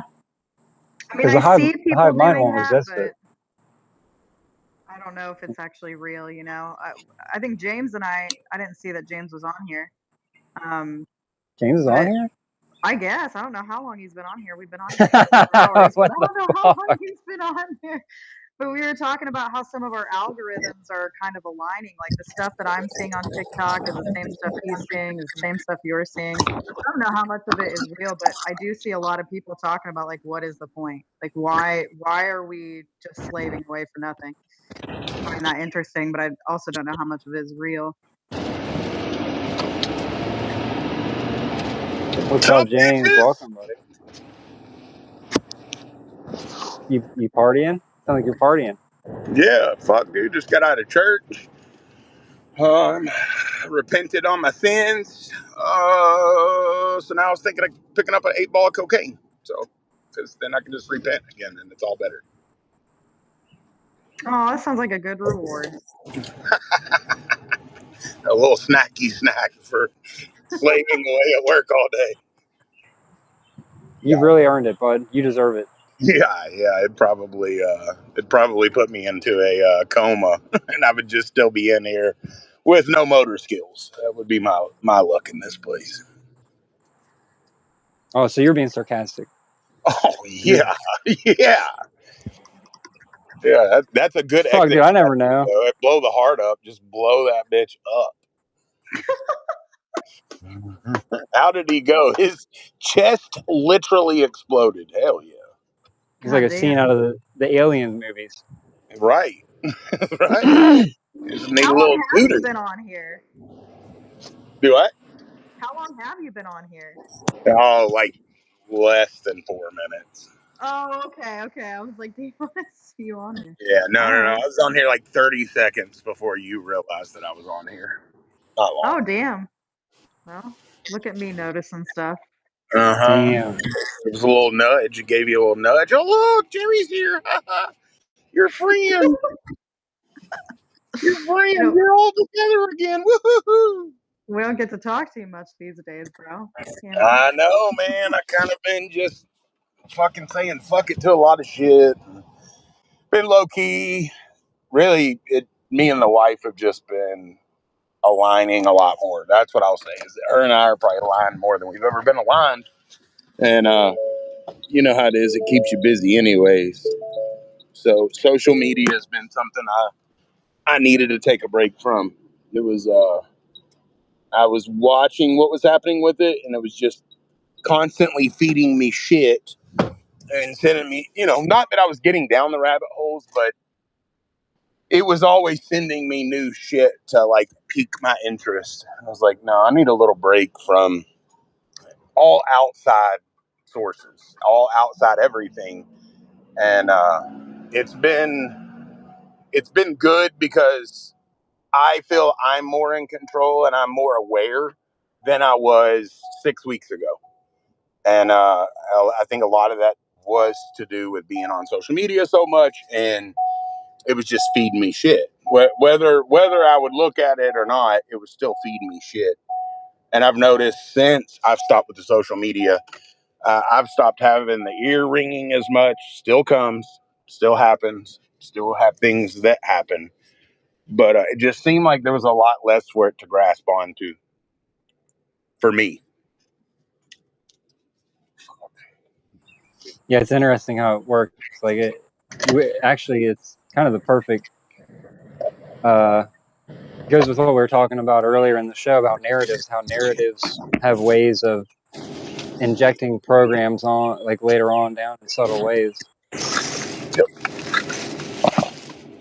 And those subtleties are very subtle. And something something that I've noticed is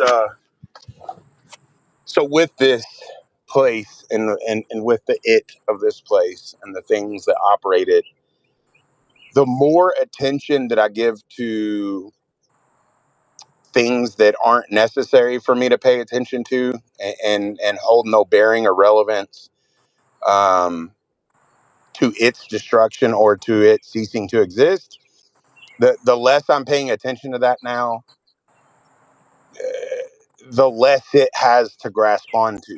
So instead of grasping at straws lately, it's just kind of been dormant, like kitty shit, right? I'm getting a lot of kitty shit happen lately where it's like, oh, I'm going to put this person in front of you and you're going to get angry. And I'm not reacting to that anymore because I know where it's coming from.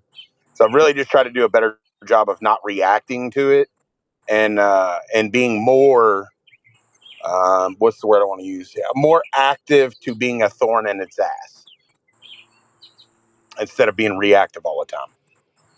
I like that. I like what it doesn't like. Exactly. And we've all talked now, like every time that I speak to you guys, like tonight, all hell's going to break loose for me. That's just the way that this place operates. It's very stupid in that sense of like, well, I know that it does that. We know that it does that. We've discussed that it does that, but it's still going to do that. That's how dumb it is. We know it's aware and it's still going to play it out because it doesn't know what else to do. oh, he's talking to them again. He needs to pay for it, because if he pays for it, he'll think it's one of those two that's doing it to him. And that's truly the trick that it's played with individuals for me all of the last year and a half, right? It tried to make everybody the bad guy. And I don't really give a shit about bad guys and bad girls. It's all it anyways. And but it's going to do it. And so there for a while, I was stepping away because I was tired of how much was happening. But now, like, I love to provoke it. I love this provoking of it, because it's trying to piss me off, when in turn all it's doing is pissing it off. And you see it, it'll scrounge. There'll be so many instances that happen tonight that'll be, dumb, nothing extravagant, and all the same shit, tapping on the shoulders. I'll get a couple earrings. There'll be sounds and jump scares. And now that jump scares like don't bother me at all, it doesn't have a lot to eat.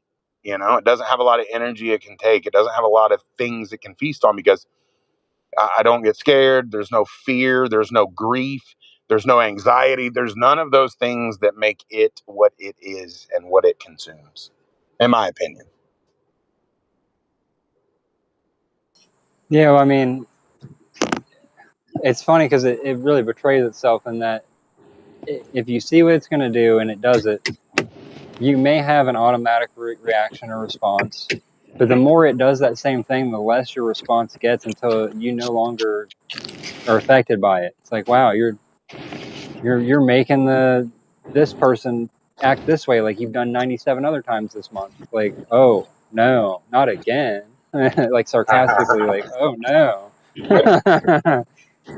It's funny you say that about the 97 other times, because that's really what me and the wife, I think, have been focused in on and doing a really good job with one another, has been the loops and the things that we see popping up that are being used against us, that are subtle. Maybe I don't notice it because it's such a subtle thing that I repetitively do each day, that it's banking on me doing each day. She started calling it out. I've started calling it out, and we're changing that habit. Habit's a word that I've been talking a lot about with her about, because habits are what this place loves. It's what it is. It's routines. It's loops. It's the same shit happening over and over again, because it's worked for it for so long. That's its ultimate game and ultimate goal, is just to keep us in these fucking loops, like a rat race running in a fucking wheel. And so that's where I've been, is really trying to do everything that I can to stand against it and to be a problem for it. And I've noticed the longer it's gone on, the less time it's had for me. Right? It's had a lot less time for me lately. I guess we're not friends anymore. I don't know. It no liking me.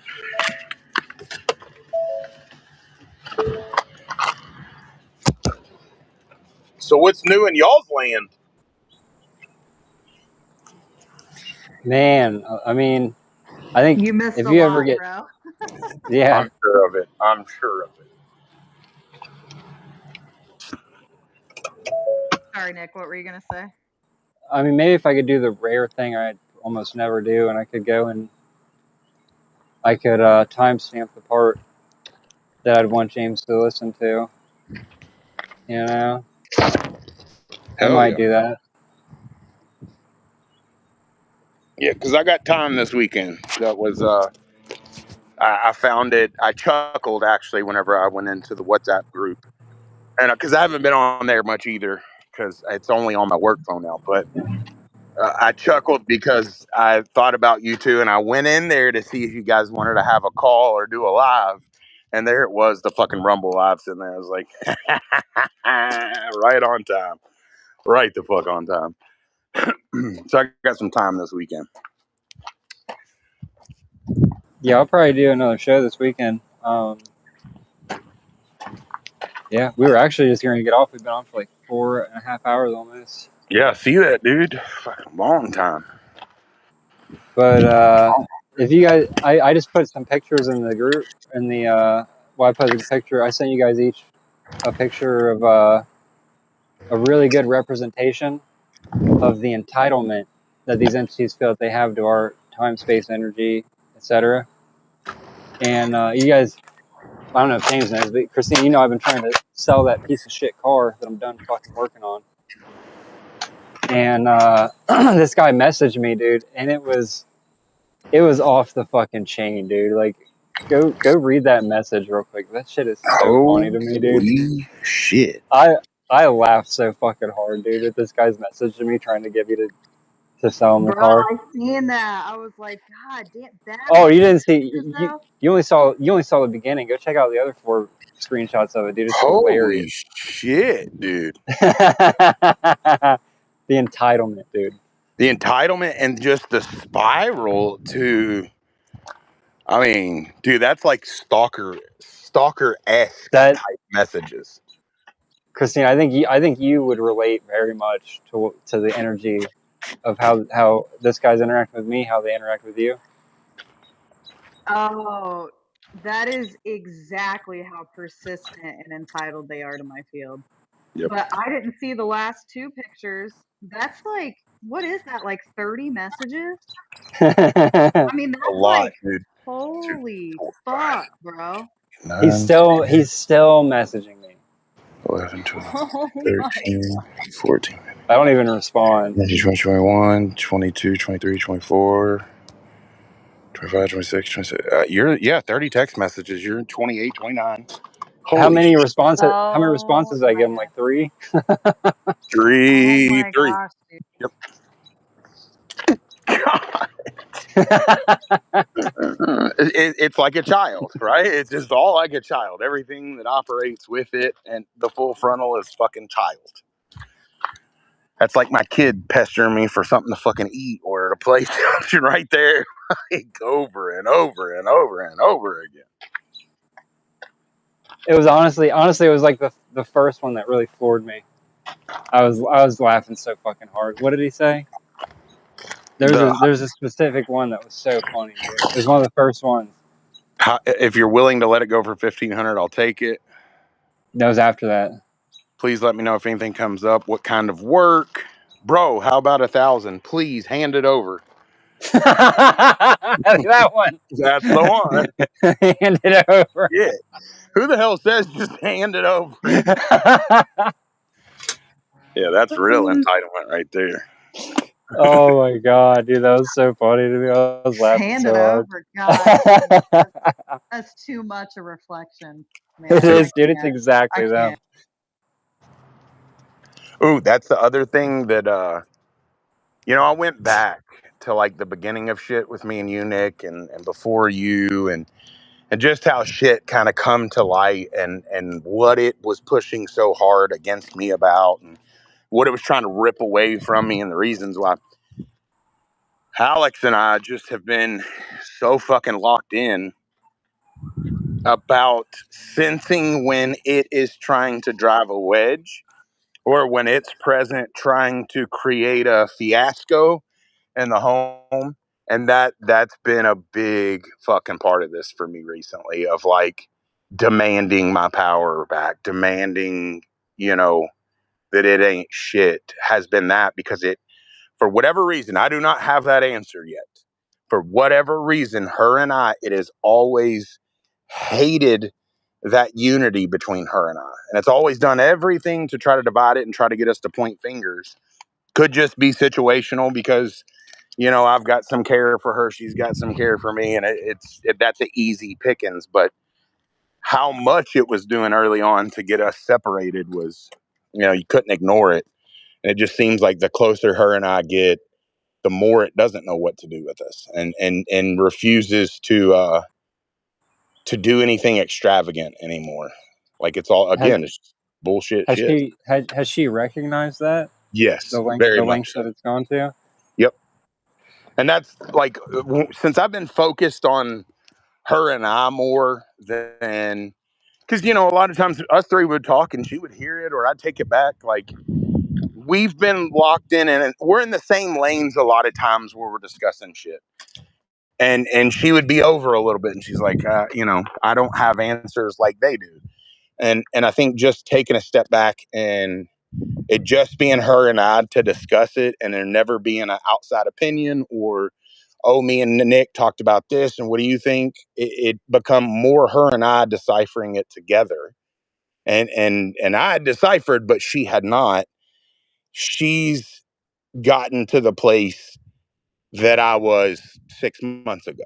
So, and I didn't know if that was possible, but so much of what I did a year ago affected her, and also kind of terrified her in a sense of like, she thought she was going to have to be the home front while I'm battling a war. And we had to get rid of that misconception of what that was, and how it operated and why it did what it did. So her and I now speak about it daily, and she sees things and calls it out now.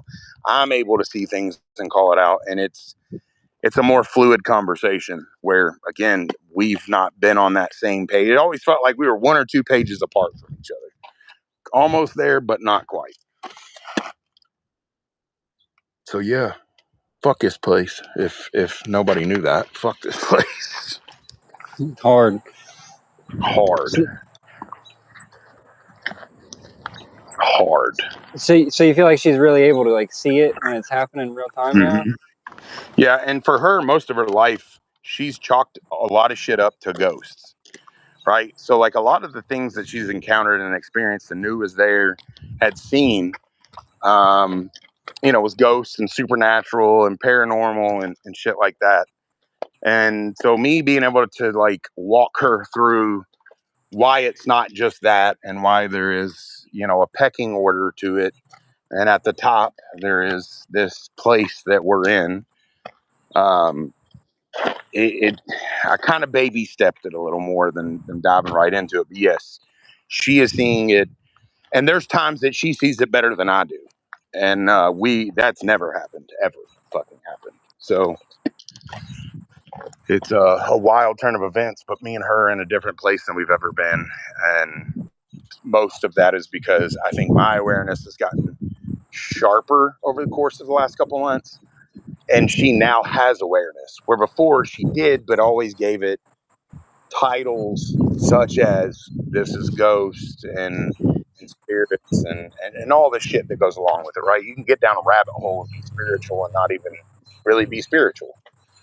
So explaining that to her and her seeing it for herself has been exciting for me, because now I'm not in a home with somebody that we're both just so far apart. Yeah, ghosts and the supernatural is like one of its favorite masks because there's so much more wiggle room there. It has so much more freedom to cause effects that people just accept, not trying to find an explanation for. Right. And that was my frustration. What you said right there was my frustration with her. Is I, to see what she saw and I go through, and to know and to hear everything we've all talked about and discussed, and I was so frustrated that she wasn't getting it and wasn't trying to hear, and also wasn't questioning it hard enough. It's like, yes, I know that you've encountered these things, and you know that you've seen them, you see things, but you're not asking questions of why are you seeing this, why are these certain things always happening when X, Y, and Z take place. It used to piss me off.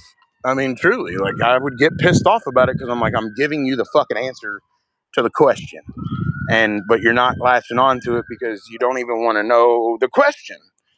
And now it's just a much different place. And she's able to lead, right? This isn't all me just fucking telling her and preaching to her, because I felt a little bit like that cult we were in, that I was preaching at her. I was telling her the way it was and the way it is. And I don't have to do that anymore. That's not a burden that I'm putting on me anymore, because I was able to hold her hand and say, okay, I fucked up the way I'm trying to tell you this, but I'm going to show you a way that is going to click for you. And it has. Big time. Man, that's another one of those paradoxes, right? Because the plague and the virus of solipsism that has so many convinced that reality is what they make of it. It's like, no, the perception can be unique and individual, but perception is not objective truth. Like, you can perceive something to be a car, but it's a cardboard cutout. It's not actually a car, but it looks like a car, but it's not actually a car because it's a fucking piece of cardboard, you know? But Yeah. you got to let them walk up to the cardboard and touch it themselves and be like, oh, that's not a car. That's a piece of cardboard. Like, yeah, I know. From afar, it looked like a car, but it wasn't. It was a piece of fucking cardboard. Yep. And that's another one of those dividing factors that this place fucking plays is, you know, and it used it on me. And that was a big one for me, is because I was so frustrated because I'm telling you, it's a fucking piece of cardboard. Here's a piece of the cardboard I took off of it. How do you not see that it's cardboard?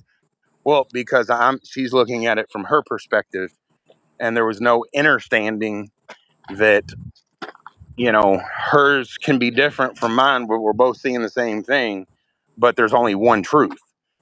And that's the crazy part. That's why all these religions and everything else, none of them can even try to ask questions or question anything, because they're just so consumed with that right there. You know, you got to have my perception, and because my perception's right. Well, they're going to have to see it for themselves. You can't show everybody the truth and expect them to get it out of the gate, because we've all been indoctrinated, whether we like it or not. We have Right. all experienced this place a certain way, and we're told everything is a certain way. And today, while I was driving, the thing that hit me when kind of about this is, like, even let's just take Santa Claus for instance. Every fucking adult lies to a child out of the gate for years about this person that flies around with reindeer and puts gifts under the fucking tree. And we all do it. We all bought into the lie, and to keep the lie going, that's pretty fucking diabolical, to lie to kids about it and don't give yourself any credit for busting your ass for spending the money and giving them the things they want. But we're going to create something fake and carry a lie out as an entire, I'll say, civilization. I don't even know what to call this anymore. I'm there with that. I don't even know what to call this, but it's crazy. It's fucking crazy. And people will die on that hill and then come and judge you because you told someone that it's a lie. Somebody will judge you for telling your child that it's a lie. God damn. As a kid, that was when I found out about Santa Claus, I instantly went to Jesus. Huh. Like, okay, Santa Claus is a lie. That motherfucker's a lie too. That's funny as fuck.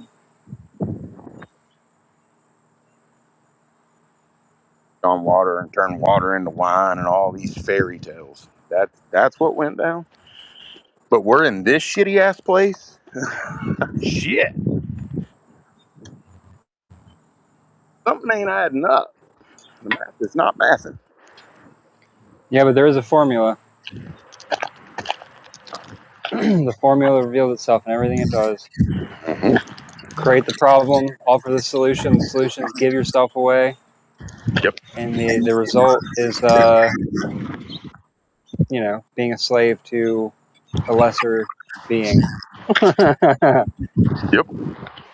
And it gets you down in such a place. I have noticed throughout this break early on, it would get me to such a place of, like, not desperation, but I would say rubbing elbows with desperation of, my situation is a shit show.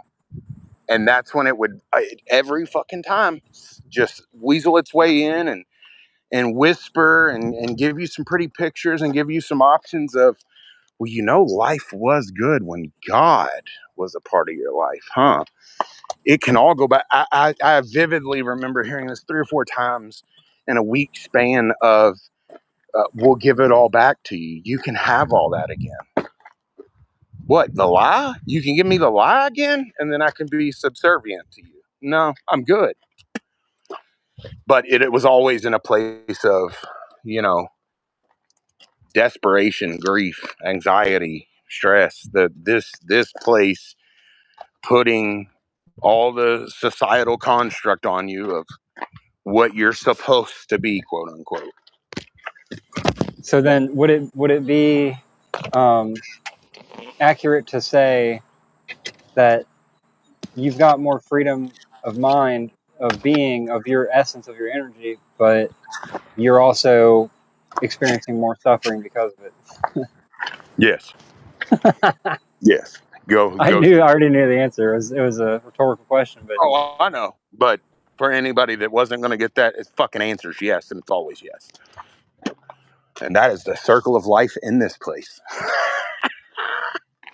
submit and alleviate the pain, or maintain your own autonomy and authority, sovereignty of being, and we're going to hurt you for it real bad. Real bad. Real bad. Yeah, I before I hopped on this call, somebody that I will call my sworn enemy while I'm in this place. Before I got to the gas station, he popped in my mind, and I said it out loud. I said, "Okay, we'll fucking bring him here." 2 seconds later, the son of a bitch walks in behind me in the gas station. I was like, "Man, we're not even fucking original anymore, huh?" You just find something and throw it in there. Oh my gosh! I wonder if it's who I'm thinking it is. Probably not. Is it the guy that gave you the offer? No. Okay. No. He's doing bad. He looks like shit. He's losing everything. I'm telling you, man, I really think that I was his out. I think that whatever he was in bed with, or whatever he knows, whatever his storyline or plot line is in this place, he needed me to carry out that mission that night. Because I don't think he has a pot to piss in now. I don't think he has a dime to his name.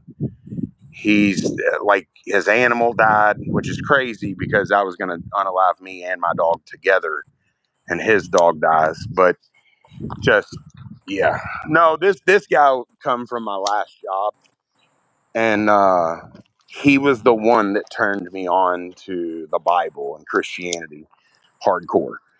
He was what I would call like a mentor in the Christianity game, and he did a lot of damage. But right on time. I ain't seen him in a long time, and right on time today. No way. Today? Yeah. Not 30 minutes ago. Right before I hopped on this call.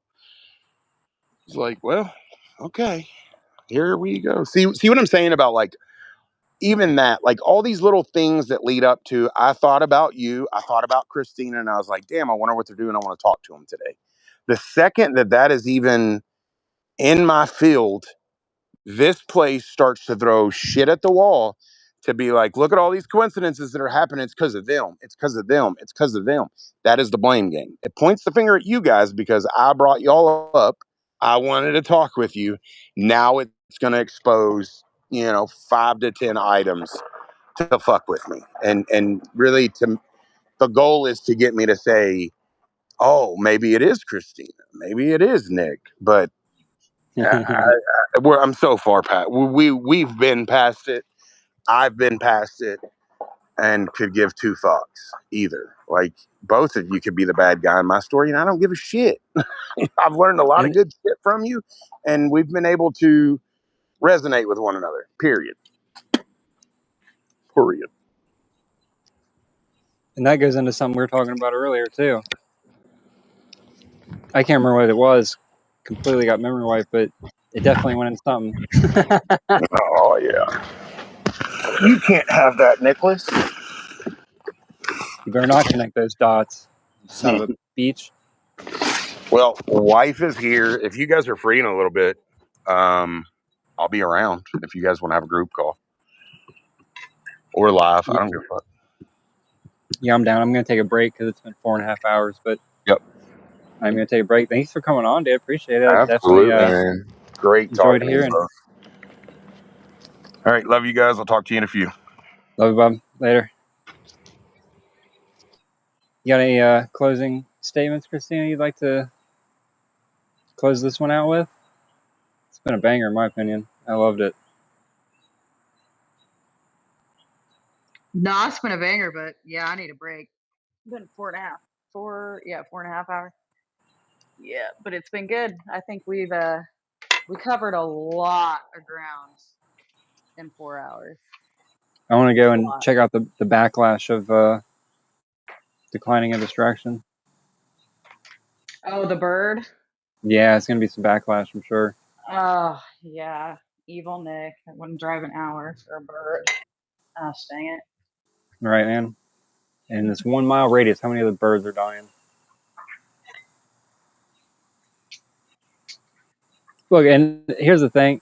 If I wouldn't have been in the middle of the show, I would have done it. But the fact that I could tell it wanted me to drop everything and go do that instead of this, that's why I didn't do it. So the bird can blame me if it wants, but there is another culprit behind the scenes. Yep, we'll just I'll be around. I'm just gonna take a break and try to get out of this house for a little bit. I've been locked in since my brutal refusal, so I think I need to practice driving around again. Yeah, I gotta go and be perceived as the bad guy, which is awesome. I love it. I'll be the bad guy. He's a bad man. You better stay away from him. He's so negative. He's an egomaniac. That's right. I sure am. Better run. Better get away.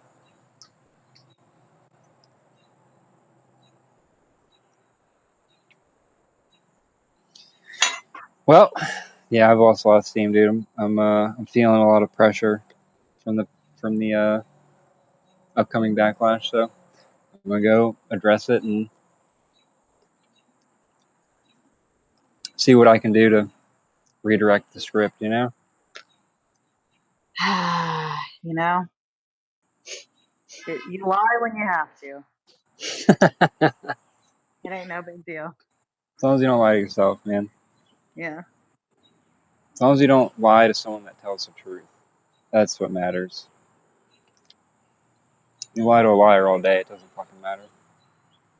You lie to somebody that tells the truth, man, you're really only hurting yourself.